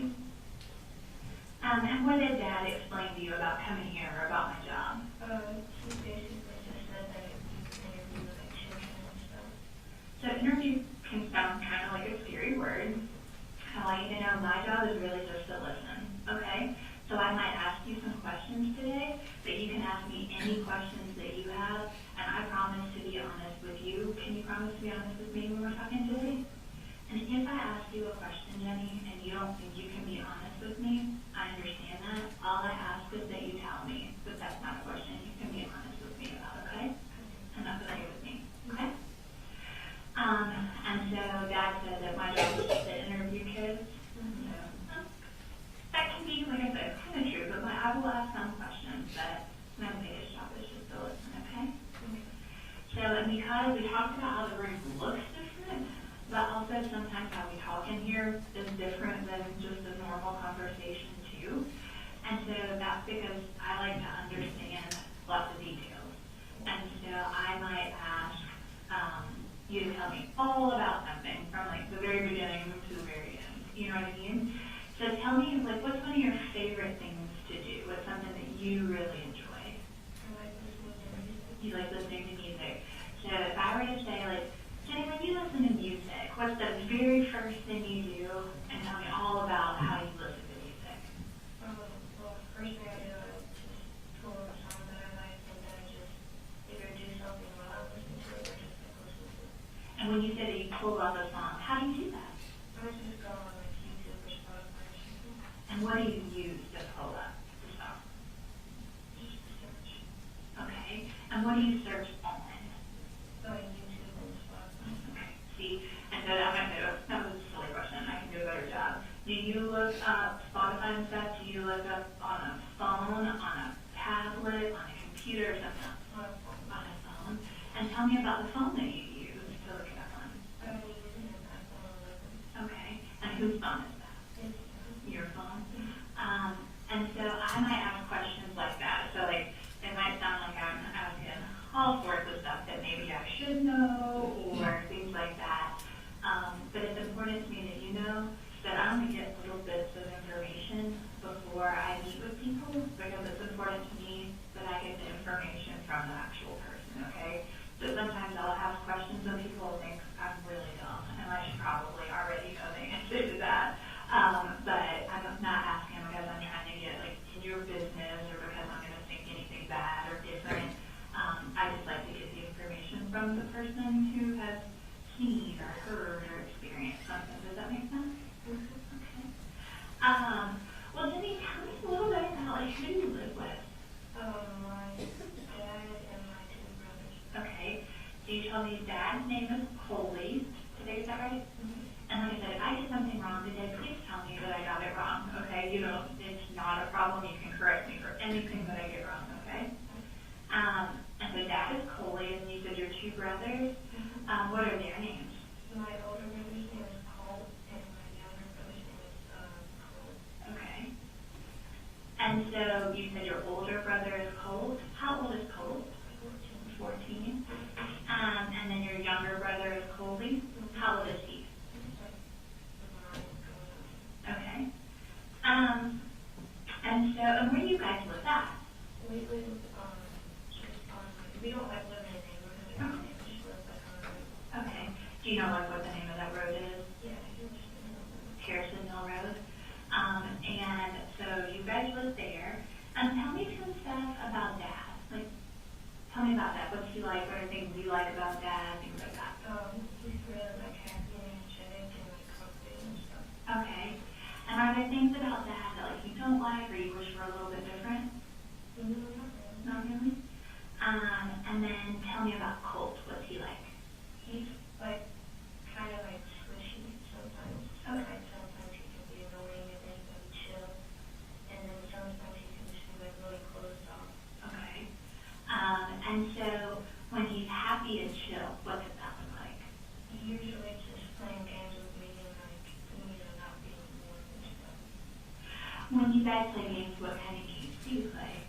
Just like Minecraft and stuff. Okay, so like video game type stuff? Okay. And when you play Minecraft, is that on, like, how do y'all play Minecraft? He uses his phone. I use my PlayStation and I use it. He uses his phone. Okay. And so, like, do y'all play, like, sometimes when you play Minecraft, like, you only talk to people, like, you know on there, and then other times when you play Minecraft, you can play with people from all over the world. How do you guys do it? He made like a server for us. So Okay. Like we can like play together even though we're on different like electronics. Okay. Well, that sounds smart. Do you know how to make servers and stuff? No. How did you learn how to do that? It's probably somewhere in like settings or something. Okay. Yeah, I'm not very good at that kind of stuff. So he made a server on his PC, did you say? And then you guys can play together through that. Is there other stuff that you guys can do, like with the servers and stuff like that? We just build stuff. That's like kind of all the things like. Okay. And when you say build stuff, tell me what that means. Like structures and like playing the game. Like in Minecraft, you build stuff. Got it. Thank you for helping me understand that. And so, but then you said sometimes he can be switchy. And so sometimes he's happy and chill, and other times he's closed off. Help me understand what that looks like. Like when he's like closed off, he's usually like always in his room and not really talking much. Okay. And then sometimes he can be like really like annoying and like pestering or something. Okay. When you guys play like Minecraft together, where do you play that at? And you guys aren't even in the same room. Where do you play from? You play from your room, and where does he play from? His room. And then you said, but when he's like closed off, he stays in his room. Tell me what that's like. Well, like, we can still like go in and like talk to him and stuff. We just like usually like stays in and like doesn't like talk so much. Okay. You can still go in there. He just sounds like maybe he doesn't respond like he normally would. Does that sound right? Well, he responds like the same, but it's just like kind of like brief. Okay. Thank you. And Jenny, I might ask you some more about that in a little bit, but I want to learn more about the rest of your family too, okay? And so, like, He's kind of the same as my dad. He's both like energetic and happy all the time. okay. But sometimes he doesn't really understand what's really like going on around him and stuff. Help me, and can you give me some examples of that? Like, he's like young, obviously, and so like with like major stuff that's kind of happening, he just like doesn't really pay attention to it. Okay. Are there some examples of stuff that has happened that have been like major things that he doesn't like kind of get what's going on? Kind of like moving houses and stuff. Okay. Tell me about moving houses. We've been to like a lot of houses with like switching back and forth, and like now we've finally like settled into a place. Okay. Help me understand how come you switched back, you said, between a lot of houses. Can you tell me about that? Sometimes it's like with financial struggles, Yeah. it's just like with the community and stuff. Okay. So when you switch back and forth between houses, is it always the same people that live in the houses? Sometimes my mom comes and lives with us, but most of the time, like now, she does. Okay. What is mom's name? Marcy. But you said right now mom doesn't live with you guys. Okay. Do you still talk to mom and see mom? Mm-hmm. Okay. Where does mom live at? She kind of like is between my house and my grandma's house. Okay. And when you say your house, so you just want to write stuff down. I already forgot what road you said you lived on. Can you tell me that again? Harrison Mill. When you say that mom lives between your house and grandma's house, No, she's like switches back and forth. okay. Like she lives in one house and she goes to the next one. Okay, so has she ever lived in the Harrison Mill house? Okay. And when was the last time that mom lived with you? Like, obviously, or just like, Both. Okay, you can both. well, she was out here like a month or two ago. Okay. And when she was up here like a month or two ago, does she stay like in the house with you guys? Mm-hmm. And where does she stay in the house when she's there? Usually it's in my bedroom. Okay. And then when she doesn't stay there, where does she go? She usually like at the house or like in a different part of the house. Like when she's not living at the house where you're at, where will she live? She usually lives at my grandma's house. Okay. And where's grandma's house at? Fitzgerald. In Fitzgerald, okay. And so, when mom was here a month or two ago, how long did she live with you then? Like a couple of weeks. A couple of weeks. And how would you describe, like, how is it like when mom and dad and all of you guys lived together? What's it like in the house? It was pretty like frustrated out because we had like a really big house. But it was pretty like a fun time, I guess. Okay. And I know sometimes when I talk to boys and girls and they talk about like different people moving in and out of the house, that sometimes it can be good and then sometimes it makes people not get along or have troubles and stuff like that. Does that ever happen in your house? Sometimes. Can you tell me about that? Like if my mom, she's kind of the same as Colt, but like not like that big. But she like sometimes she can be kind of like annoying and pestering. Okay. And when you say like annoying and pestering, that can mean a lot of different things. Can you tell me about what that looks like when they're being annoying or pestering? Usually just like being like overbearing and not like listening to what you tell them to. Okay. Jenny, do people ever, in your house, do they ever like get in fights sometimes when you talk to boys and girls about fights, it can be fights with their words, it can be fights with like hands where they get hits or kicks or punches or chokes. It can be where people fight but like they don't talk at all, like they just stay silent, go, you know what I mean? So there's a lot of different ways that can look. Do people in your house ever fight? Like most of the time it's just like arguments and stuff, but sometimes it can get physical. Okay. And when people have arguments, who has the arguments in your house? Just like with my dad and my brother and my mom and my brother. Okay. And which brother? Is it different brothers or Colt? It's always Colt. Can you give me some examples of fights or arguments that have happened between Dad and Colt? It's usually when he's like in one of those moods and he like tries to instigate stuff. And who tries to instigate Colt? And what are some things that Colt will do to instigate those things? Like he like doesn't leave my dad alone, so always like in his room and like being like mean and stuff. And can you help me understand like maybe some examples of times that you've seen Colt be mean, like what he's saying or doing, things that you may have seen or heard? He's usually just saying how like, you know, like his back is like a shirt and stuff and how he like hates his dad and stuff. Okay. And what kind of things does Colt mean when he says like his life is a struggle? In the past he says like, well, like multiple schools that he's mentioned he's in trouble with and stuff. Okay. And have you ever seen people bullying Colt? No, but I've heard about that. Okay. And what are the things that you've heard? He had to be transferred out of the school because he was like being bullied by the school of like people. My dad tried to talk to the school, but they don't know to do anything. Okay. Do you know what school that was? It's the one I go to. Okay. And so he had been bullied there, and Dad tried to talk to them, but it didn't feel like anybody did anything. Did I get that right? Mm-hmm. Okay. Are there other examples that Colt has given of his life being a struggle? Like sometimes when he's like really frustrated about stuff, he usually just like gets like angry and stuff, and like yells out stuff. You said that he yelled out that he, and please correct me if I get this wrong, that he yelled out that he hates your dad or his dad. Yeah. Did I get that right? Has he ever yelled at out any other things to them? No, because when they like that, I usually just go around and I don't have any attention. So he does yell other things, you just remove yourself from the situation so you don't know what those things were.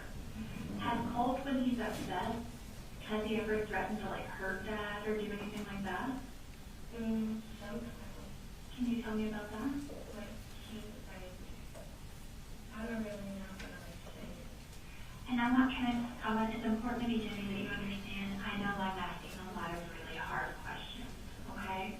And it's important to me that you know that I know that I'm asking questions about your family, okay? And I am not here to place judgment on you or your brothers, either one of them, or your mom or your dad, okay? I just want to understand.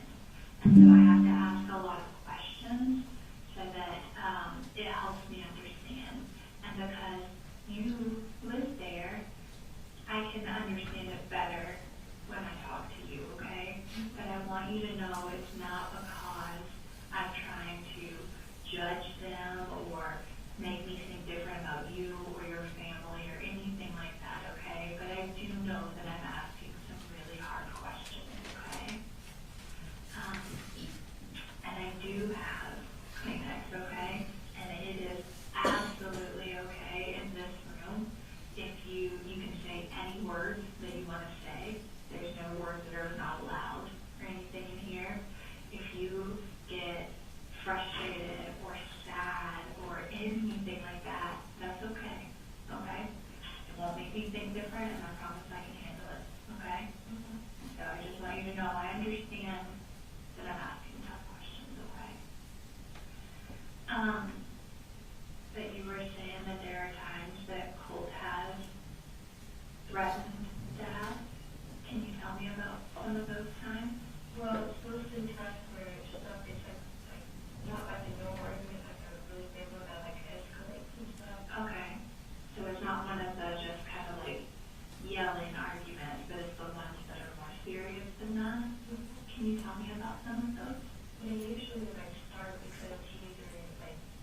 like very like fascinated with like computer stuff. Okay. And it's usually like always asking for something with this computer, and then, you know, like that just says like no, we have to watch my email.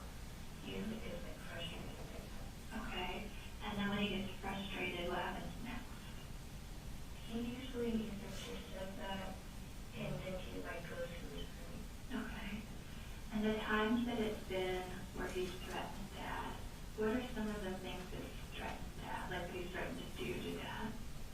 Like he just says like brief stuff, not like detailed things, but like either like hurt him or like he wants to fight him. Okay. And so he said hurt, he said fight. Has he ever said like kill, or I don't want you to be my dad, or something like that? No, if it usually gets to that, he's like not around. Okay. Have there been times, well, I understand because you said that there has, but I understand there are times where it has become physical. Can you tell me about the last time that it was physical? It started when like Colt was doing the thing with like tasting, and he was like instigating him, and like he kept on like kicking like that and stuff. And he said like, "Come on, fight me." And when he did like start like punching and stuff, my dad always like tried to like hold him down and be able to like calm down and stuff. Okay. When, and I know time is tricky, so like I don't expect you to be like, oh, it was this specific day, but when was the last time that you saw them get physical? Like a month ago, maybe like a couple of weeks. Okay. So today is not a great example because I think it's September, the beginning of September. Would it have been, September's been a couple of days. Would it have been September, or do you think it would have been August? Like, has it been since school has been in? No. So it was like before school started? Yeah, it was like before August. Okay. And so they were kicking and stuff like that. And you said Dad would like hold them. Help me understand what like their bodies would look like when Dad would hold them. Like he would either like grab his arms around him and like try to like get him to stop, or like if they were to like fall down or something, he would like try to like hang him onto the floor and try to get him like contact. Okay. And again, Jenny, I understand like you're in a tough spot, okay? But were there ever times that Dad would be so frustrated or so angry or whatever that he would start the stuff with Colt? No? Okay. Were there ever times that Dad had to like hit or kick or choke Colt during one of those physical things? No, not that I see. Okay. Were there ever times that Colt, you told me about the time that he kicked, was there ever a time that Colt would like hit or choke or use something besides his hands with Dad? Yeah, he like usually just like punches and stuff, and then when he like finally gets him to calm down, he tries to like throw something at him. Okay. What, can you describe for me what you think the worst fight that you've seen between your dad and Colt would be? I can't really recall. It's like there's like stages between like each fight. Okay. So it's still like happen, and then there'll be some time, and something else will happen. Does that sound right? Okay. And so they had a fight.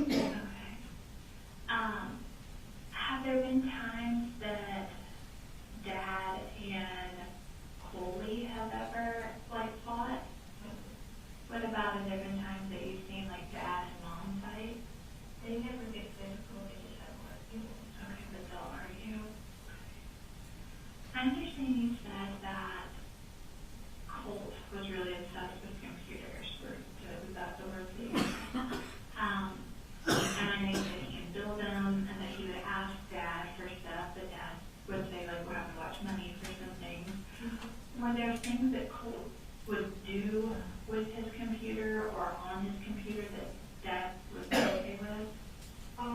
He usually never tells my dad anything that he does with his computer. But he's always been like really like washy about like his privacy and stuff. Help me understand what that looks like. So he usually just uses like burner accounts and stuff, and he usually just like delete accounts after like a week or two. Okay. And is that stuff that like Colt would talk to you about that he would do? Mm-hmm. Tell me about like some of those conversations. Well, sometimes he like makes an account on like some Gmail or something, then like a week later he says, "Oh, I deleted my account." He has to add it more. Okay. And I would say just pretend like I'm real done with this stuff, but also I'm real done with this stuff. You may have to like really walk me through some of it, okay? And so the games, I know you guys would play Minecraft. Where else, like, did he have, I know he can make servers, and there's a lot of different, like, platforms and stuff that people would use those servers on. What were some of the platforms that Colt would use his accounts on? He was like all over the place. Like most, like the things that I see are usually just like websites like Tumblr and YouTube and Twitch and stuff. Okay, so Tumblr, YouTube, Twitch, And like Pinterest. What would he do, like, so most people use Pinterest, like, for, like, I'm going to decorate or I'm going to have a recipe. What would Colt use it for? He's never really shown me like things on his Pinterest, but I've seen like stuff on it. Like he didn't have any intention to like show me, but I like saw it. Right. And That's what little sisters do, right? and he just makes boards about inspiration and like vibes and stuff. What were some things that would be, like, inspirational to Colt? People that he looks up to and like aesthetics and stuff. Okay. Who were some of the people that would be, like, on his Pinterest board? Like past school shooters. Okay. And how would you know that they were past school shooters? Okay. Can you help me understand how, so, and again, I don't want to put words in your mouth, okay, so please stop me if I say something wrong. But you said that those were people that he looked up to. Yeah, like interested in stuff. How did he become interested in them? I think it's like something with like mental issues, because of all moving around all the time and all the bullying and stuff, it kind of like hurt him. Okay. Did he talk to you about that? No, she just like talks to me about, other stuff. Tell me what he would talk to you, when he would talk to you about the school shooters. Tell me, like, what those conversations look like. He would honestly just talk to me about like them, and like he would act as if I like knew who they were and stuff. I mean, he told me like who they were and stuff, so I know, but he like acts as if I'm like interested in them. And, like, other people would just, like, it was, did he act like it was just, like, common knowledge that everybody, like, okay. And then, was that stuff that you talked to, like, your dad about at all? No. I understand, well, tell me about, I know you said you could go in Colt's room, like, even when he was feeling shut down, you could still go in there, he just might not, like, talk the same way and stuff. And he made the Pinterest boards about the people that he looked up to and stuff. Were there things in his room that were similar to that? Yeah, he prints out like photos of them and like articles and stuff, and like puts it on his wall. Okay. And I know you would go in there, would Coley go in there sometimes? He usually never goes up there. Okay. Not really interested in it. And what about Dad? Dad goes in there, but he like doesn't want that night because he doesn't know what it is. Okay. And so you talked to me about Pinterest. Tell me about his YouTube stuff. He doesn't really post anything, he just watches. Okay.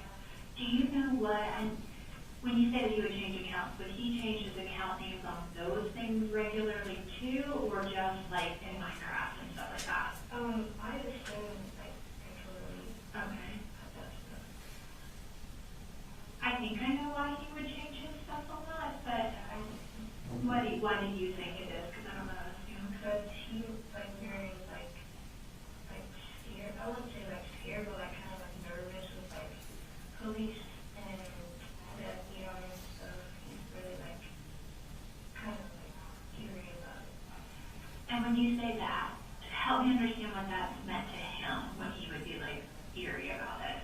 He would be like trying to avoid anything that is like connected to them, and he was trying to like do it like try his best to hide himself. Okay. Did he think that people from like Afghan stuff were like looking for him, or he just wanted to make sure that they didn't know?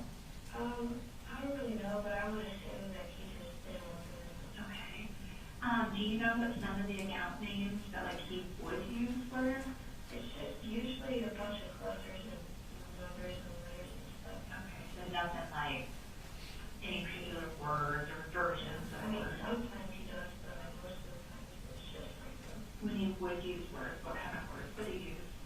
just like random like words that he gets suggested. Okay. And what kind of stuff would he watch on YouTube? He usually watches YouTubers, but he also watches like court videos and like like footage of like other people. And what kind of other people and cool stuff? People and stuff. Okay. And then tell me a little bit about Twitch. He just watches live streams on there. Okay. And again, I'm sorry, I'm some of these questions I know are kind of repetitive, but would it be like live streams of like people they look up to or different stuff? Just different stuff. Okay. What about, did he ever use like Discord or what would he do on Discord? He usually just talks to me on Discord. Okay. But Discord's one of those things where he like changes his username and stuff like crazy. Okay. Do you know what his most recent Discord name is that he would talk to you with? Do you have, like, could you look it up? Like, do you have a way that you could from where, like, the last time you guys talked on it? I either think he got shut down or it's just like close to the end. Okay. You mentioned that he used, like, a PC. What else did he use? Like, did he have a cell phone or other devices? Yeah, he had a cell phone, he had an Xbox, other versions, and Okay. And he would communicate on all of those things with stuff? he would usually communicate on his computer and his phone. Okay. Do you know, I mean, 'cause I know some people would use the Xbox to communicate. Did he ever do that or just use that not as much? Yeah, because we don't communicate on it because we have different consoles. Okay. Would he use the Xbox to talk to other people then sometimes? I don't think so. Okay. Are there any other platforms besides like Discord or anything else that he would use? Not that I know. So we talked a good bit about how he looked up to some of these people and they were inspirational and he thought that it was normal, to have all of this information.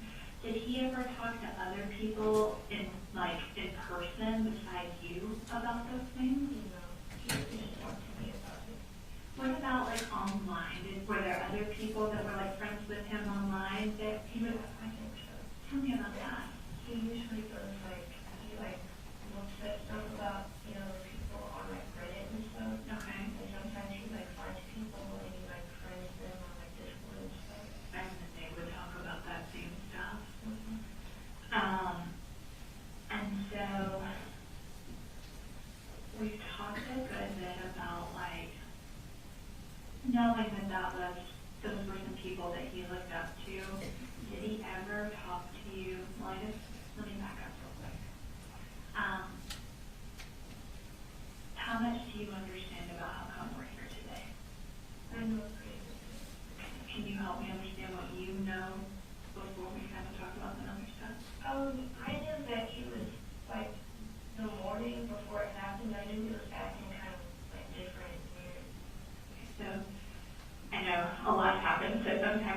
lot of things happen, days, like time feels even more tricky than normal. So today is Thursday. Yesterday was Wednesday. When you say the morning before, do you mean Wednesday morning or like a different morning? Yesterday's morning. Okay, so yesterday's morning, he was acting different. Can you tell me, like, what made you feel like he was acting different? He was acting like, well, his bus comes before mine. Okay. So I was up, on my console and stuff, and he was like talking to me, and he said like stuff about how I should make a video for you, like in memory or something. He never told me about like what he was like remembering about, but he said like you should make a video for like memories and stuff. Okay. And how come that seemed weird or different? Because he usually like never talks about that kind of stuff. Okay. And so was there anything else that seemed different or off?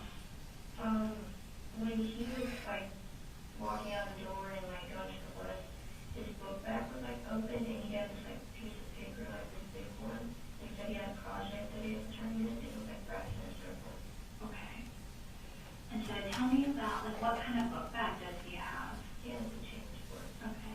And do you know what, like, color or whatever it was? It was black. It was black.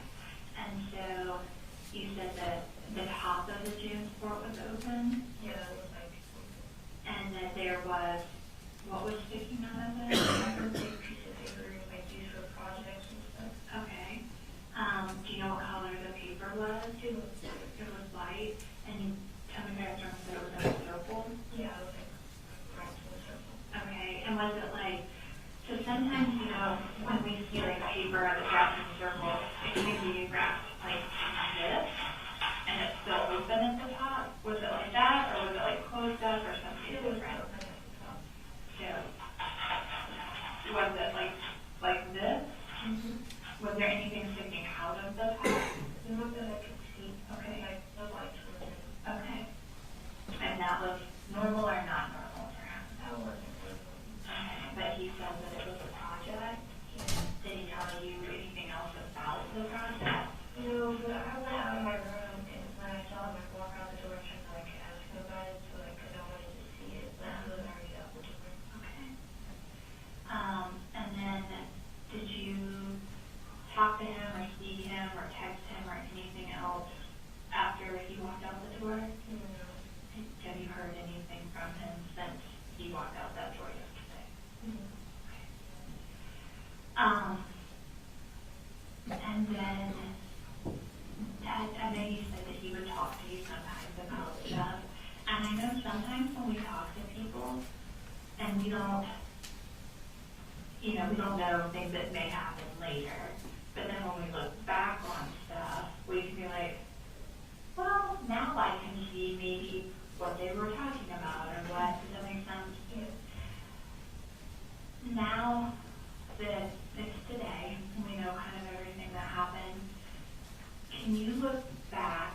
Are there ever times that he talked about doing what happened yesterday or wrote about yesterday or planned about yesterday that you can think back on and see now? Like before, he just talked normally. I mean, I don't like go through like his like books or anything, so I don't know if he like planned it or just talked about it. Okay. But there was nothing else that, like, kind of looking back now where you're like, I wonder if that's what he was talking about, or I saw something, a picture or a text or a notebook or something, and I wonder if that's what that was about, or anything like that. When we would text with each other, he usually like send me like images of the people he looked up to and stuff, and like news about it. Okay. And were they memes where it was like, they shouldn't have done that, or memes where like, he thinks they should have done it, or something different? I don't really know how to pinpoint it, kind of everything. I mean, it's not really specific. Okay.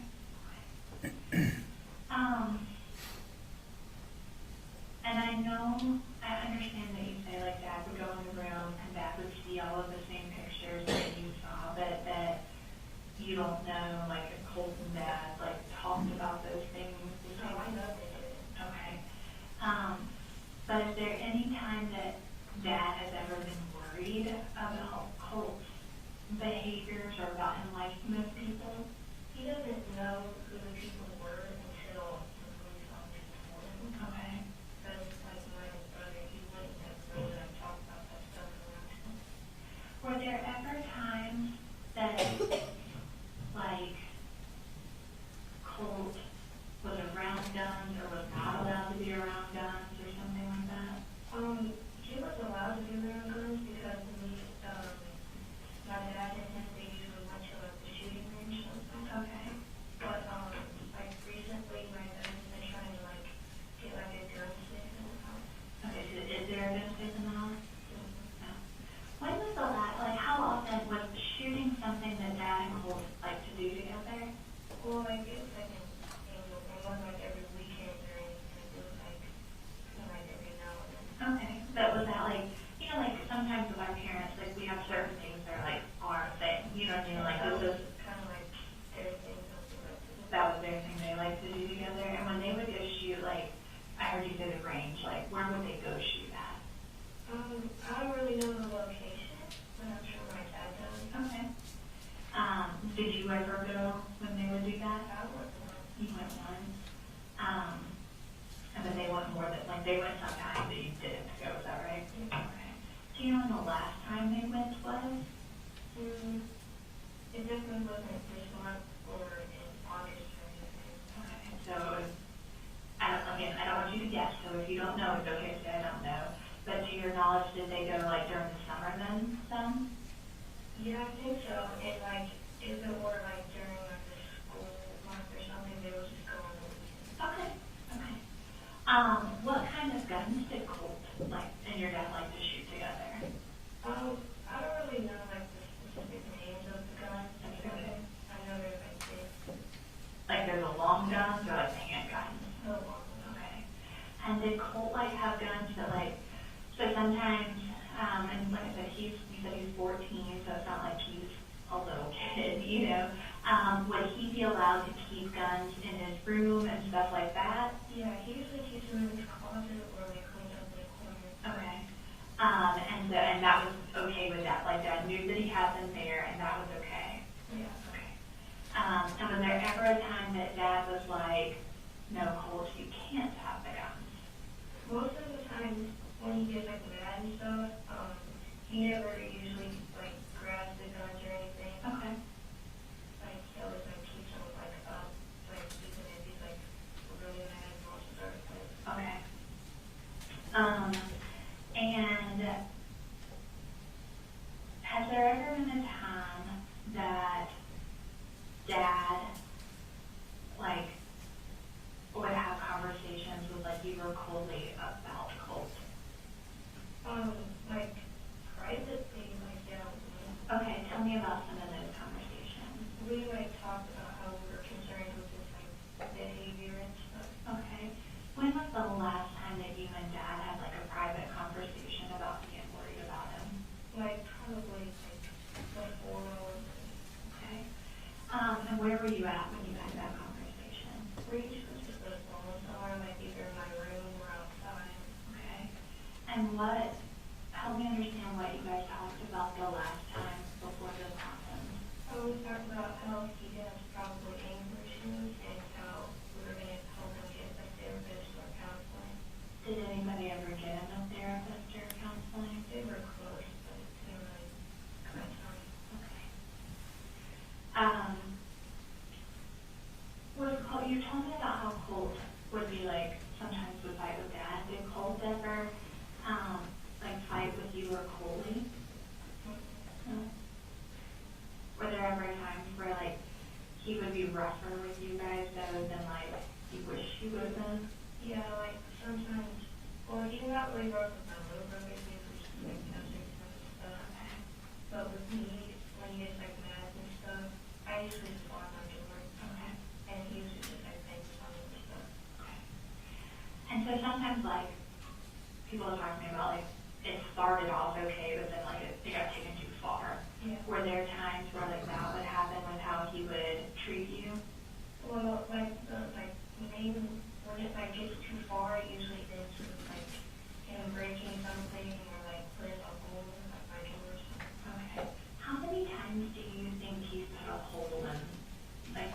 you said the door never put a hole in the wall. Yeah. How many times do you think he put holes in something when he's really upset? We always put like one hole in the wall, I think, and he put like 3 holes. And were those all 3 happened at one time or different times? Different times. How come he would, so it seems that you said that you would lock the door, and then all 3 times were those times he was trying to get into your room that he put the holes in it? What would he be so upset about? Like sometimes we just have like petty arguments about like games and stuff, and it just like gets bigger than it should be. Right. And then like, well, that's basically it. So like sometimes we have like actual arguments about stuff, and it escalates too. Was there ever a time that like he was like putting a hole in the door or whatever that you were afraid that it made you feel uncomfortable or afraid? Can you tell me about that? Well, I usually just like, when he's like banging on the door or something, I'm just like climbing on edge or something. And I usually just put my earbuds in so I can tune it out. Okay. And then has there ever been a time that you shut and locked the door that he was able to get in? Not that I know of. I even tried to pick the lock with like a little knife that he has. Okay.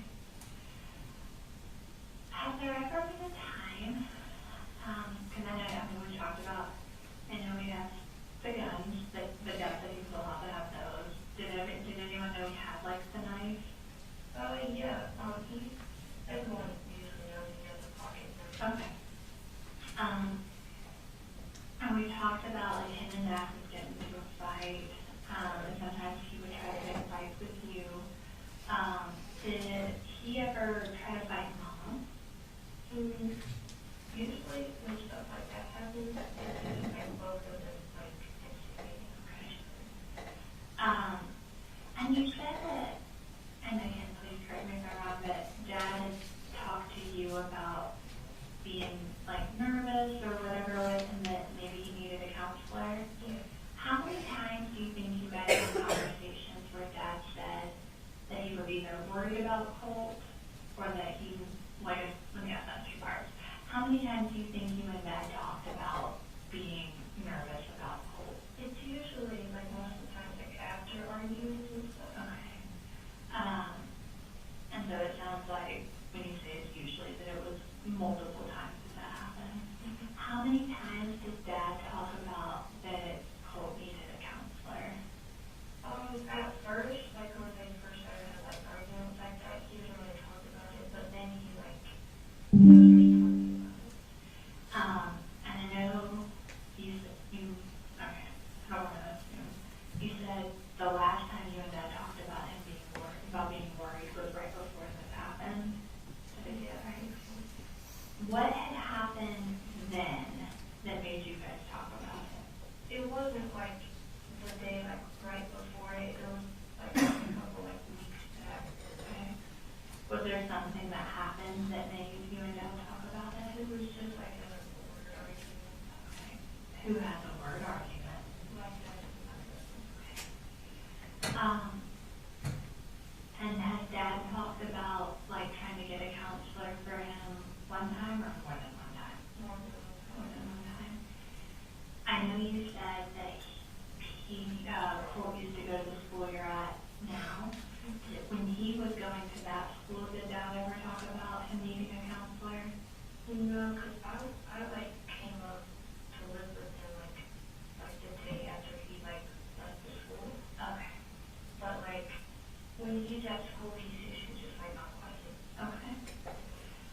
Was there anything else when you and Dad talked that Dad talked about that he thought like maybe getting a counselor would help or things like that? Were there other like kind of steps or ideas that Dad had that might be able to help Colt? He definitely wanted to try to get him on some medication, so kind of relax. Okay. Was he able to get a doctor appointment for him? How many times did Dad talk about the medication? One time or more than one time? More than one time. Okay.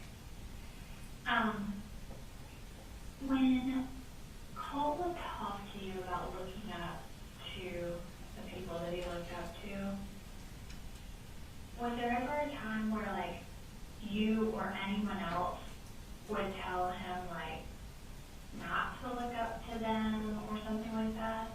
I try to be like discreet about it and like saying like, oh hey, those are kind of bad people. I wouldn't really like invest in that kind of stuff. But I usually like try to like keep my distance. I don't want to like anger anybody. And then how would you respond if you would try to say those things? He would just laugh at them, kind of like just ignore it. Did Dad ever tell him like not to do those things? He never did. And then, can you help me understand, like, what yesterday was like for you up until, like, today? Because I imagine that there's been a lot of talks and a lot of stuff like that. Can you kind of help me understand what's been talked about and, like, kind of what all you've been a part of? My dad, when he like talking about it, he said that he was shocked, and like kind of like angered that he did this. But honestly, in like my perspective, I kind of saw it coming. Okay. Help me understand the things that you saw that made you say, like, I could have seen it coming. When he left it on the bus, the open book bag, like the weird attitude he was acting like, and like when he went to get on the bus and like left the house, I wasn't too sure when I like didn't see his ghost anymore. Okay. Did Dad see him take his book bag and stuff to school? No, he at least before though. Okay. And so, are there things like, in hindsight, right, like when we look back, are there ways that you think like Dad or any of the teachers or anybody could have also seen this coming? I felt like not like immediately, but like I felt the school could have noticed something about, something like this happening. Okay. What kinds of things do you think they could have done? Like, I was surprised when like he was able to get on the bus because I would have thought that like the bus driver would have like seen, his cousin there because his book bag was open. What about Dad? What are things Dad could have seen? He is kind of like oblivious to every like all the idolizing people and like thinking about this kind of stuff, but they never talked about it. Jay, I'm gonna ask you a really hard question, okay? And I know, like, nothing that happened yesterday is something that you did, okay? And so I want you to know that. But did you know that that was a gun in his book bag that he left yesterday? I felt like it was here, but I didn't see it. And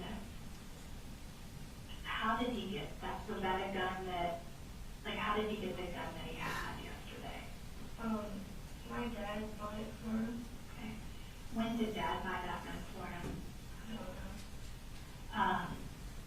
Has it been since you've lived there that Dad, was it like a gift for him? Yeah, I think so. Okay, and has it been since you've lived there that Dad gave it to him as a gift? Mm-hmm.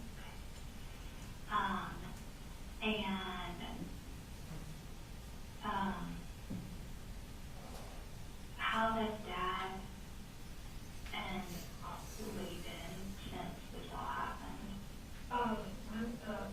He's still kind of confused about what's all happening. Okay.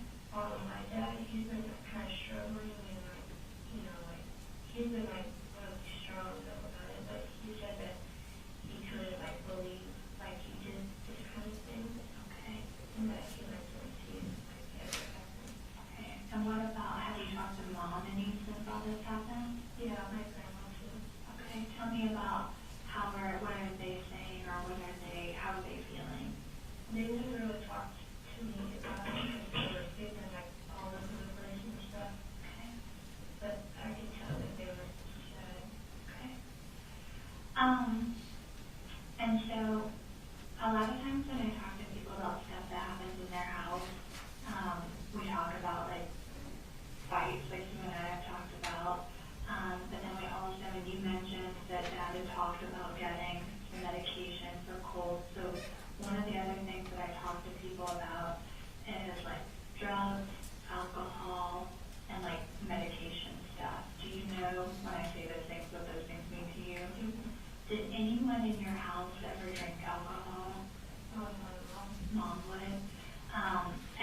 kind of alcohol stuff does mom drink? My dad usually doesn't let alcohol in the house, but like she would usually drink like whiskey or like some beers and stuff. Okay. And then when I say drugs, what do drugs mean to you? Like illegal substances. Okay. And so did anyone in your house ever use drugs or take drugs? My mom did. Your mom did? Okay. What would mom do? She usually, as far as I know about it, she would usually just be on like meth. Okay. And is that a thing that you ever saw mom do, or you just knew that that was the thing that was happening? I knew it was happening, and like I knew like 100%, but I didn't see her ever like actually doing it. And what would be the things that would make you know 100%? She would have like splashed gas on her arms and legs and like face and stuff. Okay. And so you told me that drugs are illegal substances, but sometimes people take medicine too, like from a doctor, but it can also, sometimes people take just what they're supposed to take, and other times people can take too much. Does that make sense? Is there anyone in your house that ever takes medicine? Yeah, my mom does. Mom does? What kind of medicine does mom take? Do you know? She, well, lately she's been using sleep medicine. Okay. But she was like taking too much of it. She was actually really like drowning and stuff. Okay, so it would change how mom acted. Did dad ever take anything that would change how he acted? Or Not recently. tell me about the time before. When I was like still like a kid, like my little brother's age, he would usually just drink. Okay. When's the last time that you've seen dad drink? Ever since I was like When you were younger? And then did dad ever take any medicine or anything that would make him act different? No, the medicine that he would take was usually just prescribed painkillers like that. Okay, did something happen to dad's back? Yeah, he broke it. Okay. When did you know, and I'm sure you know exactly when, did you know about when, or how old you were when dad broke his back? I was like 4 or 5. So you were young. Does dad still take the medicine for his back?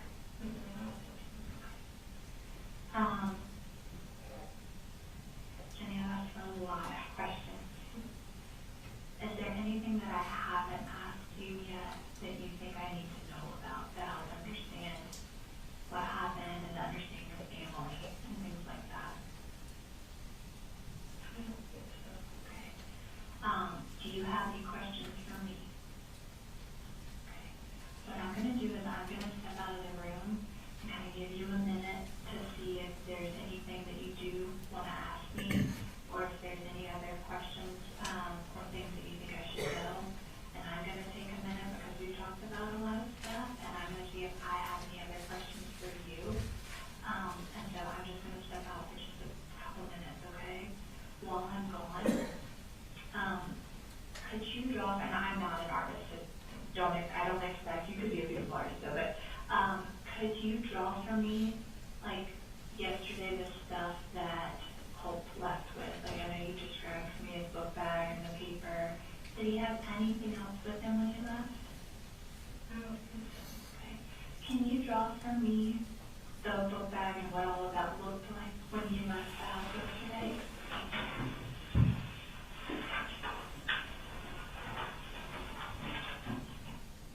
Is everyone okay if I fast forward? Yes, please.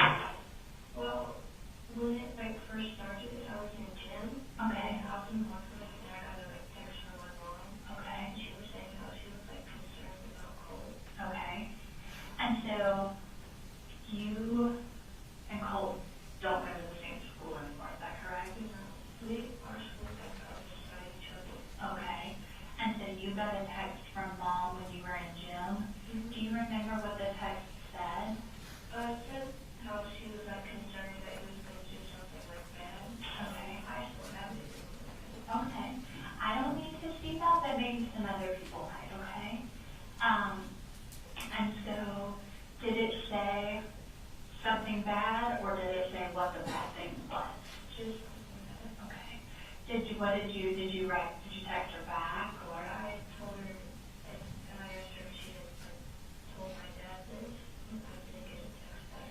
Okay. Did you ever find out that she did tell Dad about it? During like the lockdown thing, we were able to be on our phones, and she said that she did. She said she did tell Dad? Okay. And so, Mom wasn't here, was she? She was down in Fitzgerald. She was in Fitzgerald, because she stayed here for a few weeks, but it's been a little bit now since that happened, is that right? Okay. And so, is there any other, thank you for sharing that with me, is there anything else that you've thought of, that you think I should know about? No. Are there any questions that you've asked so far? I have a couple more questions, but I want to make sure I got a few things right, okay? You told me that you and Colt would talk on Discord. You guys would chat there, but that he changed his username a good amount, and you might be able to see what his last one is, but also you might have shut it down. What was your username on Discord? It was something random, but it's still on my phone. I can tell you. Can you just write it down for me? So that's your username, even if it's not spelled exactly the same or whatever. Can you just write that down for me?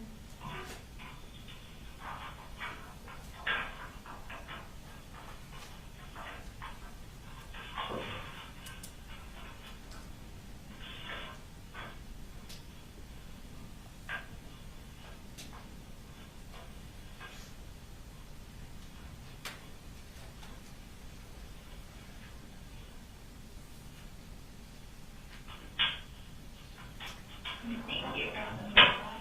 I want to make sure I got it right. Is it Micah_Belly? Yes. Thank you. And then I know you said you and Dad had talked about Colt maybe needing some medicine and stuff to help him. Did Colt ever talk about, or did you ever see Colt have, besides being angry, was there any other stuff, was he ever diagnosed with anything, or was there ever stuff that he thought was wrong with him, or something like that? I don't think he was diagnosed with anything. Okay. Did he ever talk to you about feeling like something was wrong with him, or anything like that? No? Okay. And then I understand that last night that there were some cops at your house. Is that right? And that while they were there, that you and Dad and Coley stayed in the truck together, is that right? Mm-hmm. Can you tell me what you guys talked about while you were in the truck? He was just explaining to me about, the situation and stuff, and how long it would take and stuff. Okay. And when you say how long it would take? Or the cops were searching around. Okay. And I know that you said he was explaining it to you, but was Coley also there when that was happening? He wasn't in the truck when we were talking about it. He was sitting on the tailgate. Okay. Thank you for helping me. So I imagine there was a lot going on, just a lot of feelings, a lot of trying to understand, a lot of explaining. Can you kind of walk me through what was the first thing Dad told you, and then kind of walk me through the process of the stuff that we talked about? When I got home, he basically told me how we couldn't go to the house, and he was talking about how what Colt did and stuff, and how long it was going to take, and he also had to talk to him. Who did you have to talk to? Dad had to talk to other people? Okay. What words did Dad use to explain to you what Colt did yesterday?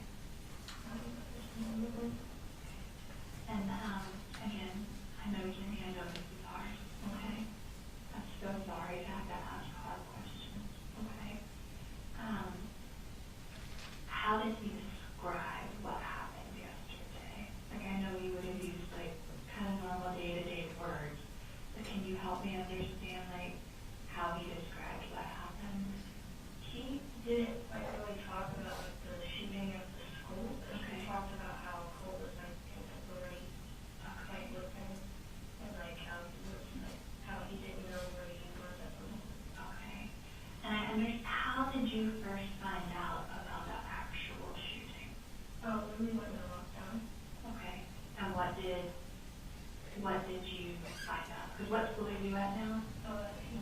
He's And so that's right there.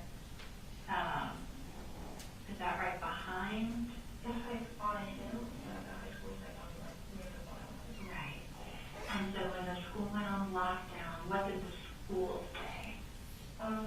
It just said what they usually do. They didn't really say anything specific, like how it's like a Holocaust. Okay. And then how did you know it was a shooting? Because I just had that feeling, and like I texted my mom and my dad and stuff, and I heard like the other students around me like talking about it. Okay. How did other students know? I think they went on the news. Did you go on the news too? I tried, but like the night cellular data wasn't that strong. Okay. And so what did mom and dad tell you when you were texting during lockdown? I was explaining to them basically what was happening, and my dad said he was like coming up to the school, because he works like there. Where did that work out?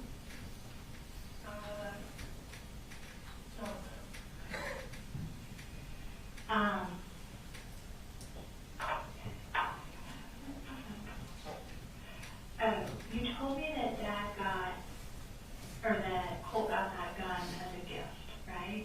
When he got it as a gift, did he get any other parts with it? I think he got like the gun itself as a gift, and like over time he got parts for it. What, and again, like, I know you said, like, you don't know all the names and kinds and stuff, and that's okay. But when we talk about, like, that he got other parts for it, do you know what he got for it? Like there were like grips or like lasers and stuff. Okay. And was that a thing that, like, that he would buy for himself, or Dad would buy, or Mom would buy, or? He would usually just ask either my mom or my dad or my grandma. Okay. And so, like, when he would ask Grandma, would he ask her for money to get those things, or would he ask her to, like, buy this specific thing? I think he like actually like ordered. Okay. What kind of stuff did Grandma order for him? She mostly ordered electronic stuff for him, but she did buy some gun parts, I think. Okay. And when you say Grandma, what is Grandma's name?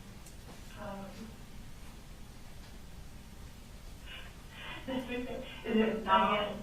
Debbie, is that Mom's mom or Dad's mom? Okay. And then what kind of stuff did Dad buy? Like, would he give him money, or would Dad buy the parts stuff? He would buy the parts. Do you know what kind of parts stuff Dad bought? Like things that you know like clip onto the gun. Okay. And like upgrade it and stuff. Okay. You talked about lasers, did I get that right? Who bought the lasers? I think my dad did. Okay. And you talked about stuff that clips on the side. What would that be for?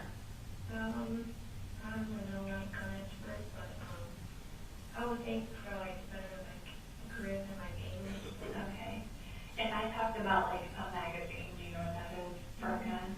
Do you know where Cole got the magazines for his gun? His my dad. Your dad got some. Do you know how many he had? No, he usually, if he ever showed me one, he would just have one. One, okay. And what about, and again, you don't say not to kids, but like bullets and stuff for it, do you know where he would get those? I think he would like get it from like a sports place or like Amazon.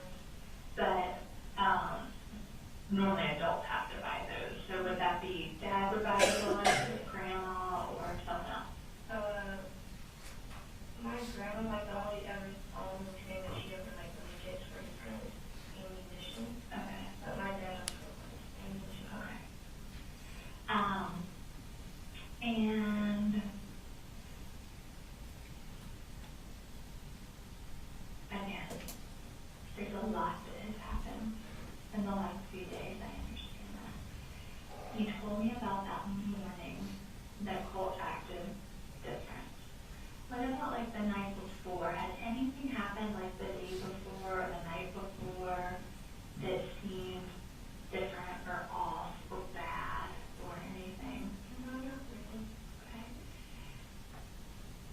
there, I know you talked about like bullying and that was the thing that, you know, Colt has struggled with.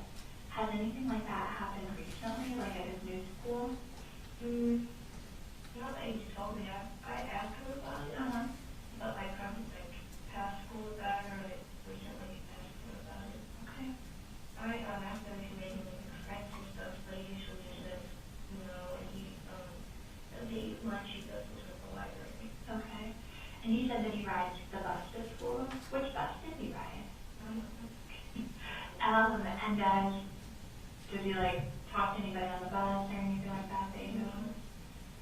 And so the bus picks you guys up like near your house? Yeah, okay. And he leaves, how, like what order does everybody leave your house? My little brother leaves first, and my dad goes to work after he drops him off. Then Colt leaves. Okay, so your little brother doesn't ride a bus, he rides with dad, is that right? Yeah. Okay. And so was Colt like awake and getting ready and stuff when they left, or they left before he ever woke up? I think he was awake when they left. Okay. And then like on a normal morning, does dad like come and check on everybody, make sure everybody's up and moving and all that stuff before he leaves, or is that like y'all's job to no matter what get yourself up, get ready and all that? He usually, if I'm still asleep, he usually wakes me up and he like checks on everyone. Okay. And so did you see dad check on, like did dad come check on you before you left yesterday, or before he left yesterday? Yeah, he woke me up right before he left. I just said I can't do it. Okay. And then did he talk to Colt before he left yesterday? I think he just woke him up. That's okay. And then when you first got up, like got out of bed yesterday, where was Colt at? He was so sick. So asleep, he just wasn't getting up? Okay, so you had got up and started getting ready before he did, but he leaves before you did, is that right? I woke up early. Okay. And when he talked to you about making the memory video, where were you at when he talked about that? I was in my room. Okay, so he had come in your room, is that right?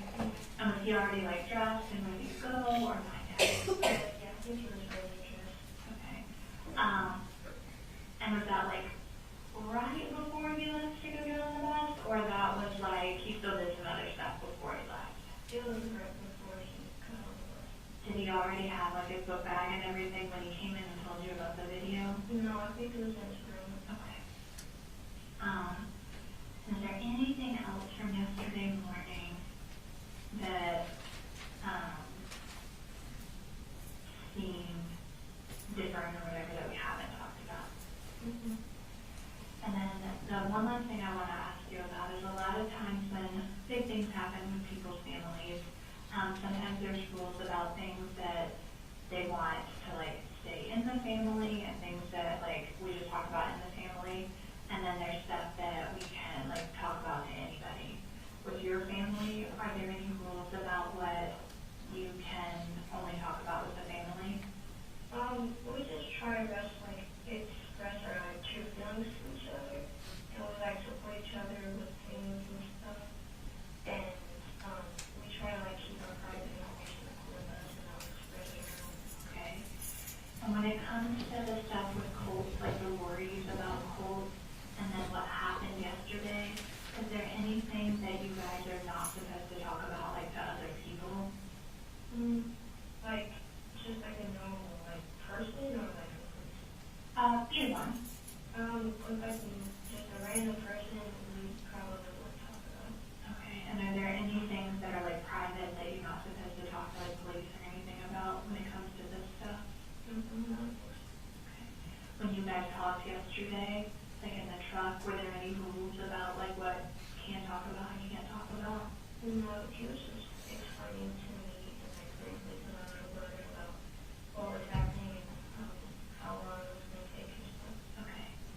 And then a lot of times when things happen, people can be worried about other people being in trouble. Are you worried about anyone being in trouble? I'm kind of worried about like my family, like being in trouble, stuff help me understand that. Like, people thinking we're like bad people. Okay. Do you think people think you're a bad person? Sometimes, yeah. Okay. Like with like it being everywhere on like the internet and stuff, I wouldn't be surprised. Has anybody like said anything to you personally, like a text message or like online or anything like that? You know, but they like texted my mom like, How do you know about that? because my mom told. What did mom say people had texted? Yeah, but she was just saying like how they were texting really mean things and crazy. Who was sending those things to her? Just random people on like Instagram and Facebook and stuff. Are you worried about, you told me a little bit about mom, a little bit about you. Are you worried about Dad being in any trouble? Not really. Okay. And are you worried about Coley being in any trouble? Is there anything else that you are worried about or have questions about or anything like that? No? Do you know what, like, kind of is next for you guys? Like, what your plans are for the rest of the day or anything? We're gonna try like, you know, just like get through this like normally, like one day at a time. Okay. Well, Jenny, like I said, it is not lost on me that I asked you a lot of really hard questions. And so I want to thank you for being willing to talk to me today. And I'm grateful that I got a chance to meet you. And if you don't have any other questions for me, I can walk you back out to the front.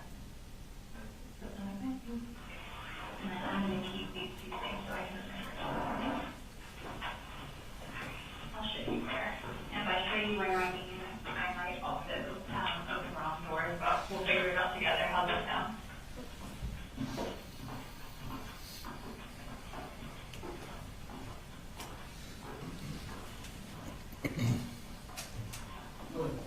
Thank you, Judge. Thank you, investigator. I have no further questions. Thank you. Any redirect? No. All right, thank you, sir, you're free to go. Thank you.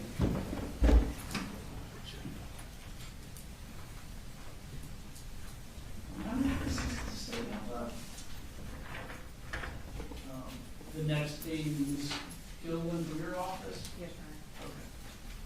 All right. May be disappointed, I'm gonna send y'all home, slightly early. We're gonna stay and work out some evidentiary things, hopefully to make tomorrow a little smoother. But no promises. Y'all enjoy your evening, don't put up anything about the case or discuss it with anyone.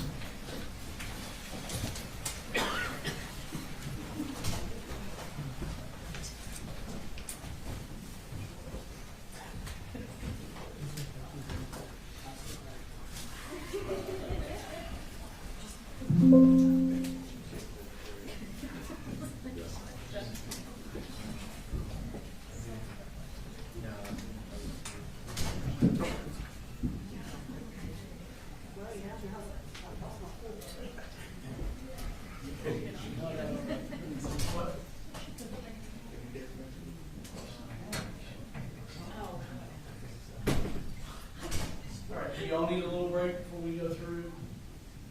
Dawn says yes, so we'll take a break and then pick back up with the reactions to anything Gilliland's present.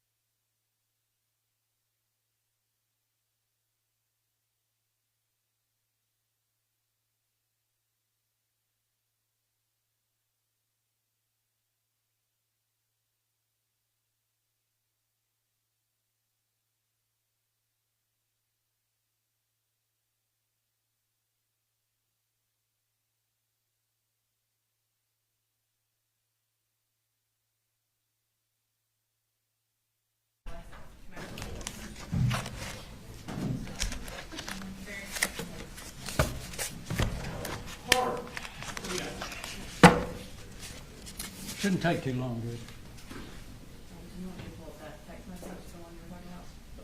Yeah, let's go with that. I think it's on page 93, maybe.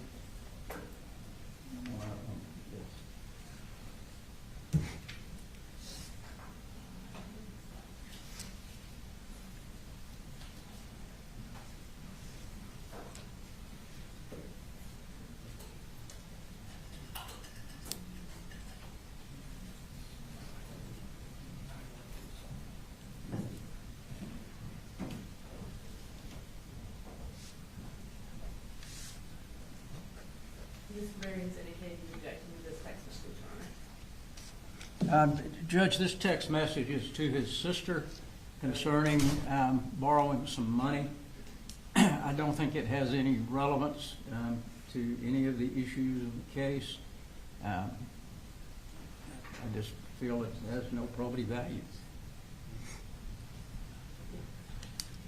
Ms. Brooks? This particular text message is extremely relevant for a couple of reasons. One, he is asking his sister for money because he's claiming that he has paid for doctors for Colt. He has not sent Colt to the doctor, so that is a lie. The second reason is extremely relevant is that he claims he did not know about sending Colt to Advantage for inpatient treatment, and he specifically tells her he had a full-on panic attack at school, so I'm trying to get him into a psychologist in Athens.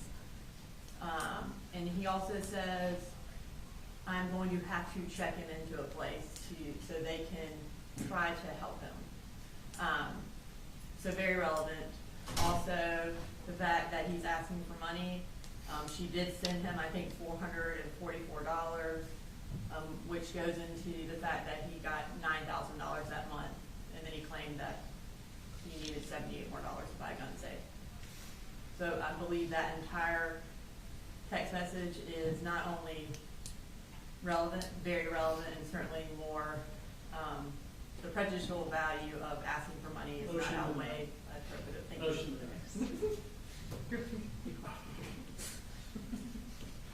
Next.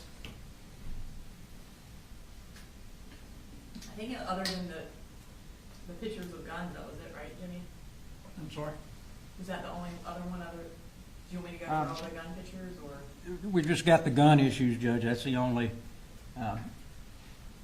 text message. Other than that colloquy, which is on page 40, that's the text messages that Colt had sent to his grandmother about, going off because she hadn't bought him the chip for his computer. I think all of those are already in. I just don't want to duplicate if they're going to do it twice. They've already gone into that and gone through it, so. Those are not a part of our presentation. You're not re-presenting those, is that what you're saying? I am 99.9% sure we are not. Do you want to? It was in the packet, so I just wanted to be sure. Okay. The only other ones, Judge, are the photos of the guns, which are page 30, page 83, 84, and 90. 93, I believe. Those are not photos that were. The numbers that are referenced now are different. She'll pull it up. It's fine. Yeah, I think. Yes, I can pull up I believe the last firearm picture we went through was the one where he had the firearm to his mouth. So I'll do this. These are all photos that none of which were sent to Colin Gray. These are photos that are on his phone, but they don't really have any relevance because of the fact that they're not sent to the dad. It's not something he knew anything about. I think it would prejudice the jury, and the prejudicial effect would certainly outweigh the reason for putting it in. I'm going to wait for her. She's going to pull it up. I still haven't seen I'm sorry. Here is, this is one set of him in his closet with the firearm from September 2nd. So again, we would stand on our previous reason for why we believe this is relevant. It shows that he has access to the gun. You now heard the defendant's statement claiming that he put the gun up in his closet. So we believe this is directly contrary to that and evidence of his unfettered access to the firearm. I don't know that there's been testimony that's completely unfettered. People aren't there most of the time, so the testimony was that it came in and out of up there when he cleaned it and did other things with it, so. Yeah, I mean, I think Colt's access to the gun and what availability, how available it was to them is an issue in the case. So if there are photographs that show him with the gun, I can't find that they're irrelevant. I'm going to deny the motion, call the motion and eliminate on that. And then, of course, Mr. Gray can point out that those photographs were never sent to or sent to Mr. Gray. I'm sorry, did you ask me a question, Your Honor? I did not. Okay. I was just looking to see if there were any other. The other photos, Judge, I think you've looked at a couple of them, but I think with 84 and 93 are the same, and you all had indicated you're going to pull one of those, but I don't know which one. Are you referencing the guns to the head? Yes, we're only going to display that one time. And that's the one we talked about beforehand. It was the one with the half mask. Right. So we removed it from one of the pages and are only displaying it one time. That's it, Judge. I think that's all of the, we of course object to any of the gun photos if they weren't sent to Mr. Gray. All right. So we will be starting off with Gilliland tomorrow. Yes, Your Honor. We anticipate her being a lengthy witness probably into the afternoon, and then we'll have our final witness from the GBI, Lucas Myers. And that is when we will play the surveillance video. We'll remind the audience about that tomorrow. All right. Do you have the defense request, Charlie? No. She does not. They are 99% done. I need to speak to Mr. Berry about some lesser included Okay. that we'll be putting in, but everything else is finished. Okay. I'll probably have those tomorrow morning so I can get those to both you and the state. Most of them are patterned. I will let the court know. Okay. Thank you. If you can't, I'm free to just email them to me too. Oh, I will definitely do that, yes. Thank you. In Word form, I would assume. Yes, please. You're welcome. Thank you. Absolutely. Any other issues? Not in the state, Your Honor. Not that I know of. Not at this time. All right. You'll have a good afternoon. Thank you, Judge.